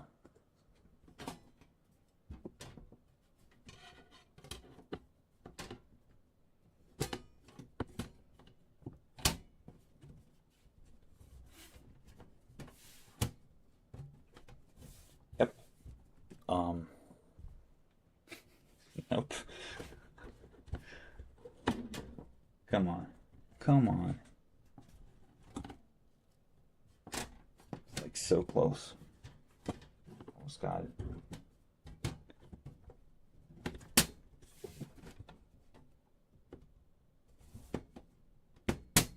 Yeah. That's it.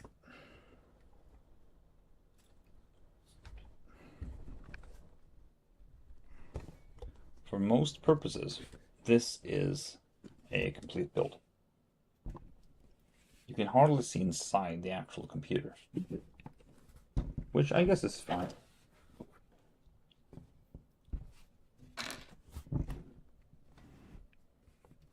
There's, I didn't put the fans in the bottom. You can barely see inside in good lighting. Worse lighting, though. Now, nobody did ask, but I'll explain it anyway. Unless it's obvious. The reason there's a bunch of paper, tape,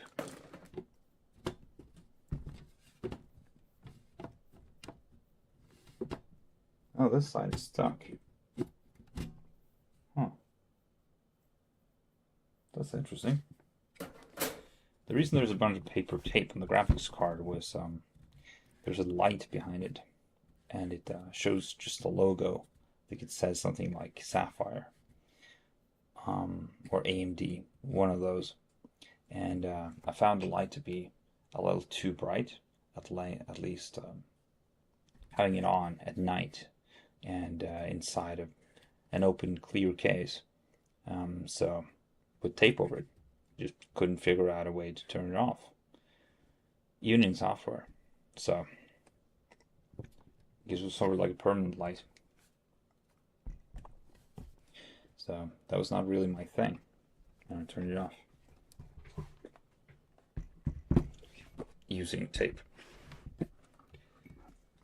So now the last part of the build is going to be these fans, the intake fans at the bottom. Now there's a bunch of different configurations which I will play around with I know a lot of people like to use the back fan as an intake fan. That's generally not recommended. But in this particular build, that might actually work. The reason it might actually work is because you can use one of these fans as a side fan.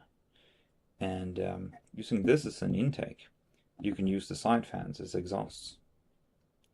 Now, I'm actually surprised this works as well as it does. I suspect the graphics card I'm going to put in here eventually is a bit thicker than this. I don't think these are going to fit then. Then I'm going to have to evacuate these. And I cannot put them up here because they won't fit. That's fine. I can put them in my server PC. I think these are perfect for that. Then I'll replace them with 9mm fans like this one right here, but thicker ones, and then use those as intake fans. In doing so, I might actually also turn the whole build around and as such have a bunch of intake fans on the top of the case, thus pulling air downwards. Now, doesn't make a whole lot of sense. Hot air rises, so you'd think that you want to pull air from the bottom. Well, it doesn't really matter a whole lot in this kind of build. The height difference is not that big, and at the same time, the heat inside the computer is so significantly higher than the outside that unless you live in a very hot environment, in which case it doesn't matter anyway, it's not really a problem. Now, air in my room right now is circulating quite well, so that shouldn't be a problem. Currently we have 6 fans. Then there's this fan. There's 2 fans on the graphics card. That makes 9 in total. In the 5080 graphics card I've got, there's actually 3 fans. That makes it 10. I'm going to add a fan here. I'm going to add a fan here. Pushes up 12. I guess if I replace these two with 92mm, then I'm going to have 13. 13 fans. That's a lot of fans. That's how it is. Let's see, am I missing anything?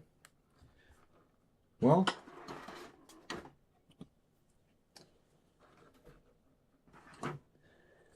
poorly hung.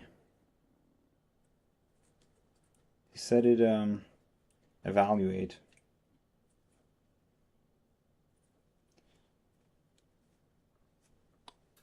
My cable management. So let's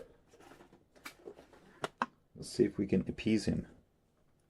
I doubt I will, considering that there's a lot of cables in here, and I don't even know if I will be able to reach these cables to their correct spaces. I think this one goes in right here. I'll get that one later. Let's just put it over the edge. There's one here, which I suppose is the USB-C header, if I'm not mistaken. There's one USB-C and 2 USB-A's, which goes in, just above the graphics card. Okay, cool. And then there's these, which is the power on button, among other things. There's not actually any audio connector on the front. That sort of surprised me. I was pretty sure there was going to be one. I think that's an audio connector right there, but I'm not going to be using that, as there isn't one in this case. So that makes this header the connector header.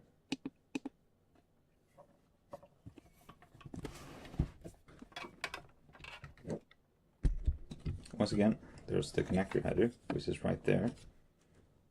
Let me see if I can focus.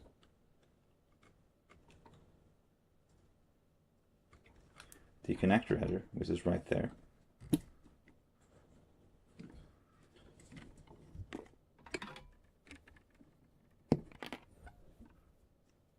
There's the USB 3.0 cable, which goes in right here.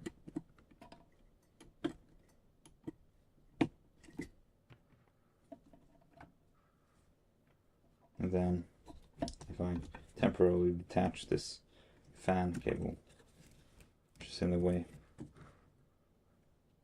the USB-C header is down there.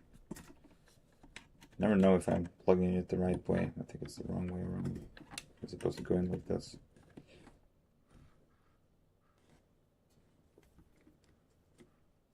And finally, I/O.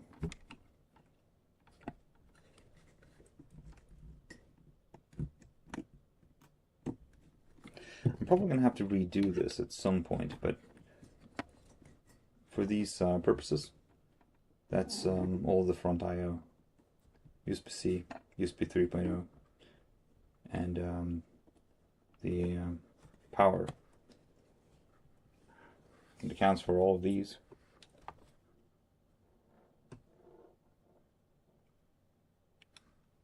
Pretty symmetrical little bunch. I would have wished for this to be a USB-C port as well, but unfortunately there's only one on the motherboard, which is quite common. So this is just an indicator light. It looks pretty anyway.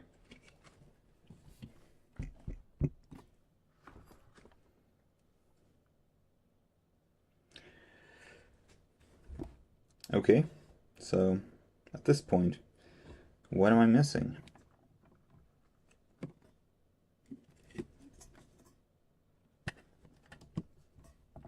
If I plug these back in, I don't really think I'm missing anything.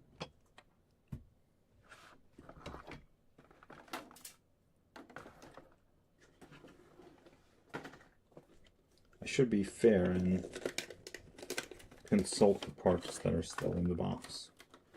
There we go. That's a Y header. Naturally, the Y header goes in the intake fans. Now there's only one problem. I need another one of these. I got one down here. That's a Y header. But I need a third Y header. Actually, not a third. I think it's the fourth even. That's the third. It's already connected to the CPU fan. Down. That's what you get when you build a PC with way too many fans for the motherboard.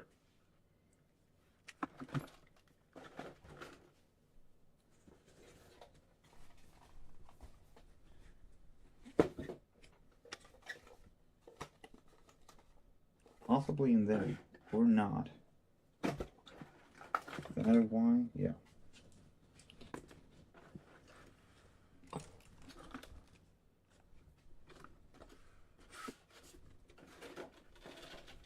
I actually think I'm going to end up using all the Y headers that came with the fans. Well, shout out to Nocto for actually including those. I don't know what I would have done if they hadn't. Now, I think my greatest problem at this point was going to be the exhaust fan on the back panel. I just don't know how I'm going to deal with that.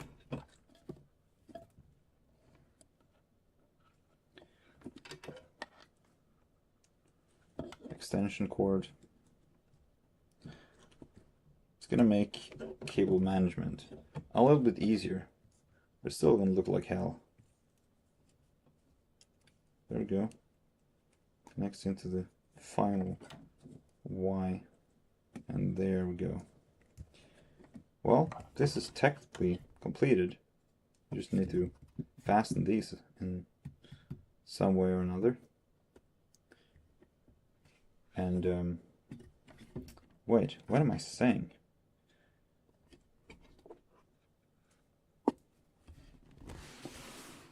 I need to connect the PSU. To be fair, I don't think I would connect the PSU like this.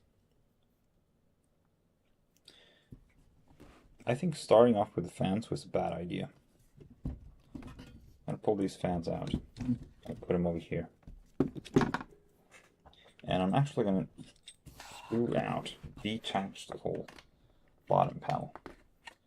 It's just much easier to install into the PSU without the bottom panel. The same is true, mind you, of the graphics card, although I don't think I want to pull the graphics card out yet. It's like, just too much of a pain. I think I have to screw out 6 screws from the back panel in order for that to be feasible. Which I just can't be arsed at this point. Yeah, assessed on cable management, huh?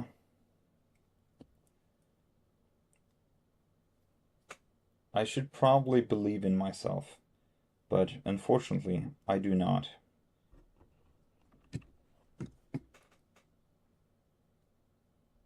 I'm not very proud of my cable management.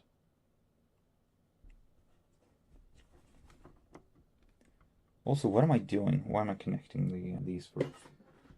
I need the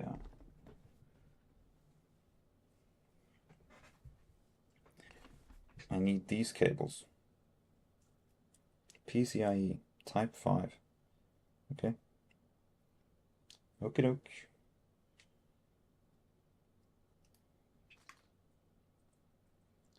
So these go into the graphics card, and in this case I actually have 2 of them.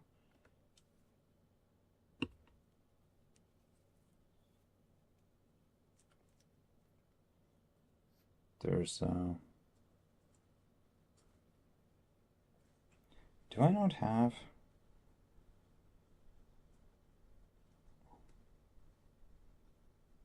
Yeah, that's the wrong way around. Like this, maybe? I'll try that.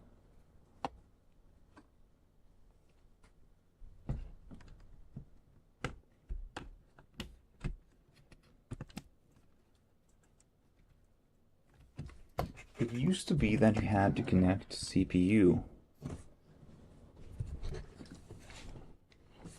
Why do I not see those here? That's sort of suspicious. Yeah, it's suspicious because I forgot. That's why. Now, where are the CPU connectors? PCIe. There's a whole bunch of PCIe connectors, but I cannot see the CPU one. Maybe CPU is also connected by PCIe. Or at least I hope so. Otherwise, I have a serious problem.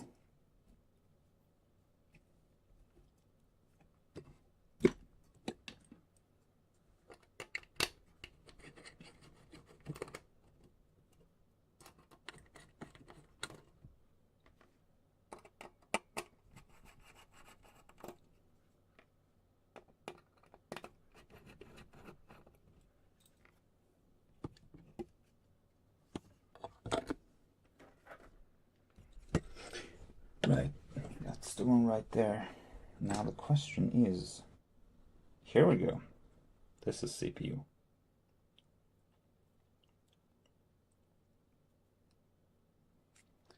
Now, how do I do the CPU connection? The CPU is right over here.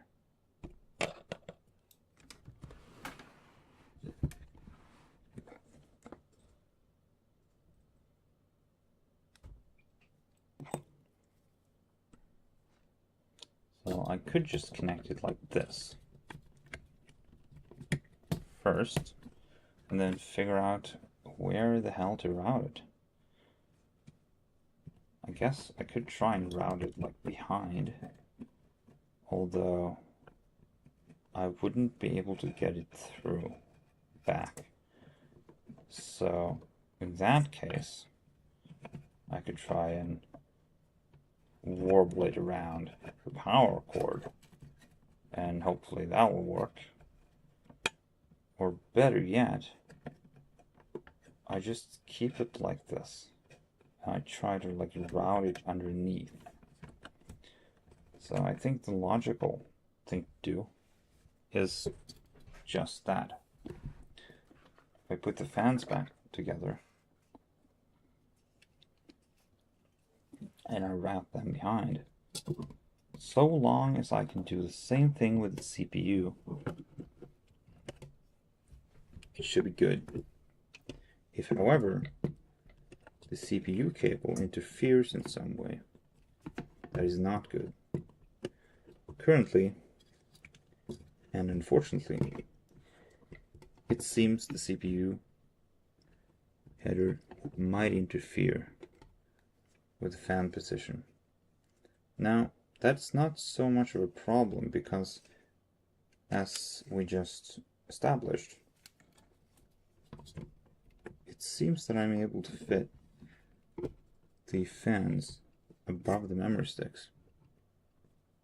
I don't know if that's a feature of these particular memory sticks, but it seems to work. So I can't push this fan further down because of the CPU header, but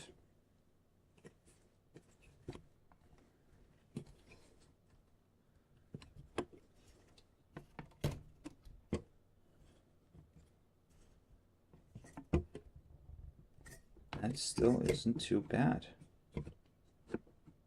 That's actually pretty decent.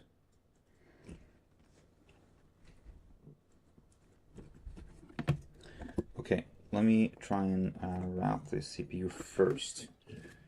And I wonder if I'm going to do it behind. I mean, possibly it makes most sense to route it behind the fan header.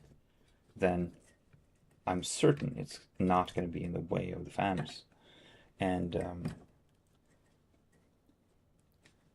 those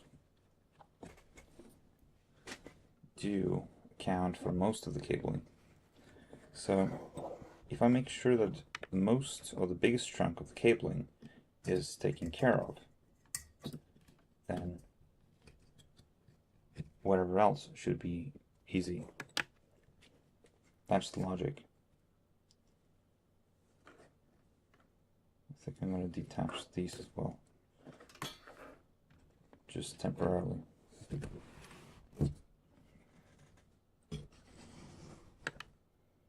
See if I can find out.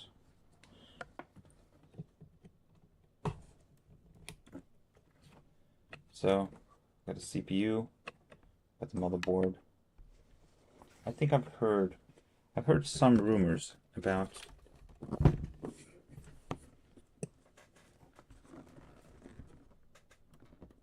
cases being too short or too long for the cables.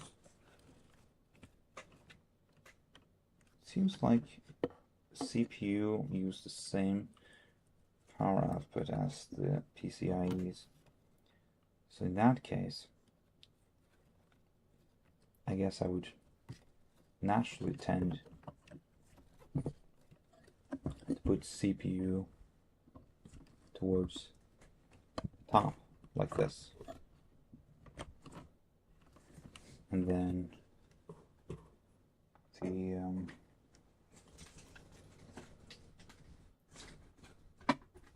PCIe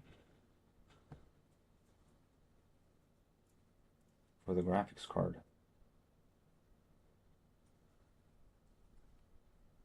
Towards the bottom.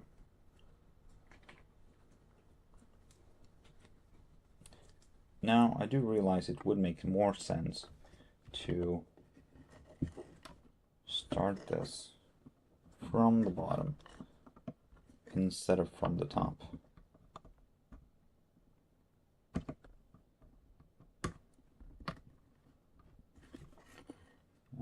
final one here. Now the routing is completely there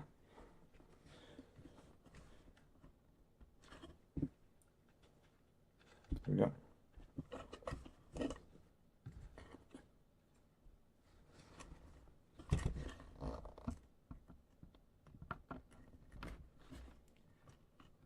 Right, and then this cable goes over here, connects there. I'll just like twirl this around so I don't lose track of it. And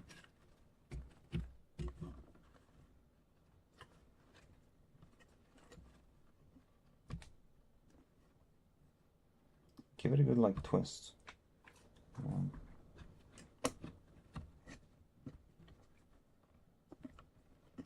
Pick another time with this.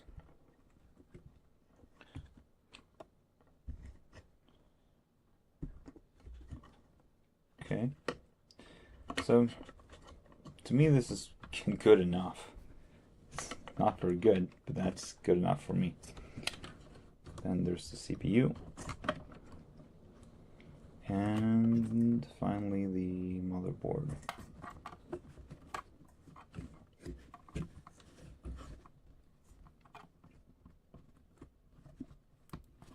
Naturally, the front I/O should come last.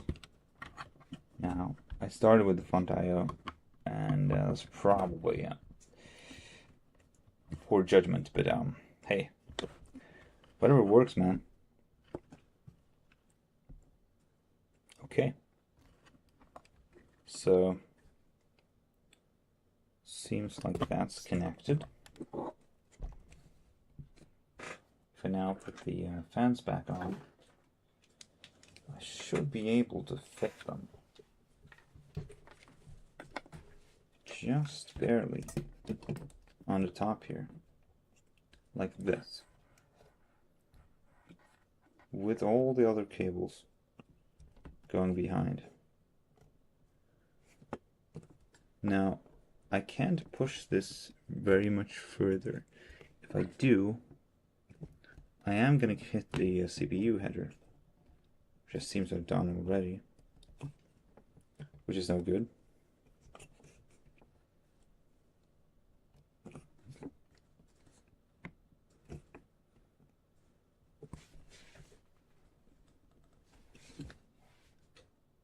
And it seems to be straight as well.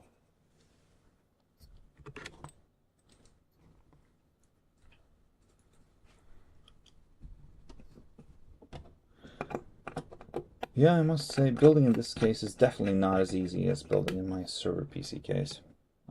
That case is ginormous. It's like not even a full tower, it's like double tower or something. So much space in there.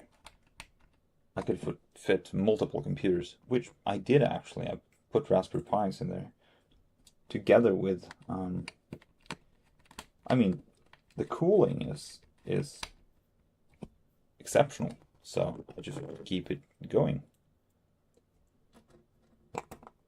And then all the other parts are cooled down at the same time. Yep.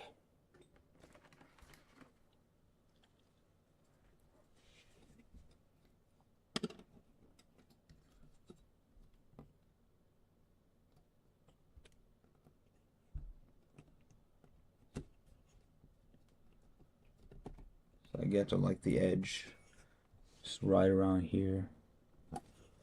I guess I could push it. It doesn't seem to bother too much.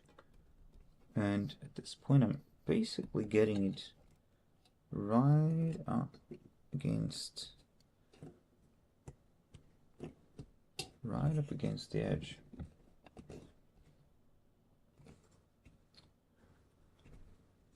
Yeah. Can't say exactly why this works, but definitely seems to work.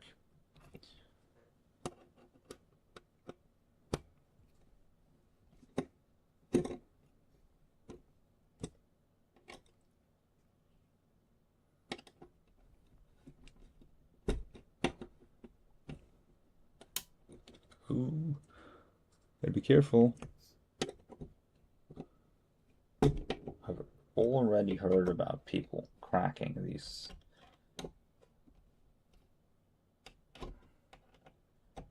So, best thing to do is just go slow, and it should fit in there quite snug.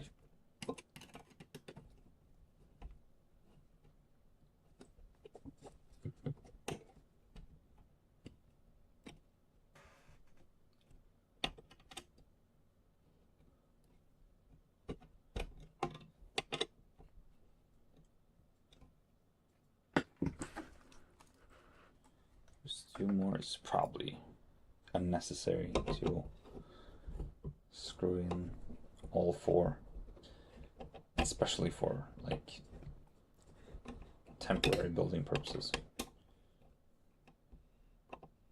But I'm going to do it anyway.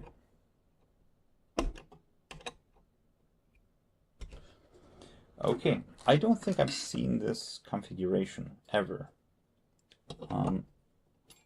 I know there's some people that have built Noctua monsters into small form factors, but the last one I saw of the M2, which had a bunch of Noctua fans, did not manage to fit 2 layers of 25mm fans. So this is probably the first one I've seen to date. There's 1 layer here of 25mm, and then at the bottom there's going to be another one.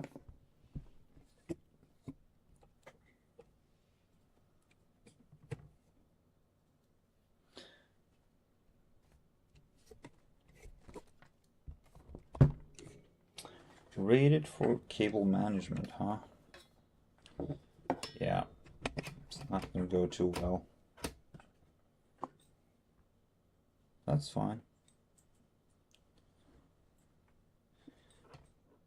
Let me see.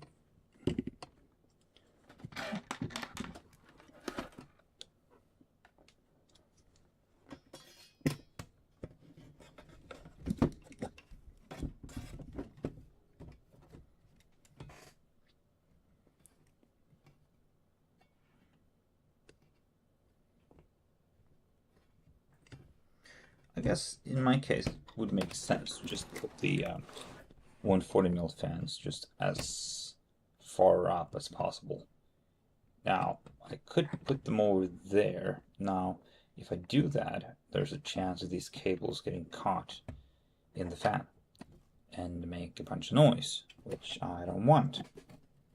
So to mitigate that, I just try and put them underneath the GPU. Now, when I put in my other GPU, which is probably going to be a bit taller, and I might not be able to fit these anymore, that's going to take more space, which means that the cabling is also going to have to go elsewhere. And in that case, I might actually move these fans upwards until I do the D-shroud, and then I replace all the fans. For the time being, this is what we're going to do. So, how far up exactly can I put the fans? It seems to me, from underneath, that I can put them just... Wait a second. I cannot put in 140mm fans. Or can I? Huh. I can. But I have to put them up like asymmetrically. That's strange. Why'd they do that? Okay, one moment. I have to think this through. Okay, let me explain what's going on. I'm trying to put the fan up against the bottom.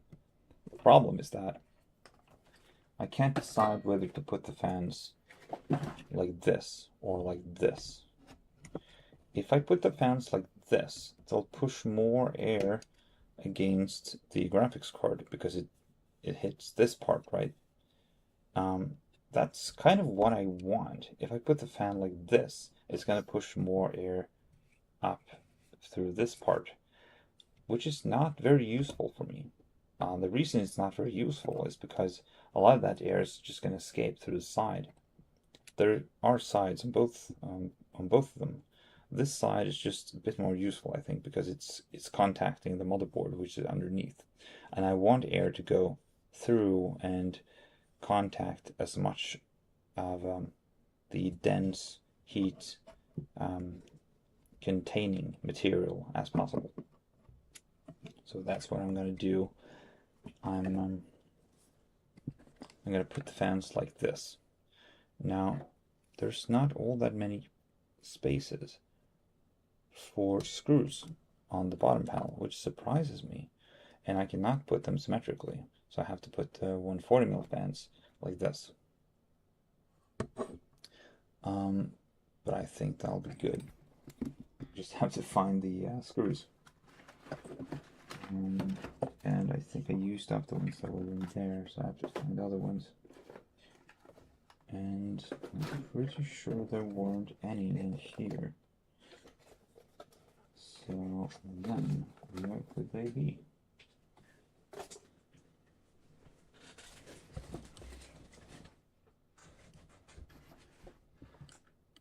Mysterious fan escape. Fans are not where I put them. Okay, there's another ones. These are one of them. And there's another one somewhere. If I can just find it.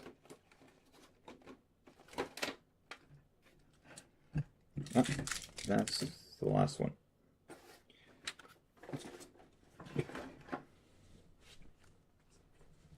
I just have to put them together.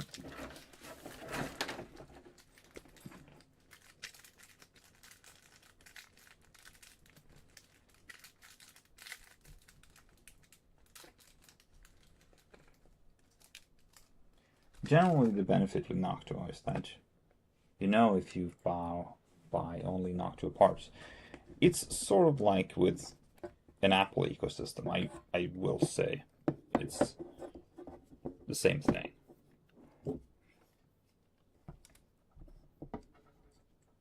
You know, all the parts are going to fit into each other, and it's going to work.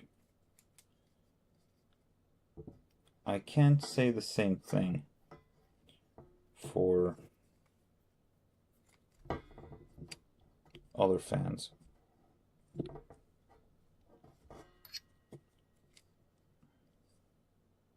Particularly to me anyway, it's a benefit of Noctuas.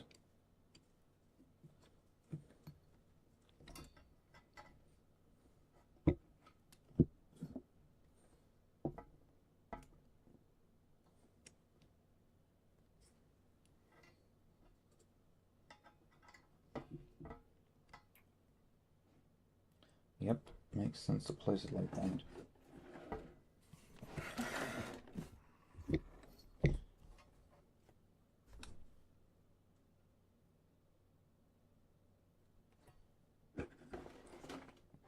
And then the same goes for the other fan. I'm going to place it in a way that makes it come out at approximately the same place. Now it's not so easy anymore. I actually want the headers to come out further up, like this perhaps. So when I screw them in at the bottom, I should be able to get the headers out over there. That's easier. Much easier. Okay, I think that's settled.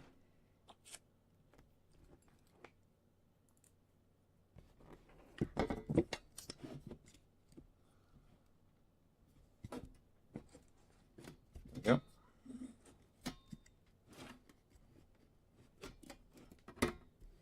Now, I will say for the bottom part, it's actually possible that I don't actually need those at all, and I can just use something like this. Very often that is the case.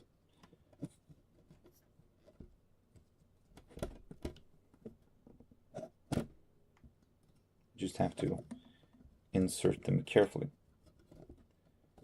They will wobble, but they will wobble silently and without damaging vibrations.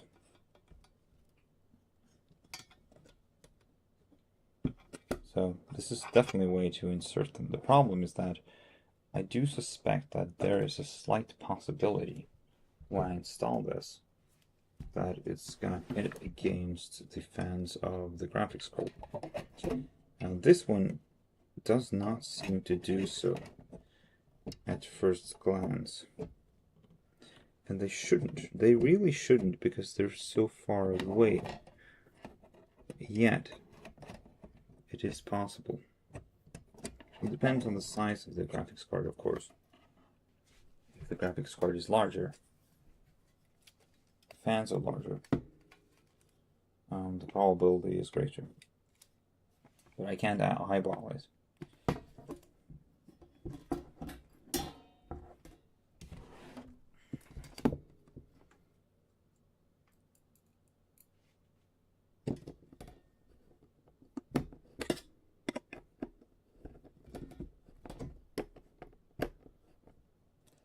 Probably should have had a proper screwdriver for this, but I don't, unfortunately.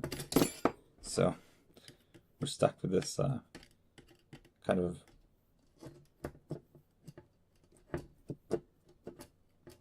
torque thingy.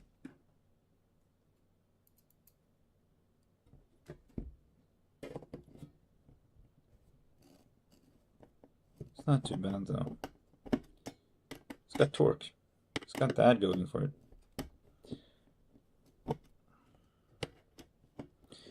Looking at the PC as it is right now, I definitely think the ugliest part, as in the least aesthetically pleasing part, is going to be the NVIDIA graphics card. There's no hard feeling MSI, but the MSI card that I got is not very pretty. There's some lighting on there, but it's like it's pre-assembled and it's not RGB, so you can't take it out, can't turn it off, and you can't change the color. That sucks.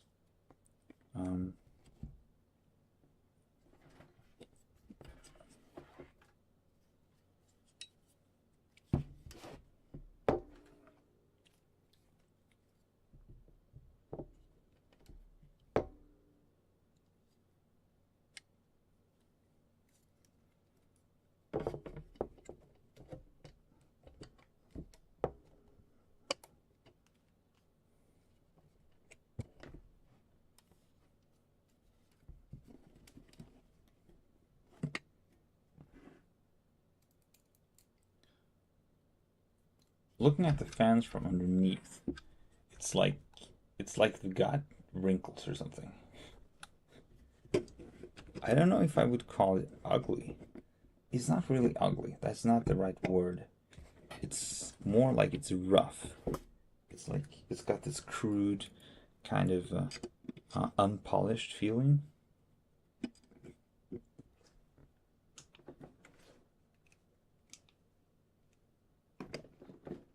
Yeah.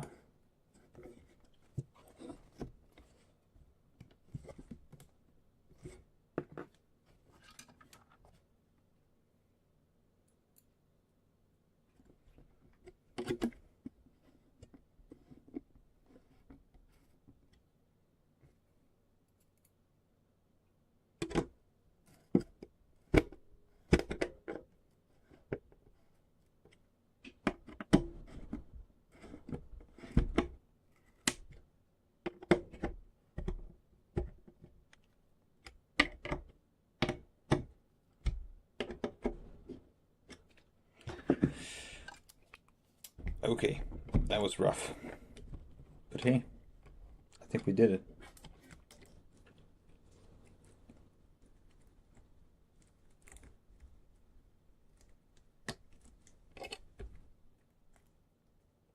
There we go. 2 fans assembled on the bottom. Then we just have to put the bottom together, and it should be good. Now, possibly, I could have put the cable around the other way, and that might have worked. I just don't want to take the chance. It isn't worth it to me.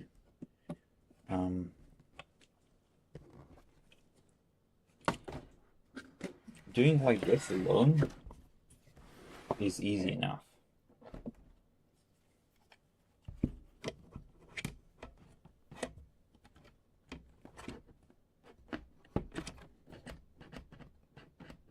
Yeah, I can see the cables are pushing against it. So it's entirely possible that these are going to be congested or obstructed by cables at some point. So I'm going to have to take that into account and see if I can mitigate that. Cable management, yeah, it's going to be a thing.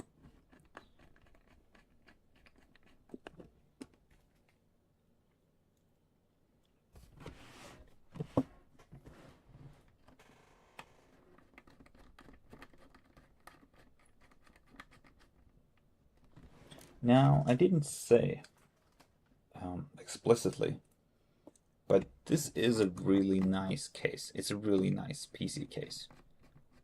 The PC is very pretty. It's nice to the touch.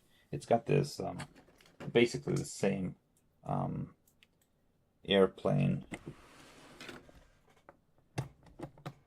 grade aluminium that is polished and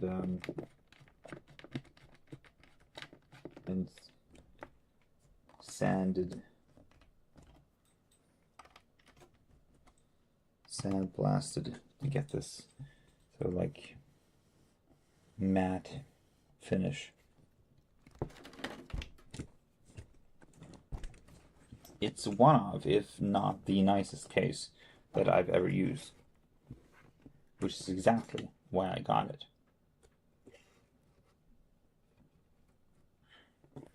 Now, one thing that's immediately apparent and is going to come up later is that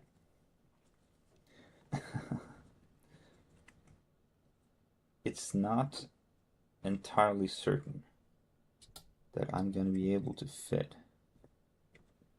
the panel on the front here, the front side panel. It's possible that I'm not going to be able to fit it on, so that is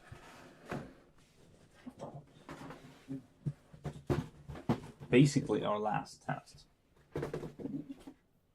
is to see if I can get that on.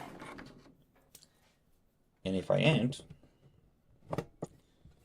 oh well, it doesn't look too bad, honestly. Yeah, it looks like it's gonna fit. Cool. Coolio. Well, that's that. Let's see what the other side says.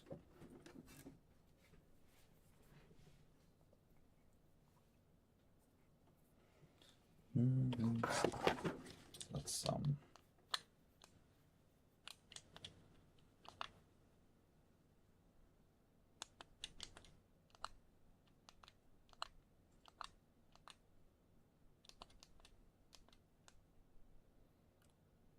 turn up the light a little bit. I think it could be easier to see some of the nuances of the case here. The back is definitely hard to fit the side panels on, and it might be because of how I've bent the case. It also gets stuck quite easily. I can't get it out. down.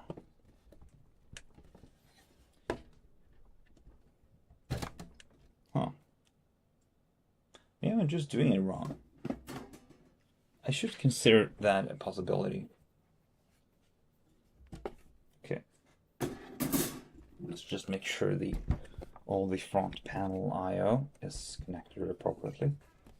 I do think, yeah, looked like the USB-C cable wasn't properly seated in there.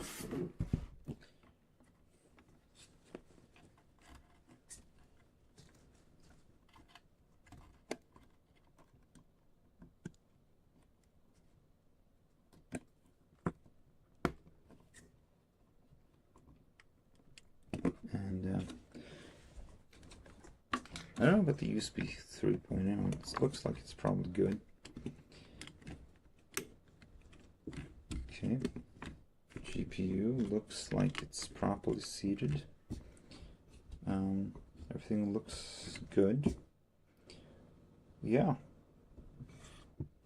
I think we could probably try and give it a spin at this point. Once more, let me just try and put the panels on the side here. Yeah. Not quite like that. And then the other one should go like this. It's a bit tight there, a bunch of cables sprawling about. And pull those together and put the panel over, and it fits. Yeah. That means it's all good.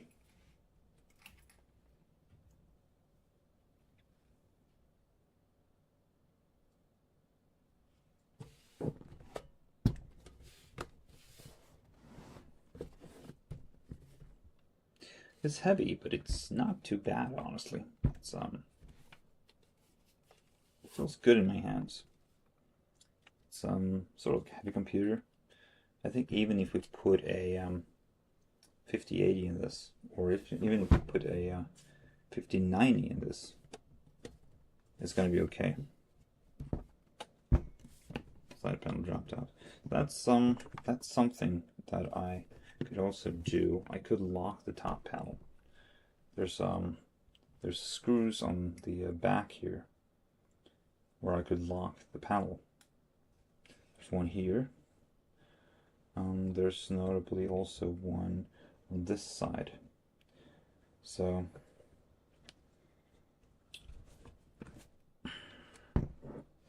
that's something I might do. Then the panel won't wobble as much. But yeah, totally. This is this looks good.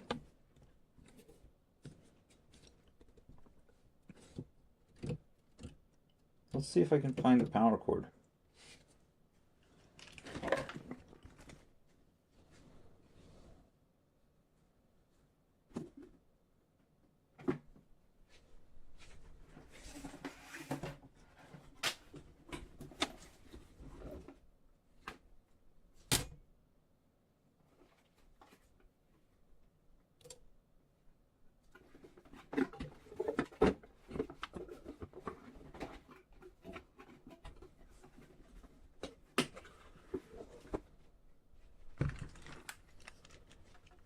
There's even some additional manuals. How about that?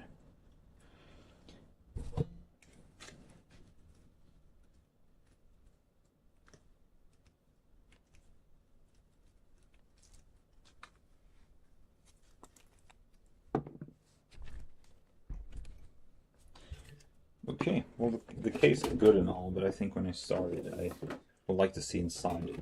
So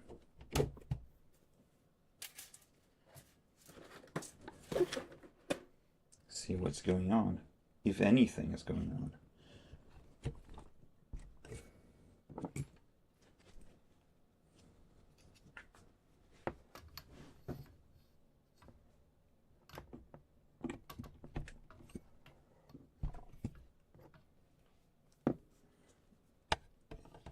Now, notably, the power supply has already been switched on. That does not mean, however, that the computer is going to switch on once I plug it in. For that to happen, I would also have to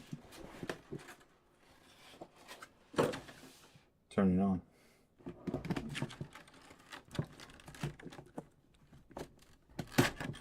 Let's hope I don't trigger a breaker.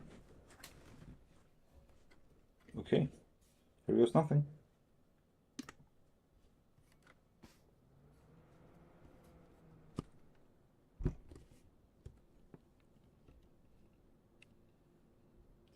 It's definitely blinking, so it's doing something. See if I can turn down the aperture here. A bit easier to see.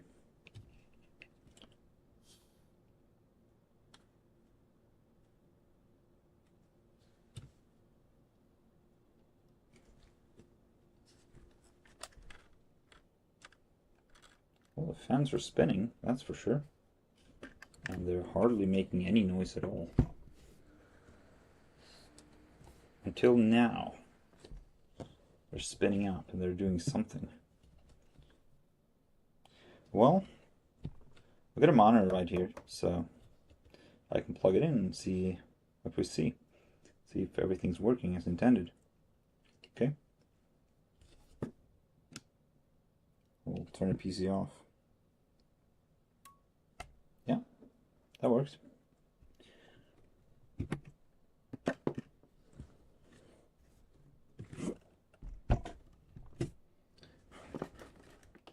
Let me perhaps do like just a tiny little bit of cleaning before I go on. What a mess I've made.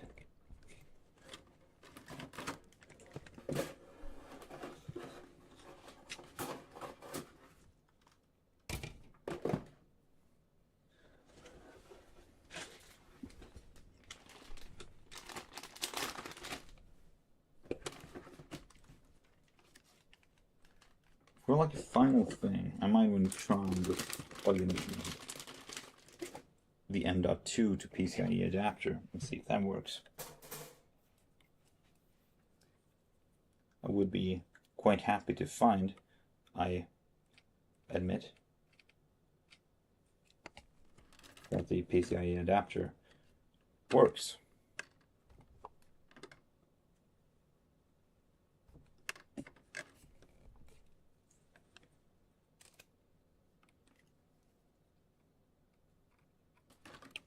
I'm not entirely sure if I have any PCIe devices to test it though. It's incredibly thin, so it's just like, what I can do is I can like poke it through this hole here. So I can take the adapter like this, just like go through here. There we are.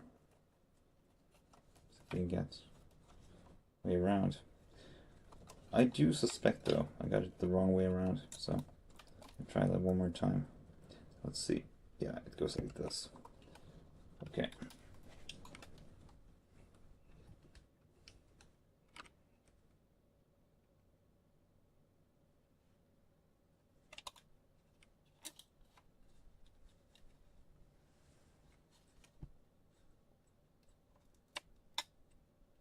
There we go. Or we had.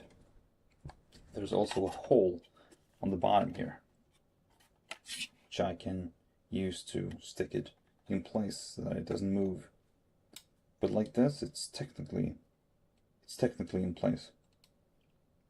If I put a screw right here, I should be able to hold it in place permanently.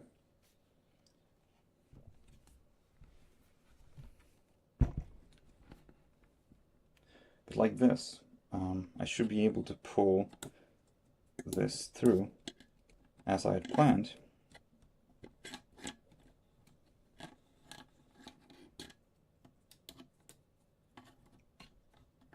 Into the main space here of the PC with all the cables. and from here, just plug in some kind of PCIe device. I'm not sure if I will be able to pull it all the way out of the computer from the back. I might be able to, actually, like this. Now, it's not a very pretty solution. I do realize that. But it's a working solution.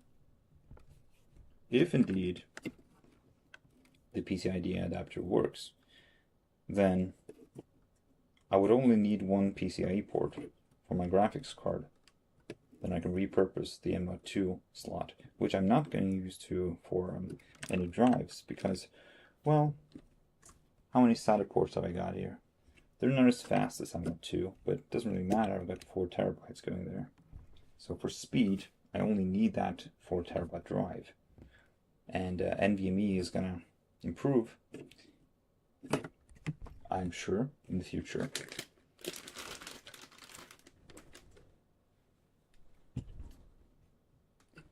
Maybe it's even possible to make like a riser or something for that.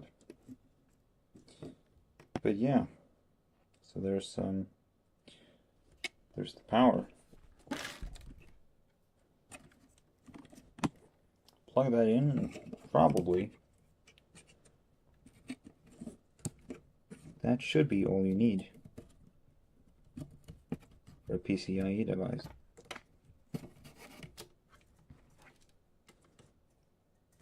Even like a simple one.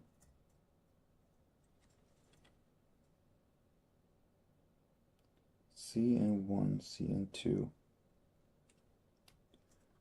The main problem with this, as far as I'm concerned, is actually that it takes up a lot of space. I can try and fold it to make it take less space. But cable management is totally still an issue. So I'm going to have to work real hard to get this looking and functioning well. Because right now it's a mess. It's totally a mess. But yeah, let's see, I'm still missing these. So I'm going to have to plug these in to the peripherals, like that.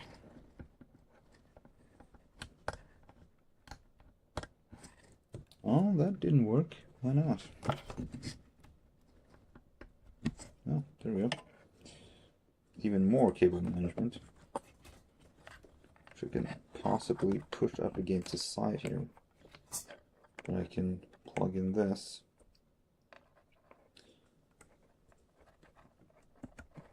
And possibly insert some kind of PCIe device.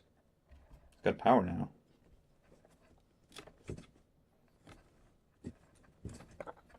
Let's get it account for something. Well, coolio. That's great, I guess.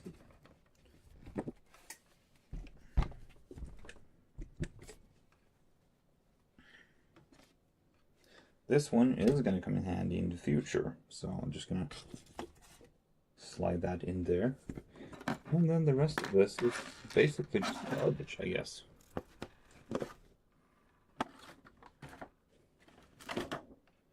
Bunch of trash. Whole bunch of trash.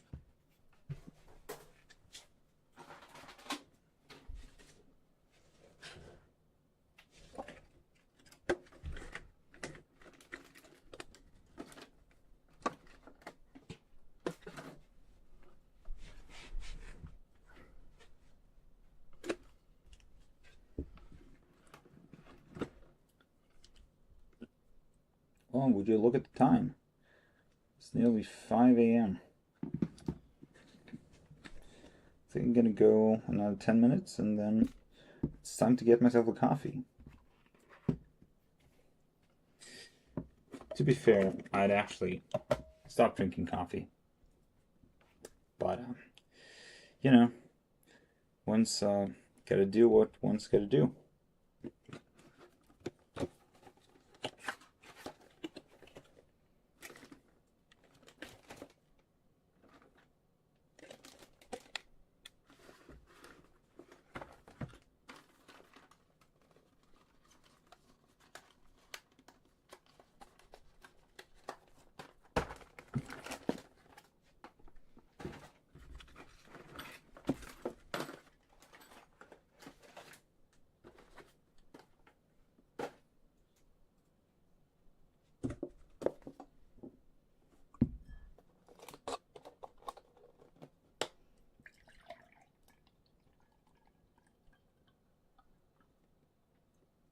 An ode to good old chocolate Noctua. Cheers, Noctua. Thanks for countless decades of good fans. You deserve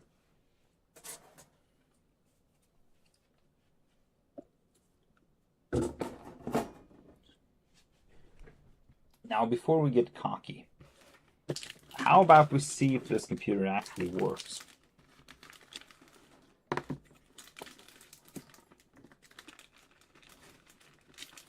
It would be extremely sad if the computer we'd spend so much time building doesn't actually turn on.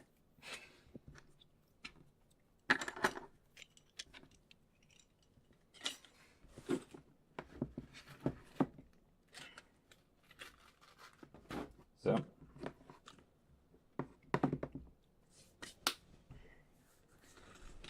that's going to be like our final test or something.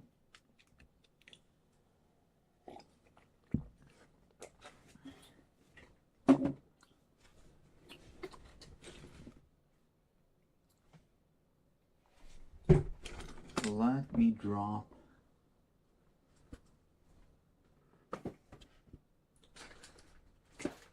put the no, maybe the power supply is good.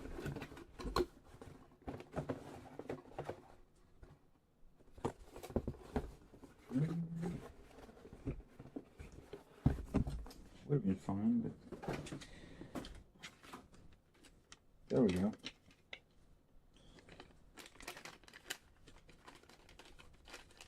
The feet.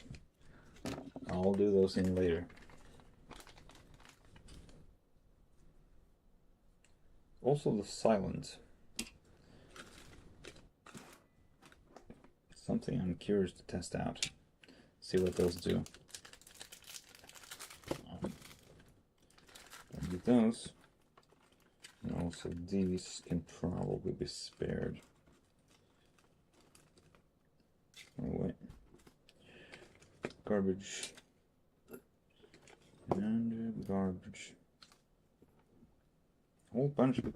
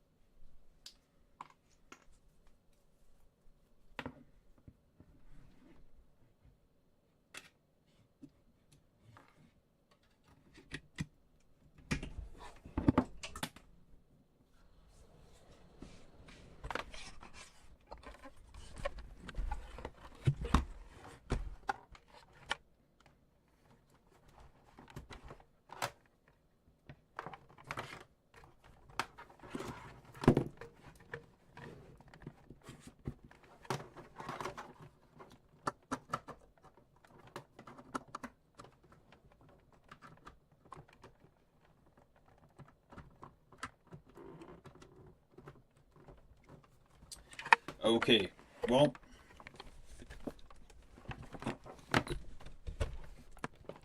that's the HDMI plug.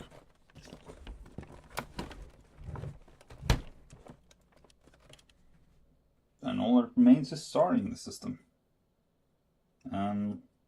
Let's hope it works.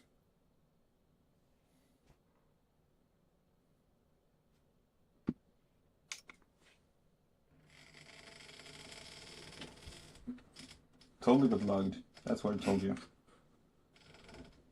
Gotta be careful with those cables.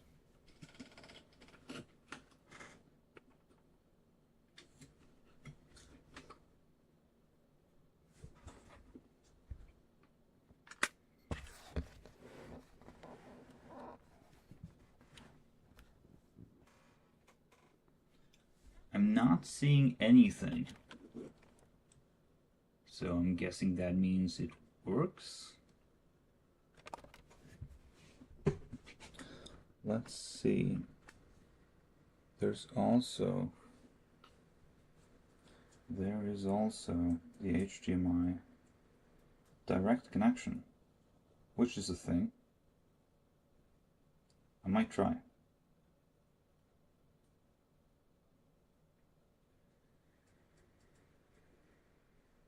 It doesn't make a whole lot of sense to connect the HDMI direct to the graphics card, although the computer will attempt to communicate directly. There we go.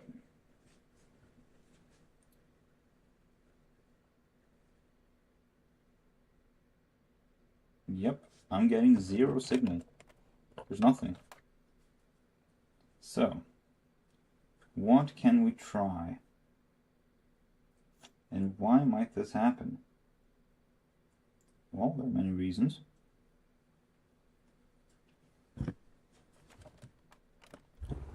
It's possible that the HDMI connection is not very solid. Looks janky. And also the cable could be the problem. It's not impossible, although improbable.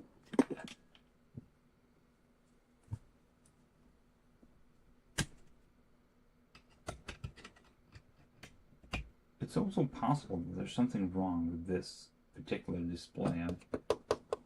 I stopped using it a little while ago, and I can't really say for sure what it was. Oh.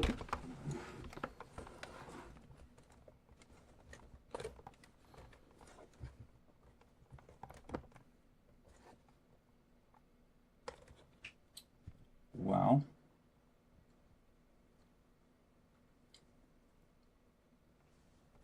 fans seem to be chugging along, so it's definitely on.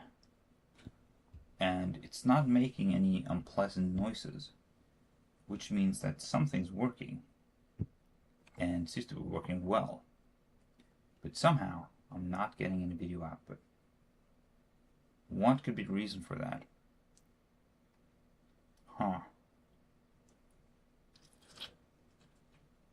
I might try somehow to connect HDMI to my TV. That's possible. Also, there seems to be a connector here.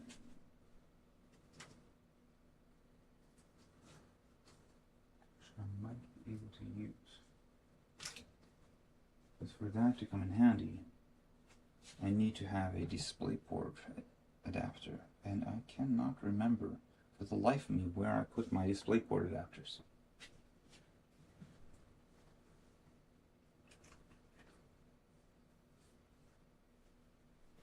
I might have one in a different room, so I'm gonna have to go and search for it. Yeah, I'd hope it wouldn't have to come to this.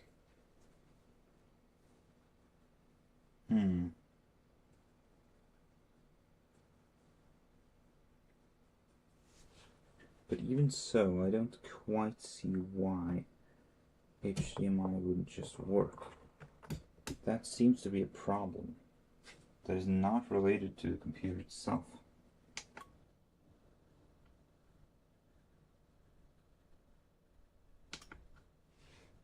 It's almost as if there's some setting on the display touched on. There's no signal coming from your computer.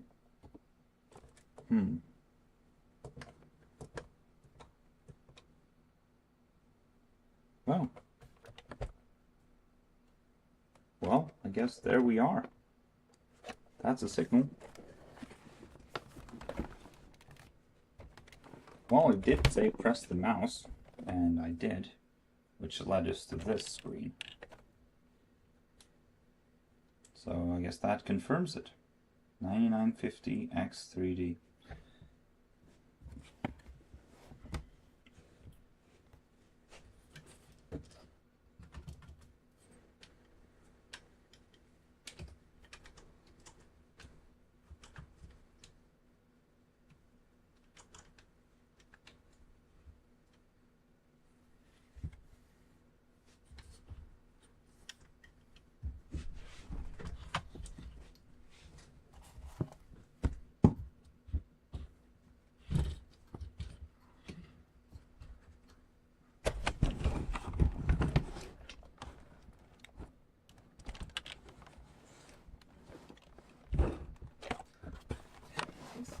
These old computer monitors annoy the heck out of me. Okay, there we are. Let me see. I cannot use my mouse somehow. I'm not sure why. Well, can I use my... Yeah, that looks totally fine. Main processor. CPU temperature seems to be a little bit high. Fan switch. Okay. I was wondering, yeah, I could use the pump, but that does not seem to work. Chassis, fan 1, pump. Okay, sure. Well, all that remains is to install some software.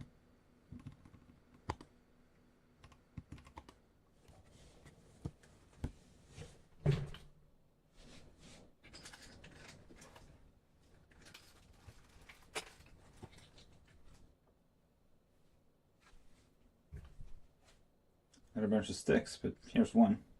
Let's see if that one contains some software.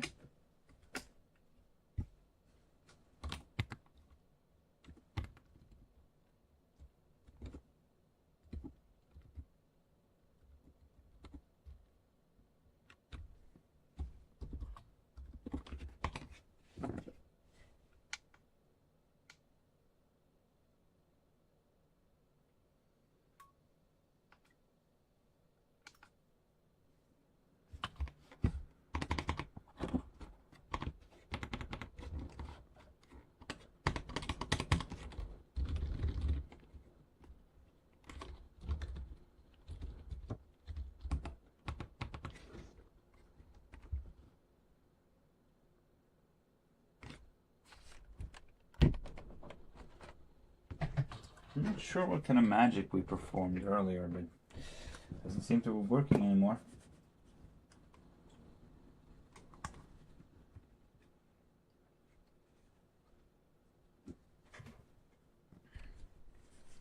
Unless there's something about... Okay, okay.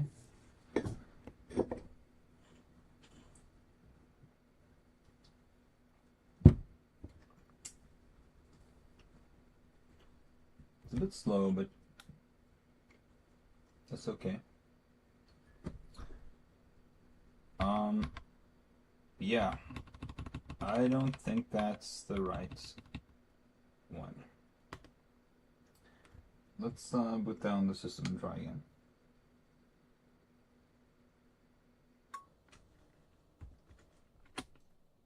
This one's clearly for the Hackintosh.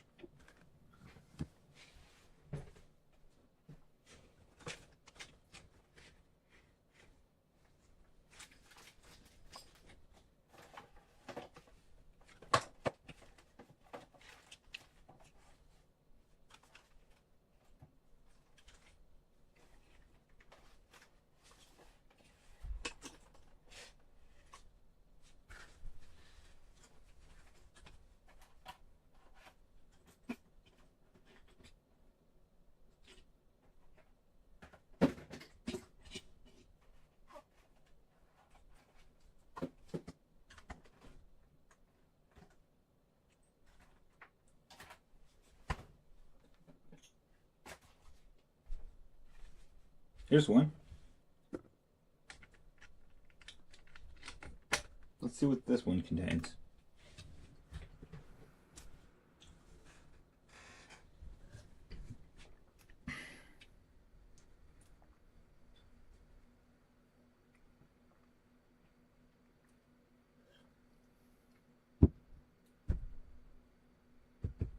Yep, this looks good. Rescue Zilla, right. This might actually be the security thing. Okay, nope, not that one. Where did I put the other ones?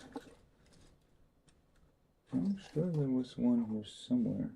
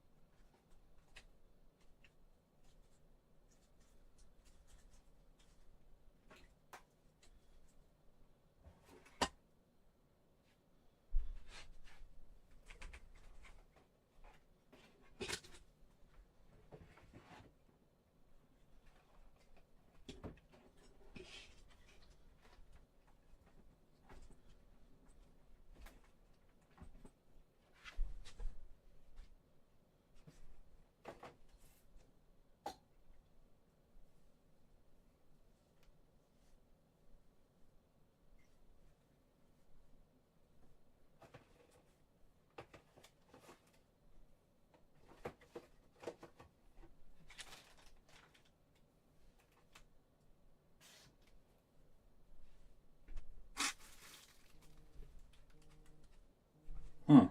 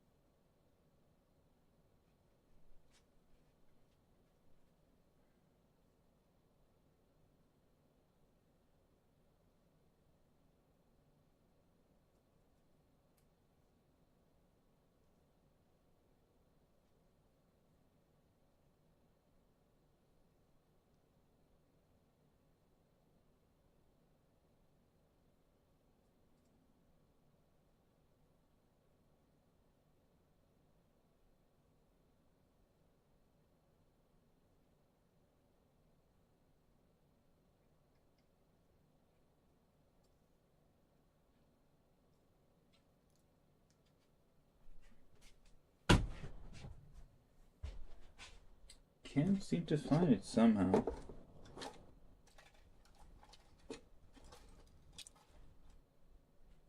I thought I had them lying around for sure.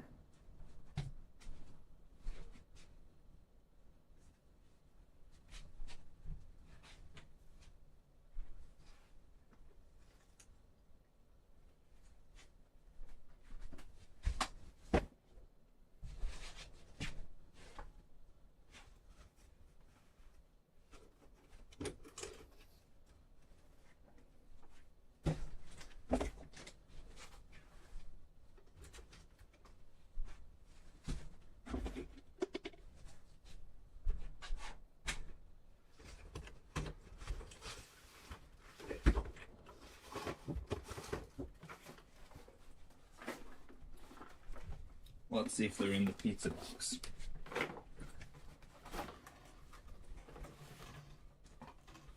there's a bunch of stuff on the pizza box, but no USB drives. Where then would I have put the USB drives?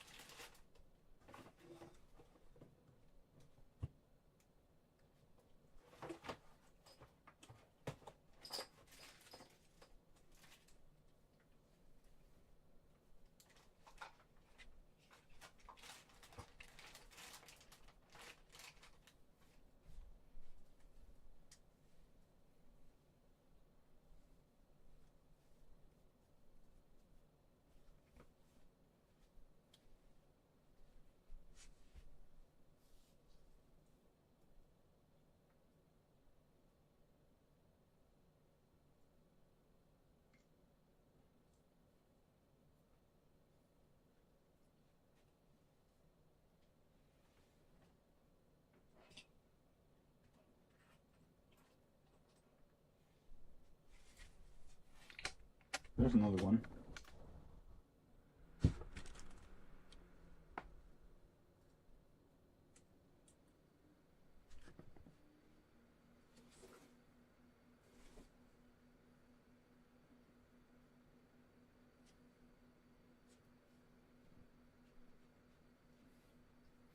Yeah, seems like I'm gonna have to go looking for USB drives because I cannot find it.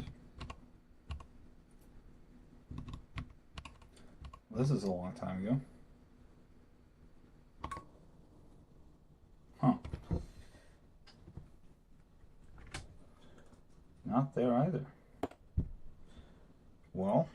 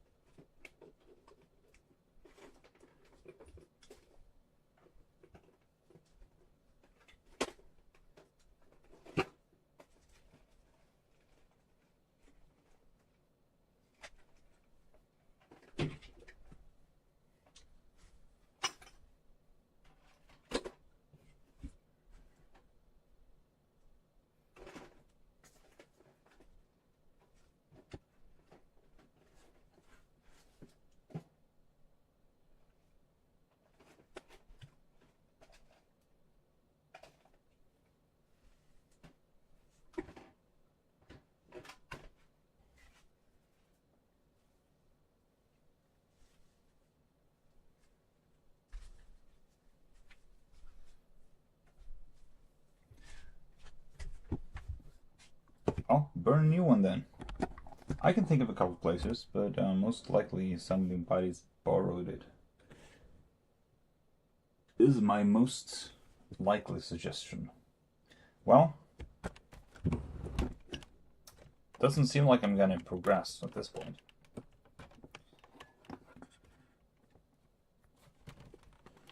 It was fun. Thanks for joining me. This quest for building the most insane computer, which is quite small. I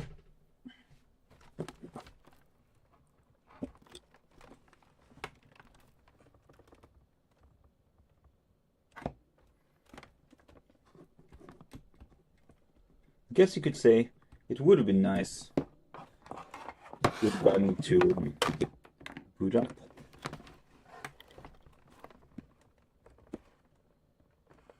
But I must say I'm quite content with what we've been able to accomplish.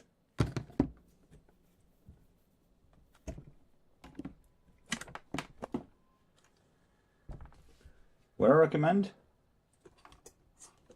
I don't know. Probably not. But here you are. It's insanely compact. There's a lot of stuff in there, and it doesn't look too good. That's okay.